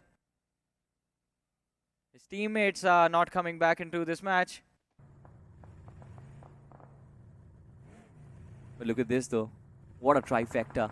Hub Esports, Enigma Gaming, and Team Blood Rose Esports right next to each other. Definitely not the friendliest of neighbors, I must say. Yeah, I mean, these neighbors aren't going to be friendly. Sure. Majority of them aren't. None of them aren't. I mean, in a position like this, why would you just like say hello? Say hello with your weapons. In style. That is what X-Pac have actually done against the players of Spy, in fact. Let's see one of the players from Spy go down as Spy Esports was trying to gain an entry into the circle. So X-Pac has the extra edge over there. The INS on our screens, the high ground advantage is going to be there with him. This was important actually. So Godplays was isolated along with 2 of his teammates, and Noisy was doing quite a lot to actually try and finish them off, but look at this.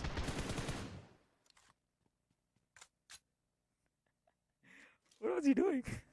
I mean, I'm not really sure. He had nowhere to go, nowhere to run and hide.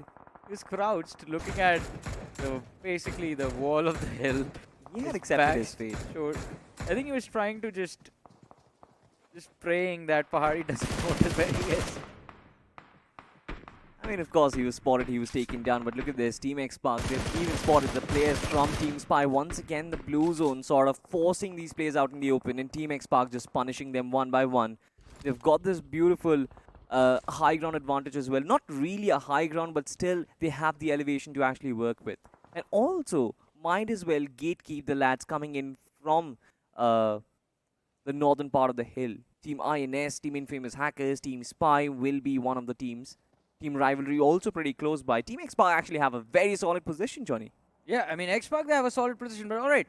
So here's an update. I mean, missed out in all of the commotion, all of the fights that were happening, but Kerala Esports getting wiped out means that you don't really get that much value from their finish card. That was one of the teams with the finish card activated in this game. The other one is Enigma Gaming, by the way. And Enigma Gaming are in a perfect position to rack up those numbers, but don't have their own numbers to work with.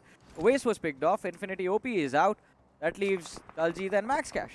And Daljit is actually a perfect player to have on Miramar, by the way. He's hailed as one of the best bolt action users in this game.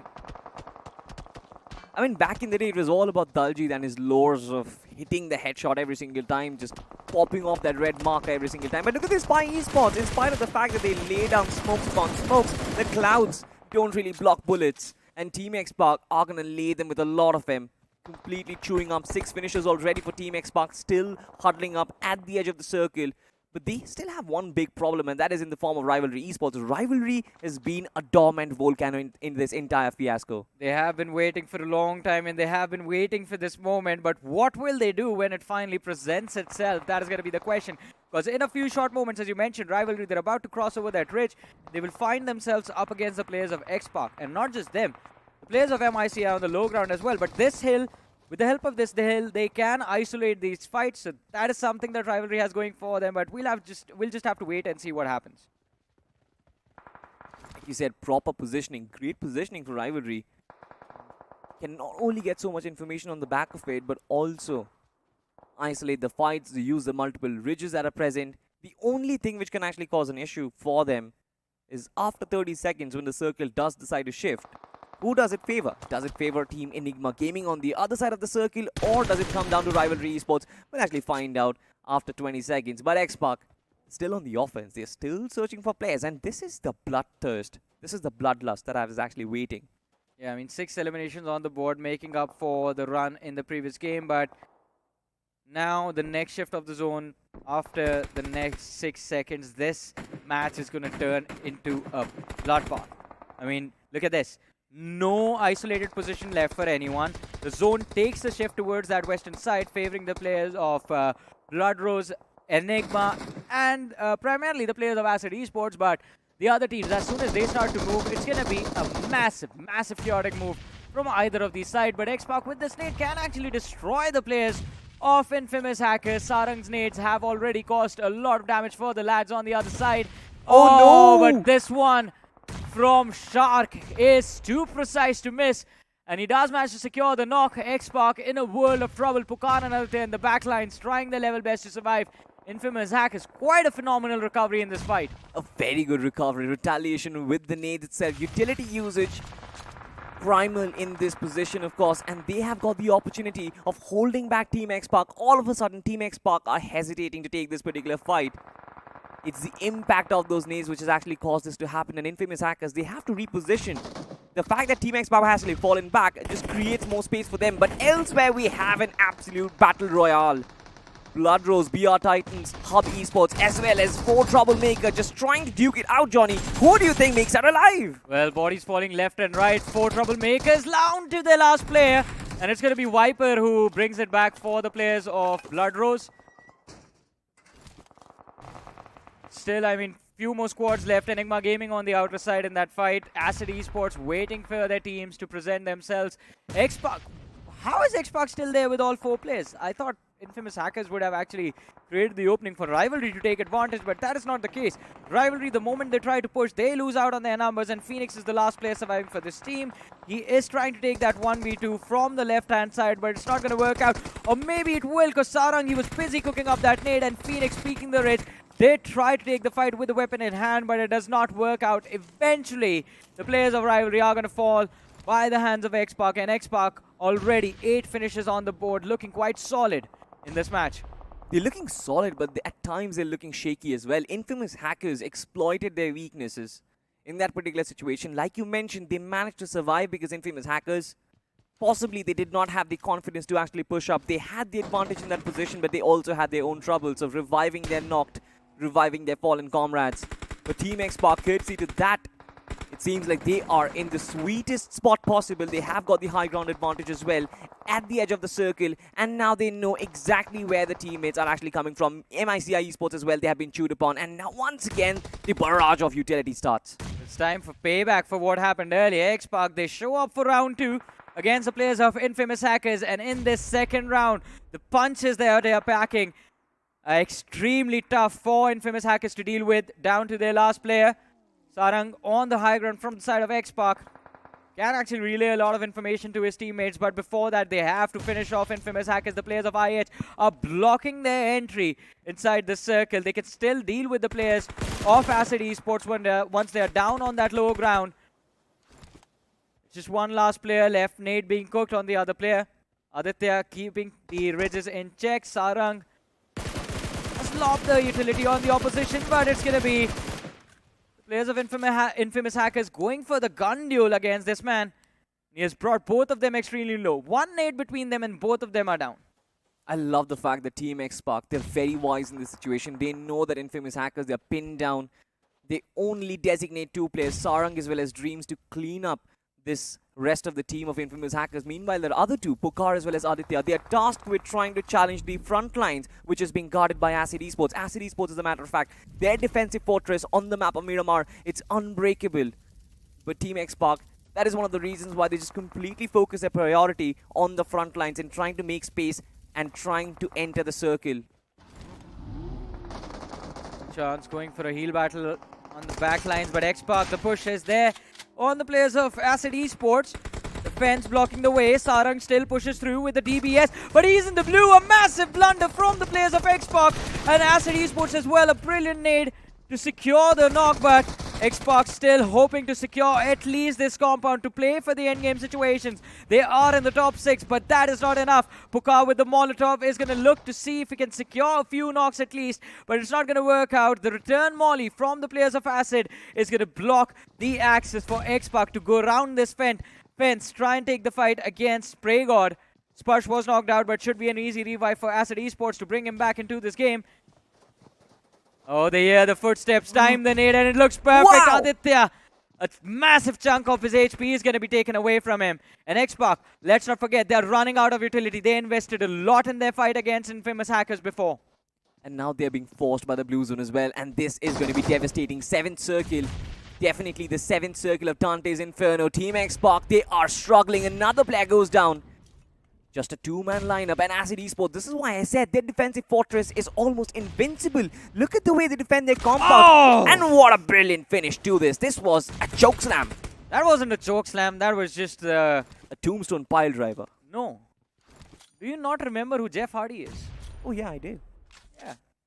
That was his finish. He would drop on the player from the corner turnbuckle. That is what Acid Esports did over there. Just drop right on the face of X-Spark. Deal with this, buddy. And then there were 5 teams remaining in this game. Yep. Team Enigma. Then there were 4. Team Enigma still surviving, and they've got the finish card activated. They can still derive a lot more value from this game, and they've got a good split. But I'm not really a huge fan of the fact that Daljit is just so close to Hub Esports and its players. I mean, it is a tricky position for him to be in, but Enigma at this point, I think they don't really care. This is the end game situation for them. They just have to rack up those finish numbers to secure the value from them.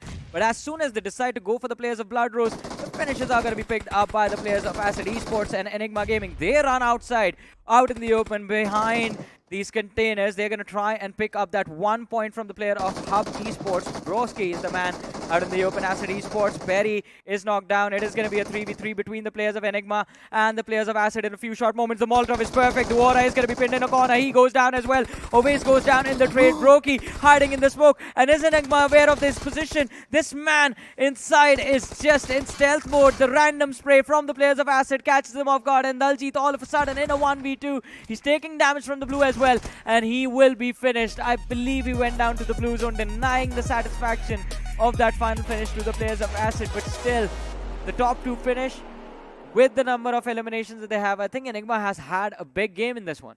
Certainly a very big game, certainly a very consistent performance. And Enigma Gaming, to kind of see them in this particular phase of the tournament, definitely making a comeback. It just feels good, to be honest. But you've got to give credit where credit is due. Acid Esports, what a beautiful game it was. They took down both X-Spark and Enigma Gaming to win the game. I mean, Acid is one of the underdog teams where there is like a hope of them making it to the final and actually doing pretty well in the final, because this team has shown constant signs of improvements. Like from the start till now, they've just gotten better and better with every single game that they play. On the other side though, what is happening with these teams? The end games are so chaotic. You see like 10 players and then all of a sudden it's down to 0. Yeah, I mean, this is what happens when the lower brackets come around, right? The circles inside completely out in the open. Teams are being forced around. Even that particular map of Erangel, right, where it was Team No One and Team NFE, that particular final circle fight, I absolutely loved it. This one as well, because Acid Esports were at a disadvantage. They were the ones coming in from the top. They were closing in from the top, but still, I mean, did manage to win this game. But what will the impact of this match be on the overall ranking? We'll find that out after this very short break.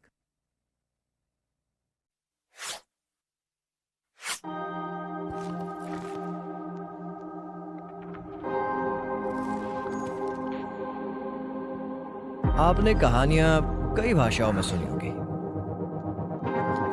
पर कभी किसी भाषा की कहानी सुनी है? तो squad, let me introduce you to me. एक लैंग्वेज जो लाखों लोग बोलते हैं, सुबह शाम बोलते हैं, दिन रात बोलते हैं। यहाँ फिर भी नो एंट्री का बोर्ड लगा है। स्ट्रेस नहीं रे बाबा, स्ट्रेस नहीं। अपन प्ले में है, पर प्ले में नहीं। क्या शाने लोग समझेगे नहीं? लिटरेचर आउट, ड्रामा आउट, फिर है क्या इस भाषा में? Sit back, zoom in and watch out. इस भाषा में एक्शन है, इस भाषा में बूम बाम है, गूज बम्स है, धूम धाम है। वो क्या मांगोगे न्यू वर्जन मिलेगा, ग्रामर को पट से हेडशॉट मिलेगा, मेटाफोर हमेशा आउट ऑफ साइट मिलेगा, वन मांगोगे सीधा बैन मिलेगा। स्ट्रेंजर्स को फ्रेंड्स और फ्रेंड्स को भाई बनाने वाली भाषा मैं ही हूँ, जो हर टाइप के, हर जगह के, हर एटीट्यूड के लोगों में शांति तो लाती है, पर सबसे ज्यादा युद्ध भूमि बोले तो बैटल ग्राउंड्स पे बोली जाती है। क्या समझे? वेला वेला चिकन लेला। इंडिया में चाहे कितनी ही जुबान, इंडिया के दिलों पे राज करती है आपकी बनाई हुई बोली, BGMI की बोली, इंडिया की बोली। सर सीन सेट है, एक सॉफ्ट रिहर्सल कर लें क्या? Yes, let's go. सर तो सीन में आप थोड़ी सी सैड हो, हीरोइन आपके पास दौड़े चली आती है और जैसी बात आती है आप कहते यार लीडर को पहले फिनिश करो ना यार। और ये आप कौन से डायलॉग्स बोल रहे हो? बैटल ग्राउंड्स चल, दिखाता हूँ तेरे को। आ रहा हूँ मैं BGMI की दुनिया में अपने स्क्वाड के साथ। Get ready to play pure.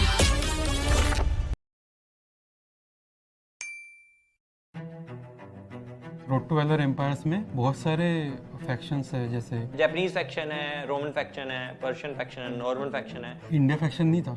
Then I thought, okay, now this is the really great opportunity to design some Indian characters. हमने डिसाइड किया कि we'll go for it. जो भी कोरियन डिज़ाइंस बन के आए थे तो बहुत ही अच्छा था, लेकिन इंडियनाइज नहीं था, वो बहुत ज़्यादा कोरियन स्टाइल था। उसको इंडिया ऑथेंटिक बनाने के लिए हमको बहुत ज़्यादा रिसर्च करना पड़ा।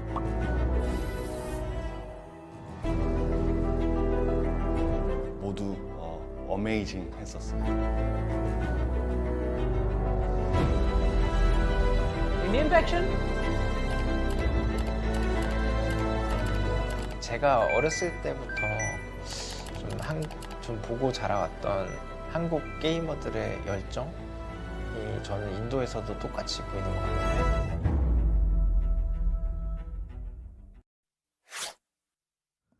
Welcome back, ladies and gentlemen, after that exhilarating game of Miramar. I am pretty sure that, Necro, you watching that game from the sidelines, you had a lot of fun. Acid Esports is supposedly your favorite team. How was your experience to see them dominate? I mean, look, Acid Esports, right now, they're having a good mix in between. Defensive, passive, and aggressive at the same time. As soon as they realize that, okay, now it's our time to press on the charge and go a little bit aggressive inside the game, they instantly try to do so. In the middle pack of the game, they were never nowhere to be seen inside the action. And the early phase of the game, nowhere to be seen inside the action. But then in the late game is where Acid Esports started taking down teams. And I think so that the team that they started off their domination from was Team Xpark. They genuinely stopped Xpark from that entire kerfuffle that they were trying to create against the players of Acid Esports, and Xpark was on a domination, but Acid Esports was the one to put the full stop to that. Exactly. I mean, Xpark had about like 10 and 11 finish points up until the point when they actually faced Acid Esports. But I mentioned it in the cast as well, Acid Esports and their compound holds, especially on Miramar, is absolutely fabulous. But then again, there were the action sort of started with this very weird fight that happened where D-Sing supposedly tried to save one of their fallen comrades, but instead just gifted finish points to Claw Esports. I mean, D-Sync was the one who started things off with two-man down against the players of Claw, and then later on, Claw Esports took that big of a rotation inside the entire game and still once again met up against the players of D-Sync. It was written in their fates. It certainly was. I mean, BR Titans as well, just trying to make an entry. You've got Enigma Gaming as well. Enigma Gaming and their rotation was sort of flawless, to be honest. They did not really have a lot of time or a lot of troubles in making their way inside, but this was the fight which sort of excited me the most. Team X-Pac versus Infamous Hackers. And now this fight was sort of divided in two different segments. Infamous Hackers dominating on the first clash, then of course X-Pac just paying payback in the rematch that happened. Now look, we've talked about so much about Team X-Pac, Acid Esports, even Enigma Gaming. One team that was there somewhere in the top 4 has to be Blood Rose Esports. Even these guys were over there in the final few moments of the game. And Blood Rose Esports, they were trying their best to sort of hold things together, but it didn't really work out because they did not really have the man number for that. And this ending from Acid Esports, it was quite nice. At the end of the day, if you remember, I always say this, a team will always have an advantage if they're holding the compound compared to a team that's looking forward to breach in. 100%, and that was the case in this time as well. And in spite of the fact that X-Pac, with all the powerhouse that they have, with all the firepower that they have, they tried to sort of breach in, but Acid Esports was just too good, especially in this situation as well, right? They were coming down the hill, they were completely vulnerable in this situation, they had no cover to actually play with.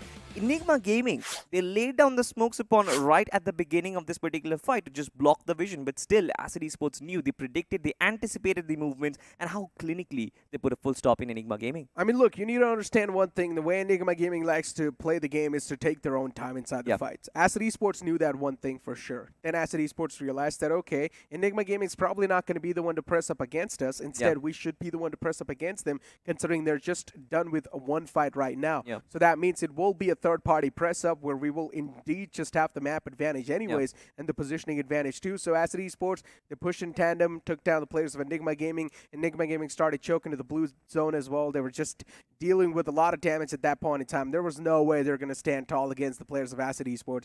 But you know what? That entire final few moments of the game was quite nice. Claw Esports as well, they started things off for their group in a fantastic way with the decent amount of positioning points and the elimination point in the game of Wrangle. Now in the game of Miramar 2, they tried their best to pull the same thing off, but not exactly there in the final few moments, but maybe in the last game they can do even better. Exactly, and we spoke about Enigma Gaming, we spoke about Claw Esports as well.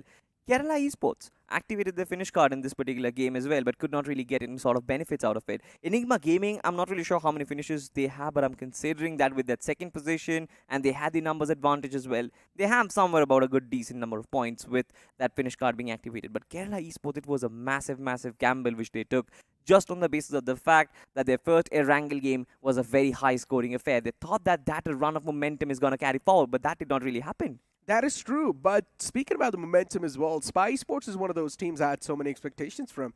And so far, even from the side of Spy Esports, we're not really seeing that momentum rolling in. Genuinely thought Spy Esports can be one of those teams that likes to start things off in an aggressive way. But so far, Spy Esports, they're not really being aggressive. They're not playing the main play style they like to play. Instead, they're letting the game play them. And this is where the problem is. You need to be, or you need to play with your natural play style instead of adapting to other teams. Absolutely. I think for Spy Esports, they need to kind of have a very good game, a very high-scoring affair to get their mojo back, because we've seen Spy Esports perform. We've seen them dominate lobbies like these.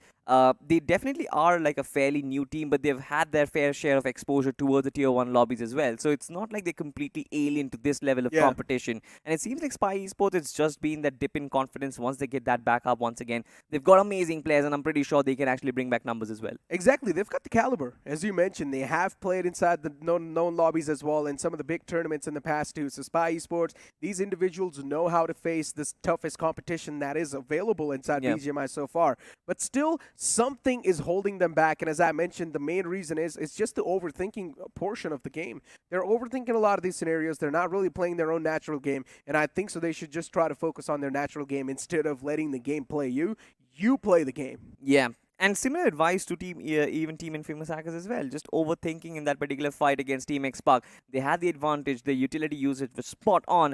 Multiple players from Team X-Pac were knocked down, and they hesitated to even take that particular fight. But they decided to disengage. All that conversation is going to continue, especially after paying due respect to the rebel of the match, Blood Rose Esports, Rixon IGL with 5 finishes.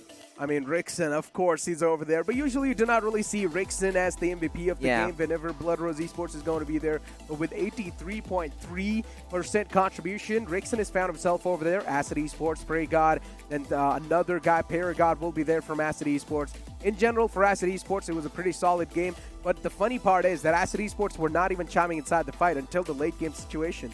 I mean, that is the thing about them, right? They always figure out and they always have that good discretion of what a good fight is and what a bad fight is, and they chose perfectly. I mean, me and Johnny were talking about it as well. Acid Esports did not really participate in a lot of fights, but by the end of the game, they had taken down X-Spark and Team Enigma individually in a 4v4 battle. That just goes to show that this team and the caliber, they definitely have been knocking on the Tier 1 circuit for a while. Exactly, and X-Spark was literally rolling through with momentum in that game. They were on a domination spree, and Acid Esports was the only one who were able to stop that. That is massive, because X-Spark is one of those teams we know once they do get a little bit of breathing air, they will never stop. They will just keep on pressing on the charges. They will keep on taking you down left, right, and center. It doesn't matter who's going to be there in the front lines. But then once again, Acid Esports, they played that defense phenomenally well. I like the utility utilization too. I like the final couple of confident moments in that fight as well. But as we do move on forward towards the match scoreboard, I mean, it's something that we expected. Once again, Acid Esports 28, Enigma Gaming 16. Nothing really out of the box. Nothing really out of the box, right? I mean, you've got Team X-Spark in a third spot, 15 points to actually work with, Blood Rose 14 points, and there is a consistent decrease in terms of points. Hub Esports 12, Infamous Hackers with 10. So this just gives us the entire picture that there is not really going to be a lot of difference on the overall standings. It's just that Acid Esports, with this 26-pointer, I think they're going to overshoot themselves inside of the overall standings, which is in front of us, and now they are in that second spot. How beautiful is it? I mean, look, I'm just surprised to see Kerala Esports over there inside the top 3. This is quite nice. Kerala Esports over there, Claw Esports on the 4th spot in the overall standings. Blood Rose Esports slowly and steadily creeping and crawling their way up in the overall standings as well. X-Spark still in the same spot, pinned down. They haven't lost that. Neither they have showed any type of progression. And Infamous Hackers on the 7th, Hub Esports on the 8th. All the teams on the first half of the board, of course, they've got a massive chance to make the comeback.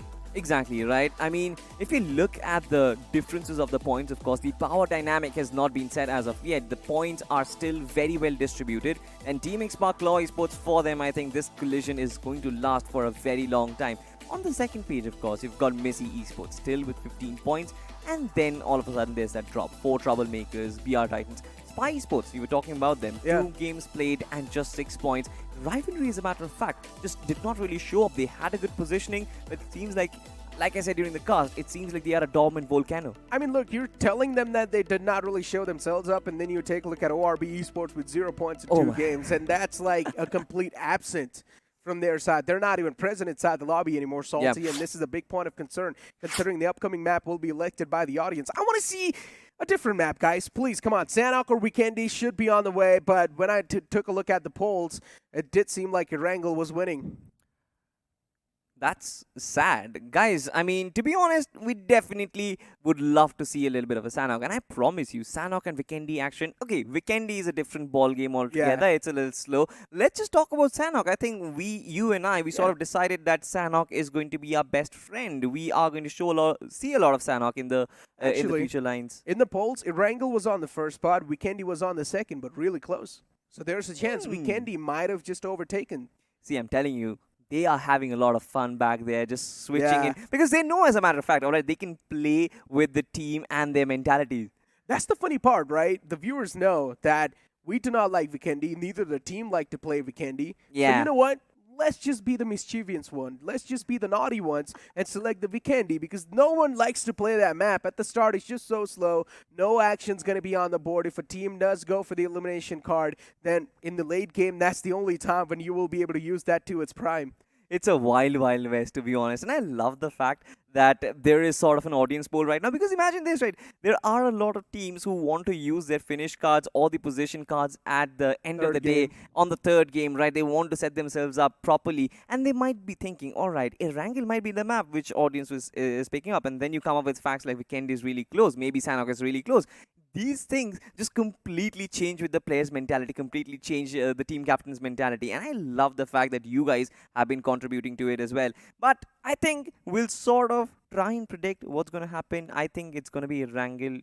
Are you going with Weekendy? I just want to stay positive. I'm going to go with Weekendy. All right. Just want to stay positive. I just want to see a little bit of variety, considering we saw the variety on day one. Yeah. And then later on day two as well, we saw the variety. The last game was Sanhok, right? You guys must have had a lot of fun. I wasn't really there to cast Sanhok, and I was the one who was emphasizing so much on Sanhok over and over again. I was the one who kept on saying, guys, please elect Sanhok. And then when I was not casting, that's when Sanhok's there. Hey, all right. You've got to give due credit to me and Johnny, who came up with the hashtag Save the Sanhok.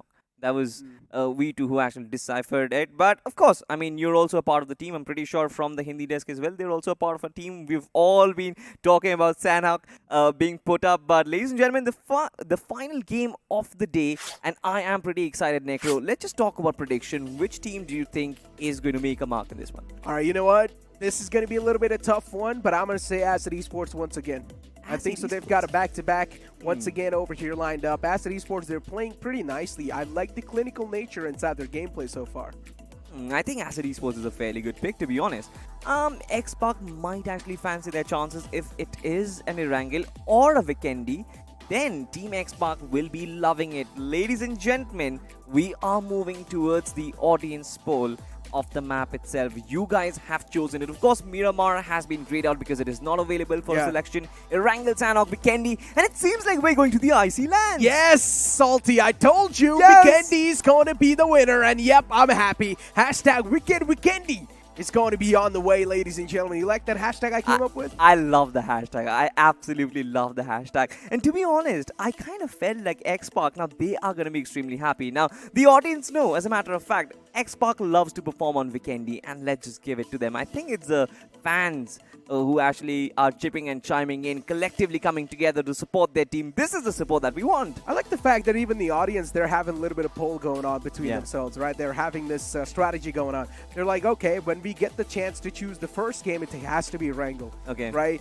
And then when they get the chance to select the last game, it has to be a unique map. And when they choose a unique map, it can be either Sanhok or Weekendy. But for now, as we do have the finish card and the positioning cards in front of us, which teams are going to go for that? Spy Esports opting out for that finish card. ORB Esports going for that finish card. Now look, Spy Esports, I know the start hasn't really been that great, but there's a chance they can just make a comeback if they use this finish card to perfection. But what about ORB? They haven't even they haven't even got off the mark, to be honest. They're still at 0 point at the end of the second game as well. So I'm not really sure if this is like a good option, but I'm not really sure, to be honest, if they will be able to get a lot of finishes on board as well. I mean, you never know. They might just rise up from the ashes. They've used that finish card, and imagine ORB Esports, even if they get 9 finish points, that's 18 in total, Salty. That's still a great way to start things off. Baby steps to the top 4. I would love to see that. I would love to see that as well. But like you said, I think it's time to just put on my sweater as well, because it was pretty hot in the lands of Miramar. Right now, I think it's starting to get pretty cold.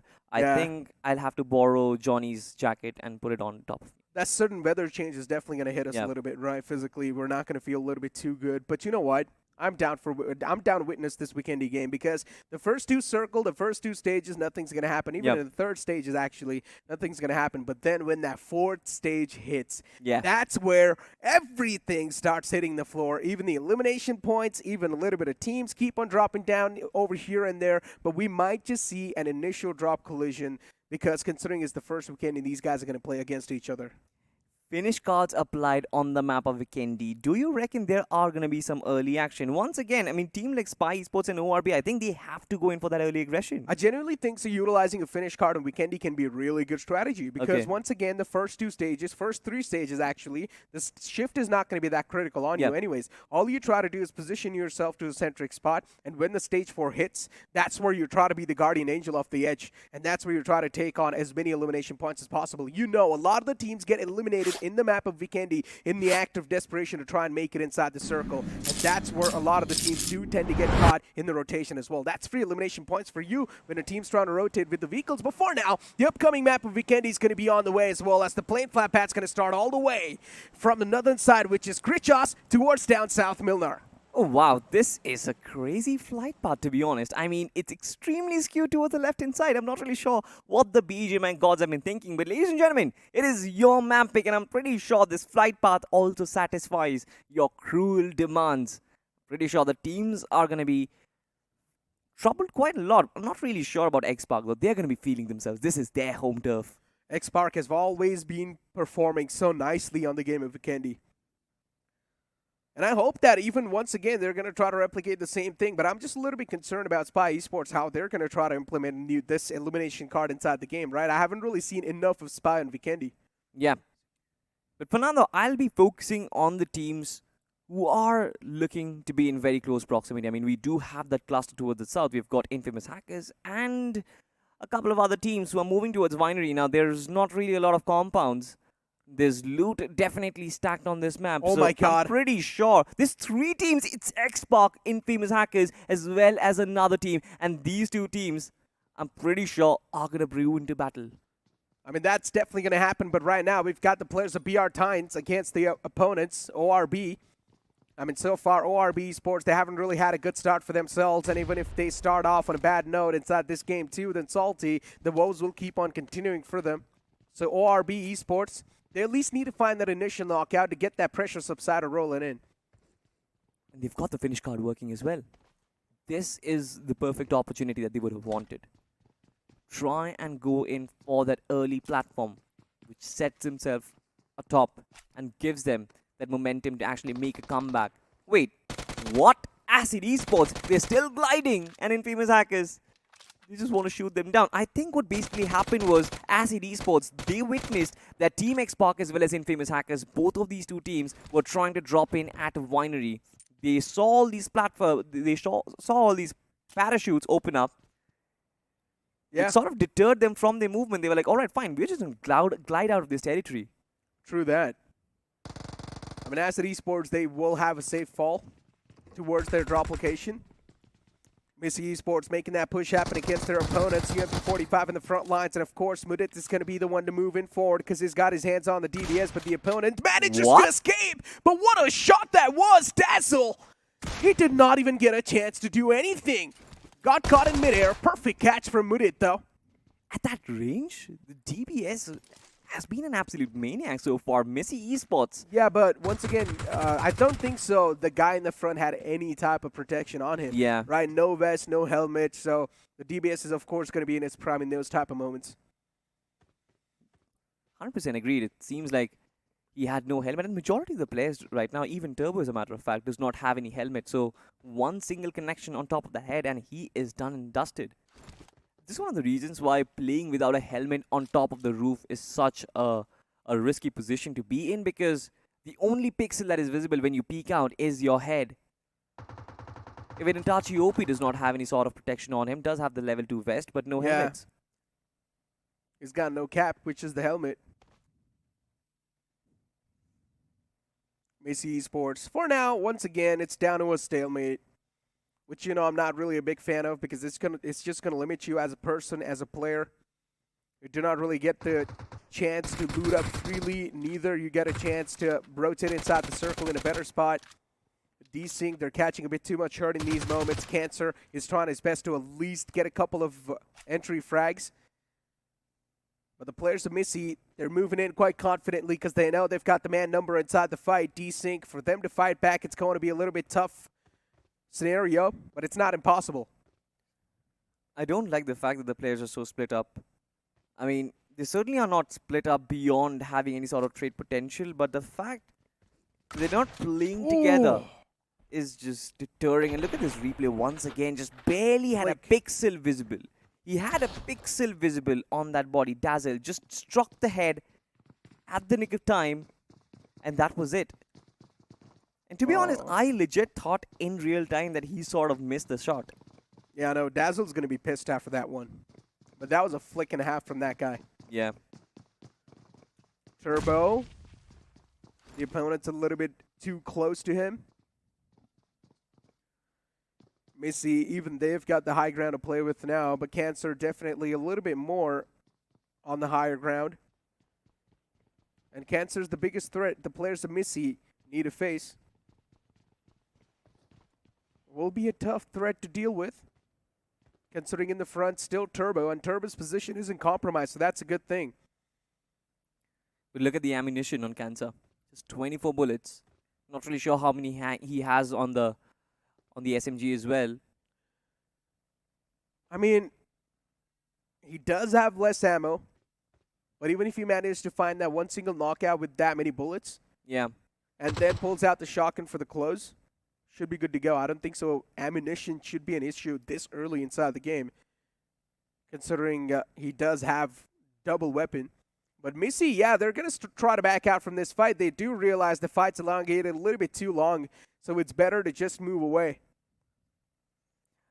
I mean, it's also about the awareness, right? I mean, Missy Esports, were they the ones to actually drop in into this particular piece of compound or this particular area as well?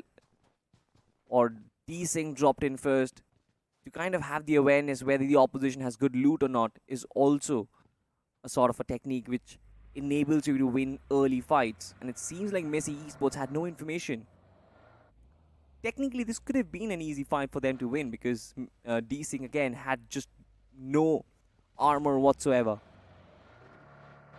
But like you said, I mean, nobody likes those stalemates. Everybody just wants to fall back. Risky situation right off the get-go. Yeah.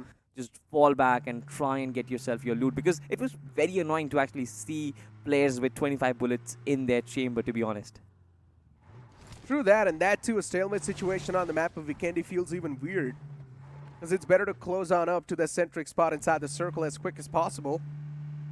And considering you're still in the outskirts, you haven't even looted up that well, and you then need to position yourself in a better spot, that's just too much time for one single fight. That's going to give you what, like 4 elimination points? It's not worth it. But for now, Yash is being pinned down, knocked out as well from the side of ORB Esports. And ORB Esports is one of those teams that has went for the power card, which is the elimination card so far inside the game. And ORB Esports not off to a good start at all.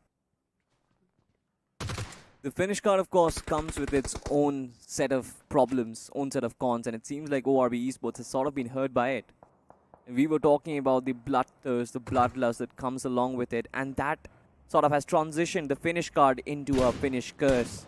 And it seems like ORB Esports is sort of feeling the brunt of it. Team INS Esports knocking that one player from the distance, of course. It sort of is a very safe spot. I think they will be able to get out of this position. But still, healing utility utilized in that situation. I'm pretty sure smokes and nades were probably used as well, some return fire. ORB Esports need to figure out their priorities. Currently, they are at Dino Park, which is the smack center of the circle. We haven't even talked about the circle. The circle is sort of a little different, Necro. On the western part of the map, centering on around Villa, Tovar, as well as Dino Park, multiple regions. And it seems like ORB have found the sweet spot. I mean, still, it's the map of Vikendi. Circle at this point in time on this map just does not create enough excitement for me in the early stages. No matter where the circle's going to farm, still it's going to give enough time for the teams to make it in anyways. We've been bored by Mount Kresnik Circle, Negro. I thought that you'd be surprised by a pleasant difference. I'm not bored by it. I like Mount Kresnik. Oh, I like it too. Yeah, I'm down for it. I like the fights that happen. I like that terrain as well. I'm down to see another Mount Kresnik fight. It's quite fun to witness. Let's speak about witnessing fun things. We've got Spy Esports as well on a move in the circle. Looking for a better spot. Good moves, though, with the vehicle. Something I can never pull off. I mean, I'm not really sure if that was a good move. He just basically bounced off the ground. That jump was there, and then the vehicle flipped. I mean, see, if you cannot land a good move, it's never really a good move. You have to land on the 4 wheels, not the other way around. I don't think so you understand sarcasm. Ah. That's an issue. But Enigma Gaming, a lot of the mags being unloaded against the foes, Claw Esports, and all the 4 players, if I'm not wrong, in that one little mini car. Oh, these type of moments just make me so anxious. Imagine if the car was blown up. Oh, that could have been like a big gift for you. This car is very vulnerable to getting exploded. Like, yeah. It's got like one of the lowest HPs possible, and Claw Esports, they have to be thanking their forefathers to actually have survived that onslaught. But Enigma Gaming is pretty close by, and anytime soon, this fight might actually break out. It seems like Claw is still under fire, and Enigma Gaming from the distance. They're not covering the distance, they're not closing in on. It's just those friendly neighborhood shots that are being taken. Yeah. The fight's not going to break out. It's Weekendy, come on. Why would you even try to take a fight? Yeah, it's understandable if the teams do want to burn through enemy meds, so you just keep on chipping away that damage, so the resources are going to be ran out from the opponents. But still, I highly doubt we're going to see any type of fights breaking out just yet. And I would just like to point out the rotation from the players of Hub Esports. Look at them moving it so far away. Come on, guys, it's the map of Vikendi. I think they're just playing in for that late rotation. They know, as a matter of fact, that the circle is not going to move much, especially in its second or its third iteration. So why not just try and loot up a little bit more? They're probably going to go for the med strat in the late game. I mean, inside of Vikendi as well, it's quite a famous one. Just like Sanok. It's quite a viable one, too. And that's why they're stopping in between all the time, right? Yeah. You see Harry all the way towards Cosmodrome, and the rest of his teammates are all the way down south towards Cement Factory. That's a big, big split between these guys. 1-on-3 split, completely on the opposite side of the map. Not even a split as such. It's just I know. whoever just finds better grocery, just bring it up. Grocery. Oh, wow. I like this collection of cars. Asset Esports. That's a corporate squad right there. Oh, yes. And they deserve to actually have it. I love the fact that they're all golden. Feels nice, right? It's like the main boss rolling in the golden vehicle. Feels pretty cool. Asset Esports. Indeed, they are supposed to be the main bosses, right, though? Considering they won the previous game, these guys are looking pretty good in the games, too. Duo OP on a move. Trying to make it out of the castle side. This is quite a hell of a rotation the players of Asset Esports want to take. Yeah, I mean, I don't really understand. Maybe they're trying to find out a better spot inside the circle because, I mean, considering we do have the map feed in front of us, we know, as a matter of fact, the central part of the circle towards the northern side of Dino Park has sort of been overly occupied right now. It's really hot in terms of real estate rates, and I'm pretty sure everyone is just paying a premium to find an apartment in that position. And as Esports were like, alright, fine, we're going to be smart about it. Let's just go in for a longer rotation, take towards Castle, and maybe travel either down south or up north. They do not even have a lot of meds. One med kit, one first aid in the hands of Toxic. For Hub Esports, survival's going to be a little bit tough. They're taking a bit too much damage from the blue. But at least, luckily enough, he's found himself a vehicle switch. That means the tank might just be refueled in that one. Yeah. So yeah, more miles on the way, baby. But what are they gonna do with the more miles, to be honest? Because, like you said, not a lot of utility to actually play the end game. Even Asset Esports, as a matter of fact, let's just find out what this team is thinking because they have rotated outwards towards Volnova. And this is a pretty unique shopping spree that they're actually going on with because they were inside the circle. They chose to go outside the circle, enter Volnova, loot for a couple of minutes, and then once again go back to their merry ways. Oh no, they did not want to move out from the castle side. That's what they did. So they backed out from castle, then they moved in from that Volnova bridge. That's what they did. Just went for a little bit more safe rotation from the outskirts of the blue. Which is understandable. They just do not want to go for that early risk, especially in the map of Vikendi. Why do you need to take that when the map just doesn't allow you to do so anyways?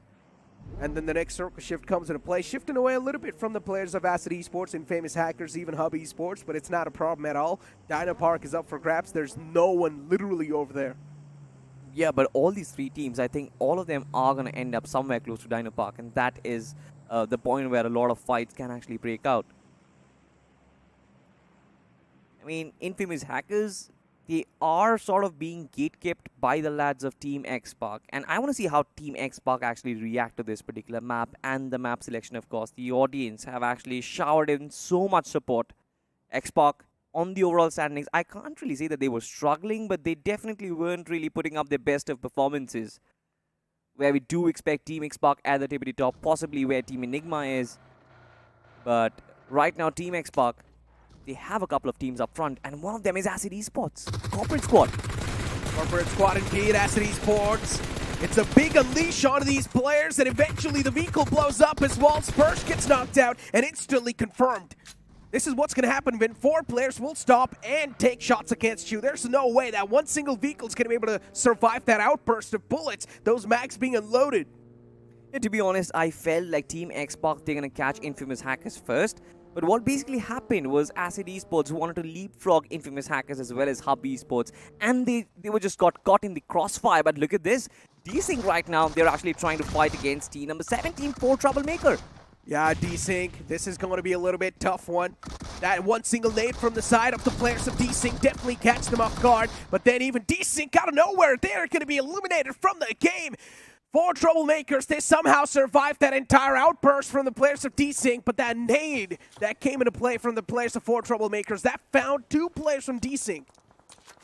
Desync have looked extremely shaky. I'm not even sure why did they decide to actually fight out this for this particular compound. There were multiple pieces of real estate towards Villa, towards Tovar, and they could have actually tried to occupy it. But they do tend to decide to actually push further up north and try and get a more safer spot at the center of the circle. But look at this, Spy Esports. A great opportunity for them to count on that finish card that they have applied. Kerala Esports up in front of them, Necro. Oh, this is going to be a little tough one. Kerala Esports against the players of Spy Esports. Right now, Spy Esports definitely not doing that great, but I genuinely think Kerala Esports, they're underestimating the players of Spy Esports a little bit over here. And Spy Esports, if they get a little bit of breathing room in these type of moments, they're not going to let you go, man. One single opening, one little advantage in these fights, and Spy Esports, they will just keep on going aggressive against you. Still waiting for that first contact, though. Kerala Esports, they've placed 3 players in the front lines, but I think Vicky was there in the back lines. His position has sort of been spotted. Bunny observed some movement in that particular compound, and it seems like now they know how Team Kerala Esports are starting to stack things up. But Spy are being very restless about this situation. I don't like the fact that they are moving so desperately. Acid Esports as well. Even Perigod, as a matter of fact, just got his vehicle collided, and now he is under fire from Team 4 Troublemakers. Yeah, Nebulna is catching a little bit too much damage onto that one. Still, he managed to prone back in the nick of time. 4 Troublemakers definitely is a team that's causing a lot of trouble so far. Taking down Desync that quick enough inside the game, then taking a couple of shots against other teams. They're just the Troublemakers indeed. Desync is going to be so pissed, Necro, right now. They decided to push up towards 4 Troublemaker in order to get their compound for themselves. But look at this. The circle shifts back towards on the right-hand side, and all the compounds towards Villa and Tovar, they're empty. But look at this. Speaking of being empty, it's Team Bloodrose, and they are emptying their mags on Team Claw Esports. It's Seraph who's still alive. Exactly. Just giving out those knockout blows, handing them out. And right now, those blows definitely do hurt quite a lot. Claw Esports, for them to get a bounce back inside this fight, it's going to be a little bit tough, but now the situation's down to a 3-on-3, so it's equalized. An equal chance for both of them to lose this fight. It's 50-50 odds. Considering Claw Esports, that one guy is isolated in that small shack. How can he make it out alive? That's my question. Blood Rose Esports, they've got him pinned down in that single spot. By paying back due respect. ZF needs to fight back, needs to find those knocks, needs to pin down Blood Rose Esports in their compound itself if Claw Esports want to fight back in this particular fight, because otherwise, this split, this is going to eat him up alive. Oh, gonna look forward to toss that nade, but here we go. Seraph knocked out, but then a return nade comes into play from the side of PMWI IGL. Nicely done. And it finds 2 knockouts. The trades are definitely happening back and forth, but still the players of Claw Esports, they've got a better advantage inside this fight. Blood Rose Esports getting shot at from somewhere else. Even a third party now looking to chime in. This is not a good news for the players of Blood Rose. Another nade tossed in, and it's going to find the confirmation. Nicely done. PMWI IGL, this man single-handedly carried his team. But you cannot forget the collaborative effort from Team Enigma Gaming through the backlines, through the small little windows. They could actually see little bodies here and there, and those pot shots. They denied the revives, they denied the resurrections as well. That is basically what happened. But look at this, Spy Esports. Apparently, Dreams was taken down in a mid-rotation clash, and this is something which is exciting. Team X Park Not really looking that fantastic in these moments, Oh. but they ended up wiping out the entirety of Spy Esports, and I went with Acid Esports. Okay, so I'm good. But I had a lot of hopes from Spy Esports, Yeah. man. I mean, their finish card has sort of been dwindling down. No real points from it as well. But look at this. BR Titans trying to charge upon Team INS and their compounds. BR Titans, they look extremely solid. A proper 4v3 battle. Wow, Acid Esports in the smack center of the upcoming circle, but this fight definitely starts to escalate a little bit more. INS, they've got their own troubles to deal with. And now the opponents as well, they're starting to close up slowly and steadily. INS inside this fight, the players of BR Titans definitely in a bit of an advantageous shoes. Plays, he's getting soft up too much. INS, they lose out on 2 players. And BR Titans back inside the victory shoes once again in this fight. All they need to do is take down one more guy, and that's it. The players of INS will be wiped off completely from this game. And here we go. The last guy from BR Titans still just looking forward to press the charges up. But Palkulo is looking forward to make that bounce back happen, looking forward to make this comeback happen. But no, his lifeline was not that long enough. Team INS, one of the most experienced teams. I mean, Palkulo has been playing inside the circuit, playing inside the competitive circuit for such a long time. He tried his level best to actually bring back his team into the competition, but that was not enough. BR Titans were just too much to handle. But look at this, Enigma Gaming once again, the sweet spot they are holding is just enabling them to land shots upon multiple teams. And it seems like Messi Esports will be their prime target right now. MICI, they keep on moving up. And somehow they're alive, not even finding a single knockout under themselves. And as soon as I see that, one man gets knocked out. Kunal, an instant confirmation will follow up with it. The ball is still in the front, but this man is being pinned down in that same spot. I don't think so, MICI, these 2 guys, they can go anywhere. They certainly can't go anywhere because Team Claw has actually entered the third-party situation. MICI is completely pinned behind a particular rock, but that's it. Smoke clouds are trying to deter the vision, but Claw Esports, they are very determined to get all the finish points, everything that Team Enigma worked hard for. They want to scramble it. But I'm actually a little concerned about Team Enigma. They want to be a third party in this particular fight, but I saw just a couple of while earlier, majority of them players, they are running out of ammunition, Necro. Yeah, but the utility utilization from the side of PMWI IGL, it's been quite precise. MICI, they need to be a little bit more careful. Another nade tossed in from this guy. Might just find the connection. It was close, but not close enough. MICI still alive in the game, looking pretty decent. And now the return fire comes into play once again. Sanchit, it took one man down from the player from the side of Rivalry. MICI back up completely in a full force, but then another man gets knocked out. Once again, Surya crawling for the safety. As Enigma Gaming, they keep on looking forward to press the charge against the players of MICI. Now Mudit's only man in the front lines. And Mudit, he's got no backup left over. Mudit's the only one in the front trying to hold off against the players of Enigma Gaming, but Dolchit goes down, but it's not enough. MICI, they keep on losing out on numbers. Another one goes down as well. Kunal and Sanchit just holding down the back lines, but Enigma Gaming, this just gives them so much space and so much breathing room. Once again, such a big cluster happening on the western side of the circle. There were 4 teams involved in this particular fight. 4 teams, Enigma Gaming, MICI, and Claw Esports, as well as a Rivalry. Rivalry still hasn't participated in anything, and they were just witnessing all of these action brew out just from the back lines. So this is very surprising, Necro. I know, right? And they've also lost out on 2 players with only 4 elimination points wrapped up. That's not a good trade. Rivalry Esports now finally will need to step out of that comfort zone. MICI will be the one to deal with against. Oh, that nade was a little bit close. They chip out that damage against Kunal, but MICI will always be a big thorn in their way. Enigma Gaming on a move, on a run to make it inside the safe zone. Yeah, they're going for quite a long rotation, but you might as well try to stay a little bit more safe in these moments. There's a chance they might just meet up against the players of Kerala Esports. What type of rotation Enigma Gaming want to pull off? This is quite a risky one, but they managed to run one guy over from Kerala Esports. Hey, it's an even trade, but then they lose out another man. Yeah, Infinity OP has been knocked out as well. Musa quite low on HP, but this man actually manages to take down Revenge. For sure, his player was knocked out, his comrade was knocked out in that situation, but it's still fine. Kerala Esports, they're holding their ground, but it seems like they will be gate-kept from entering the circle. And right now, it seems like Rivalry are finally chiming back into the action. Oh my god, he barely squeezed in that first hit in the nick of time. Rivalry Esports, even these guys starting to get picked off. The third party from the far fray is going to catch him. And even the last guy gets dealt with, eliminated from the game. Kunal still in the compounds inside that house.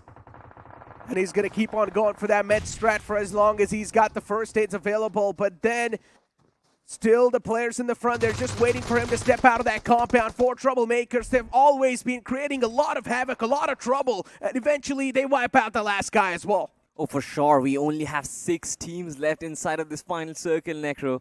And this is getting pretty interesting. 4 troublemakers in such a good spot. They are on the open end of the circle, but they have to move from end to end.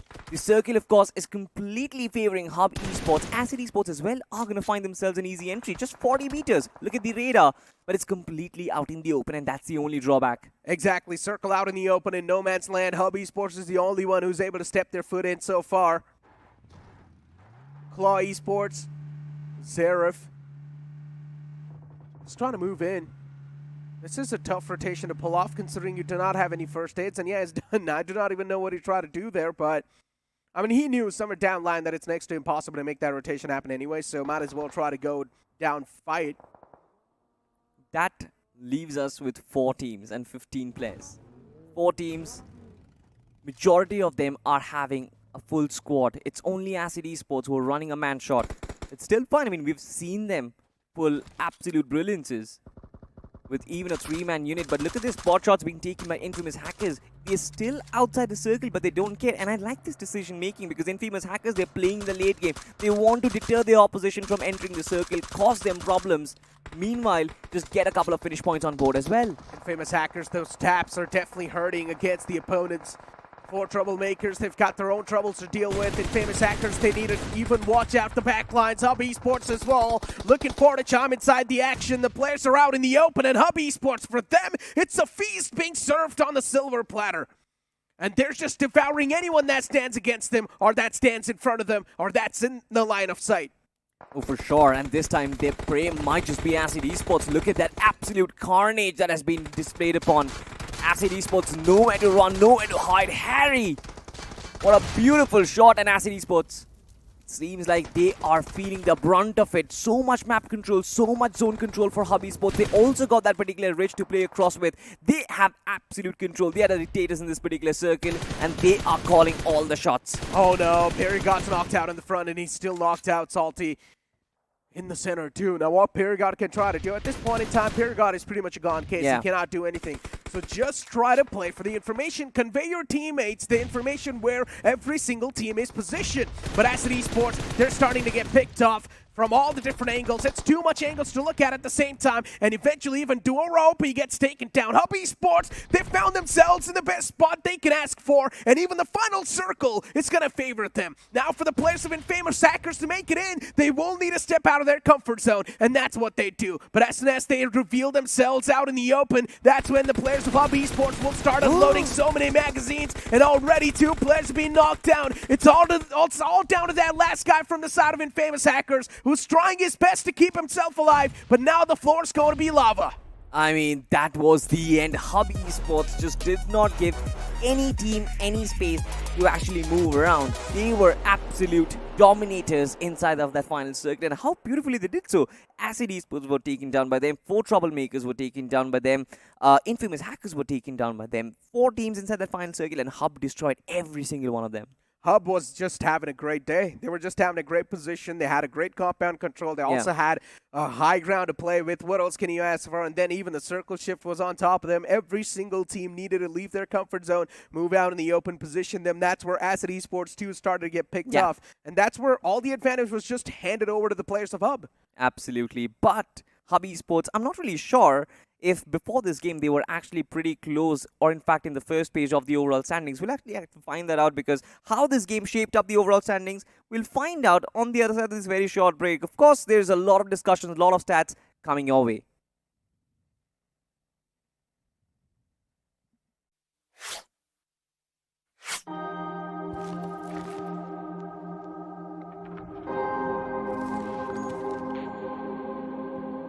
आपने कहानियां कई भाषाओं में सुनी होगी, पर कभी किसी भाषा की कहानी सुनी है? तो squad, let me introduce you to me. एक लैंग्वेज जो लाखों लोग बोलते हैं, सुबह शाम बोलते हैं, दिन रात बोलते हैं। यहाँ फिर भी नो एंट्री का बोर्ड लगा है। स्ट्रेस नहीं रे बाबा, स्ट्रेस नहीं। अपन प्ले में है, पर प्ले में नहीं। क्या शाने लोग समझेगे नहीं? लिटरेचर आउट, ड्रामा आउट, फिर है क्या इस भाषा में? Sit back, zoom in and watch out. इस भाषा में एक्शन है, इस भाषा में बूम बाम है, गूज बम्स है, धूम धाम है। वो क्या मांगोगे न्यू वर्जन मिलेगा, ग्रामर को पट से हेडशॉट मिलेगा, मेटाफोर हमेशा आउट ऑफ साइट मिलेगा, वन मांगोगे सीधा बैन मिलेगा। स्ट्रेंजर्स को फ्रेंड्स और फ्रेंड्स को भाई बनाने वाली भाषा मैं ही हूँ, जो हर टाइप के, हर जगह के, हर एटीट्यूड के लोगों में शांति तो लाती है, पर सबसे ज्यादा युद्ध भूमि बोले तो बैटल ग्राउंड्स पे बोली जाती है। क्या समझे? वेला वेला चिकन लेला। इंडिया में चाहे कितनी ही जुबान, इंडिया के दिलों पे राज करती है आपकी बनाई हुई बोली, BGMI की बोली, इंडिया की बोली। सर सीन सेट है, एक सॉफ्ट रिहर्सल कर लें क्या?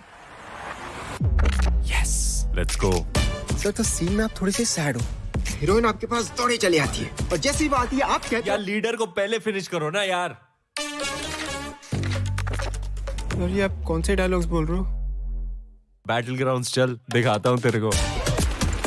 आ रहा हूँ मैं BGMI की दुनिया में अपने स्क्वाड के साथ। Get ready to play pure.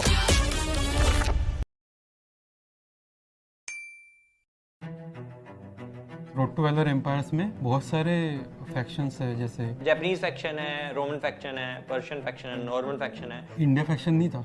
Then I thought, okay, now this is the really great opportunity to design some Indian characters. हमने डिसाइड किया कि we'll go for it. जो भी कोरियन डिज़ाइंस बन के आए थे तो बहुत ही अच्छा था, लेकिन इंडियनाइज नहीं था, वो बहुत ज़्यादा कोरियन स्टाइल था। उसको इंडिया ऑथेंटिक बनाने के लिए हमको बहुत ज़्यादा रिसर्च करना पड़ा।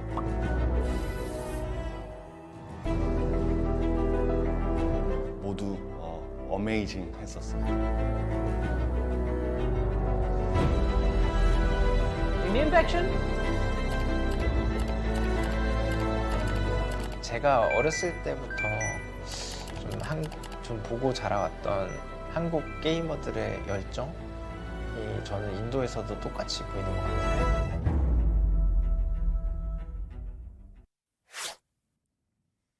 Well, ladies and gentlemen, now is the last game of the day. That means it's time for us to wrap things up. But after we take a look at the post-game stats, of course. And for the post-game, once again, I'm John alongside with Salty. And Salty, we were there, of course, commentating that last game of Weekendy. It feels good to have a little bit of surprise and a little bit of variety. But that previous game was quite nice. Acid Esports, as I mentioned, for them to move out in the open, things were looking a little bit too tough. Hub Esports, they had all the advantage they could have asked for. They had all the advantage inside the final circle. But, you know, there's still one thing which I have no clarity upon.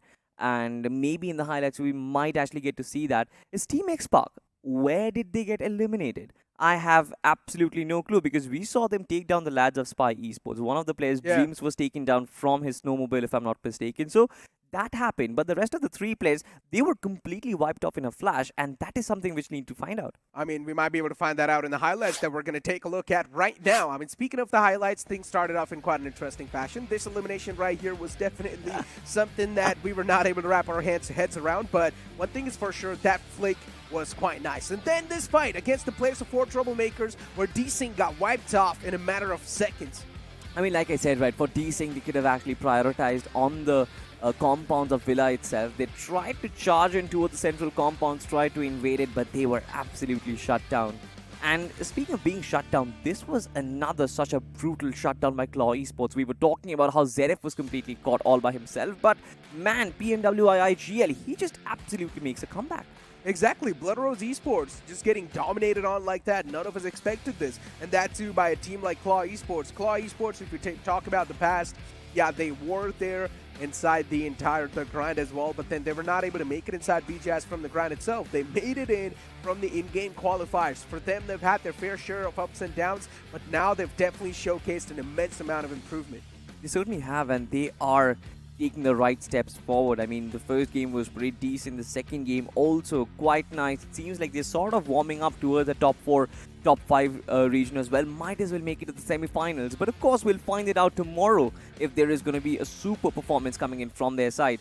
The question about X-Park still wasn't answered, so hopefully maybe later on when we watch the game, we might just get to see a little bit of a clue, because otherwise it seems like it's been like a hub esports domination inside the final inside the final end. Yeah, I mean they had the territory, they had all the lines of sight covered, and they were shooting bullets everywhere. Yeah, this game of Vikendi, Hub Esports was just written all over it. But then when the game started, we also saw the finish card and the placement cards being taken. ORB Esports was one of those teams that went with the elimination card, and then they were just not able to do anything. They got eliminated themselves early off inside the game. Once again, I do not know what's going on with the team ORB, considering ORB is also one of the known teams inside the lobby. Not exactly as known as the T1 teams or the teams that have been playing professionally throughout the past years, but these guys have been trying their chances, right? They've been trying their luck. Sometimes they make it, sometimes they keep on failing it. But this time it seems like they're on the path to fail once again.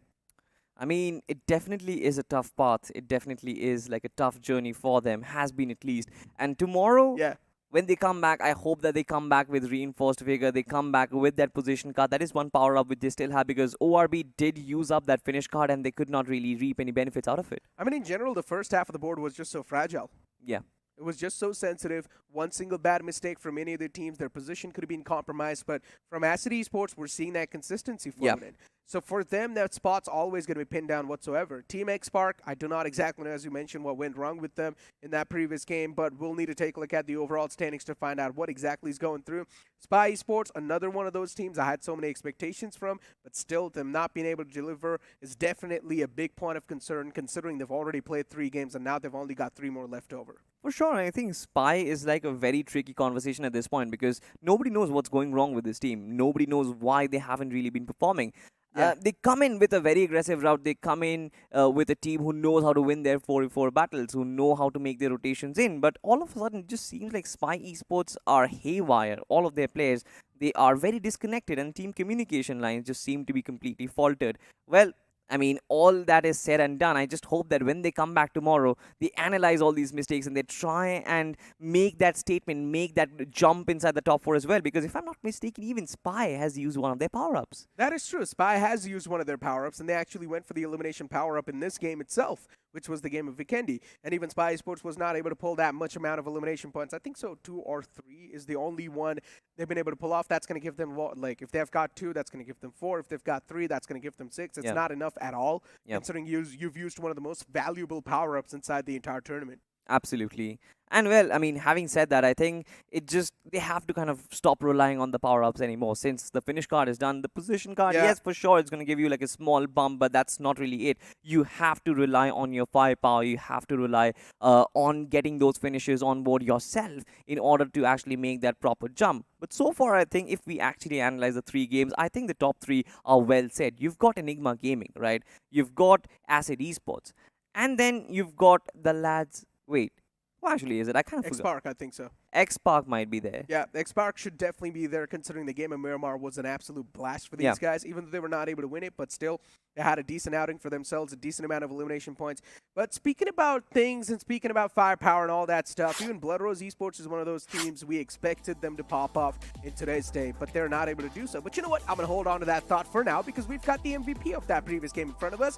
It's going to be Team X-Spark Sarang. Once again, as I mentioned, if X-Spark is inside the competition, Sarang's always going to be there in the top 5 Rebels. I mean, this man has been just handling the mantle for Team X-Spark for quite a while, to be honest. 4 finishes, 66% contribution, just goes to show how important cog of the gear he is for the rest of the team, of course. Yeah, indeed he is. And speak of for the rest of the team, right? I mean, in general, Team X-Spark, they're like a well-knit unit. every single person performs quite nicely. You speak about Sarang, you speak about Pukar, even these guys are quite nice. You speak about Dreams, even this guy's sort of like the young lad who's got great reflexes, great assaulting power, but sometimes even Dreams is not really able to shine up to that occasion, but it's completely okay, right? Because Team X Park, they've got each other's backpacks, and that's why they sort of do have that consistent performance in most of the games. But inside this one, not as consistent, but still 7 points. It's not that bad.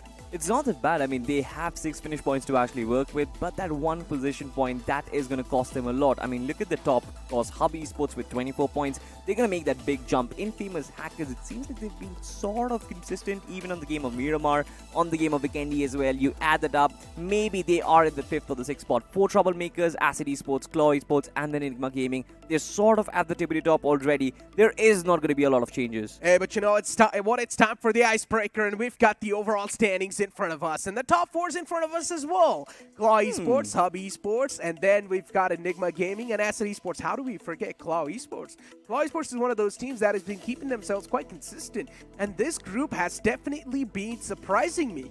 I mean, look at this right now. You've got Infamous Hackers, Kerala Esports, and Team X Park. The point difference between these teams is barely 6. Team X Park with 30 points, Claw Esports in 36 points, Infamous Hackers 34, Kerala Esports 32. This is the tightest that I have seen any sort of overall standings to be. That is true. I mean, it's quite tight indeed. It's quite vulnerable, as I mentioned. It's quite sensitive. And because of that, anything can happen. Maybe tomorrow we might just see the team on the latter half of the board. Maybe INS can make a big propel if they just have a solid game and they use their elimination card in the perfect way. Yeah. There's a chance they can make the bounce back, especially in the previous group. We saw the same thing. 41 points been accumulated. A team on the latter half of the board instantly just makes a big leap. I mean, that is definitely going to be the case, right? Especially when the difference between the top and the very bottom is not really that high. You mentioned about Team Seal, who actually got that 41 points. That was amazing, but Team Seal could not actually find the right consistency in the rest of the games, which sort of costed them. Even ORB Esports, I mean, they might just be able to find that really big game, but if they're not consistent in the other two, I don't think there is any case. It's not just ORB Esports, it's basically anybody from that second page of the overall standings. And then 4 Troublemakers definitely was a big surprise for me personally. They were performing quite nicely, Salty. Yeah. 4 Troublemakers, they were winning those fights, especially that fight against the players of D-Syncs, not even breaking a sweat, staying calm, cool, collected, and then once again keeping that aggressive nature going on. Yep. But you know what? Considering today's day has been such a fantastic one, even the previous group was quite entertaining. The circles have definitely been playing a massive role. Even the plain flat path just completely tilted on the one side of the map, and then military circles we witnessed too. I mean, how can you also forget the fact that audience actually gave us a Vikendi map as well? They played along with us, and I'm hoping that tomorrow as well, you're going to be playing along with us as well. You still have game number 3 and game number 6 in your hands, and I'm hoping that you give us some crazy maps. But for tomorrow, any particular team do you think is actually going to make a comeback from this group? Look, Spy Esports, without a doubt. I think so. Spy Esports definitely have a chance. Now, there's a reason why I'm just rooting for Spy Esports so much. I've seen this team for a long time now. I know these guys definitely do have the individual caliber. Yeah. But I just don't know what's going on exactly wrong with these guys. Maybe in the future lines, they can definitely start chiming up in a much more better fashion. But you know what?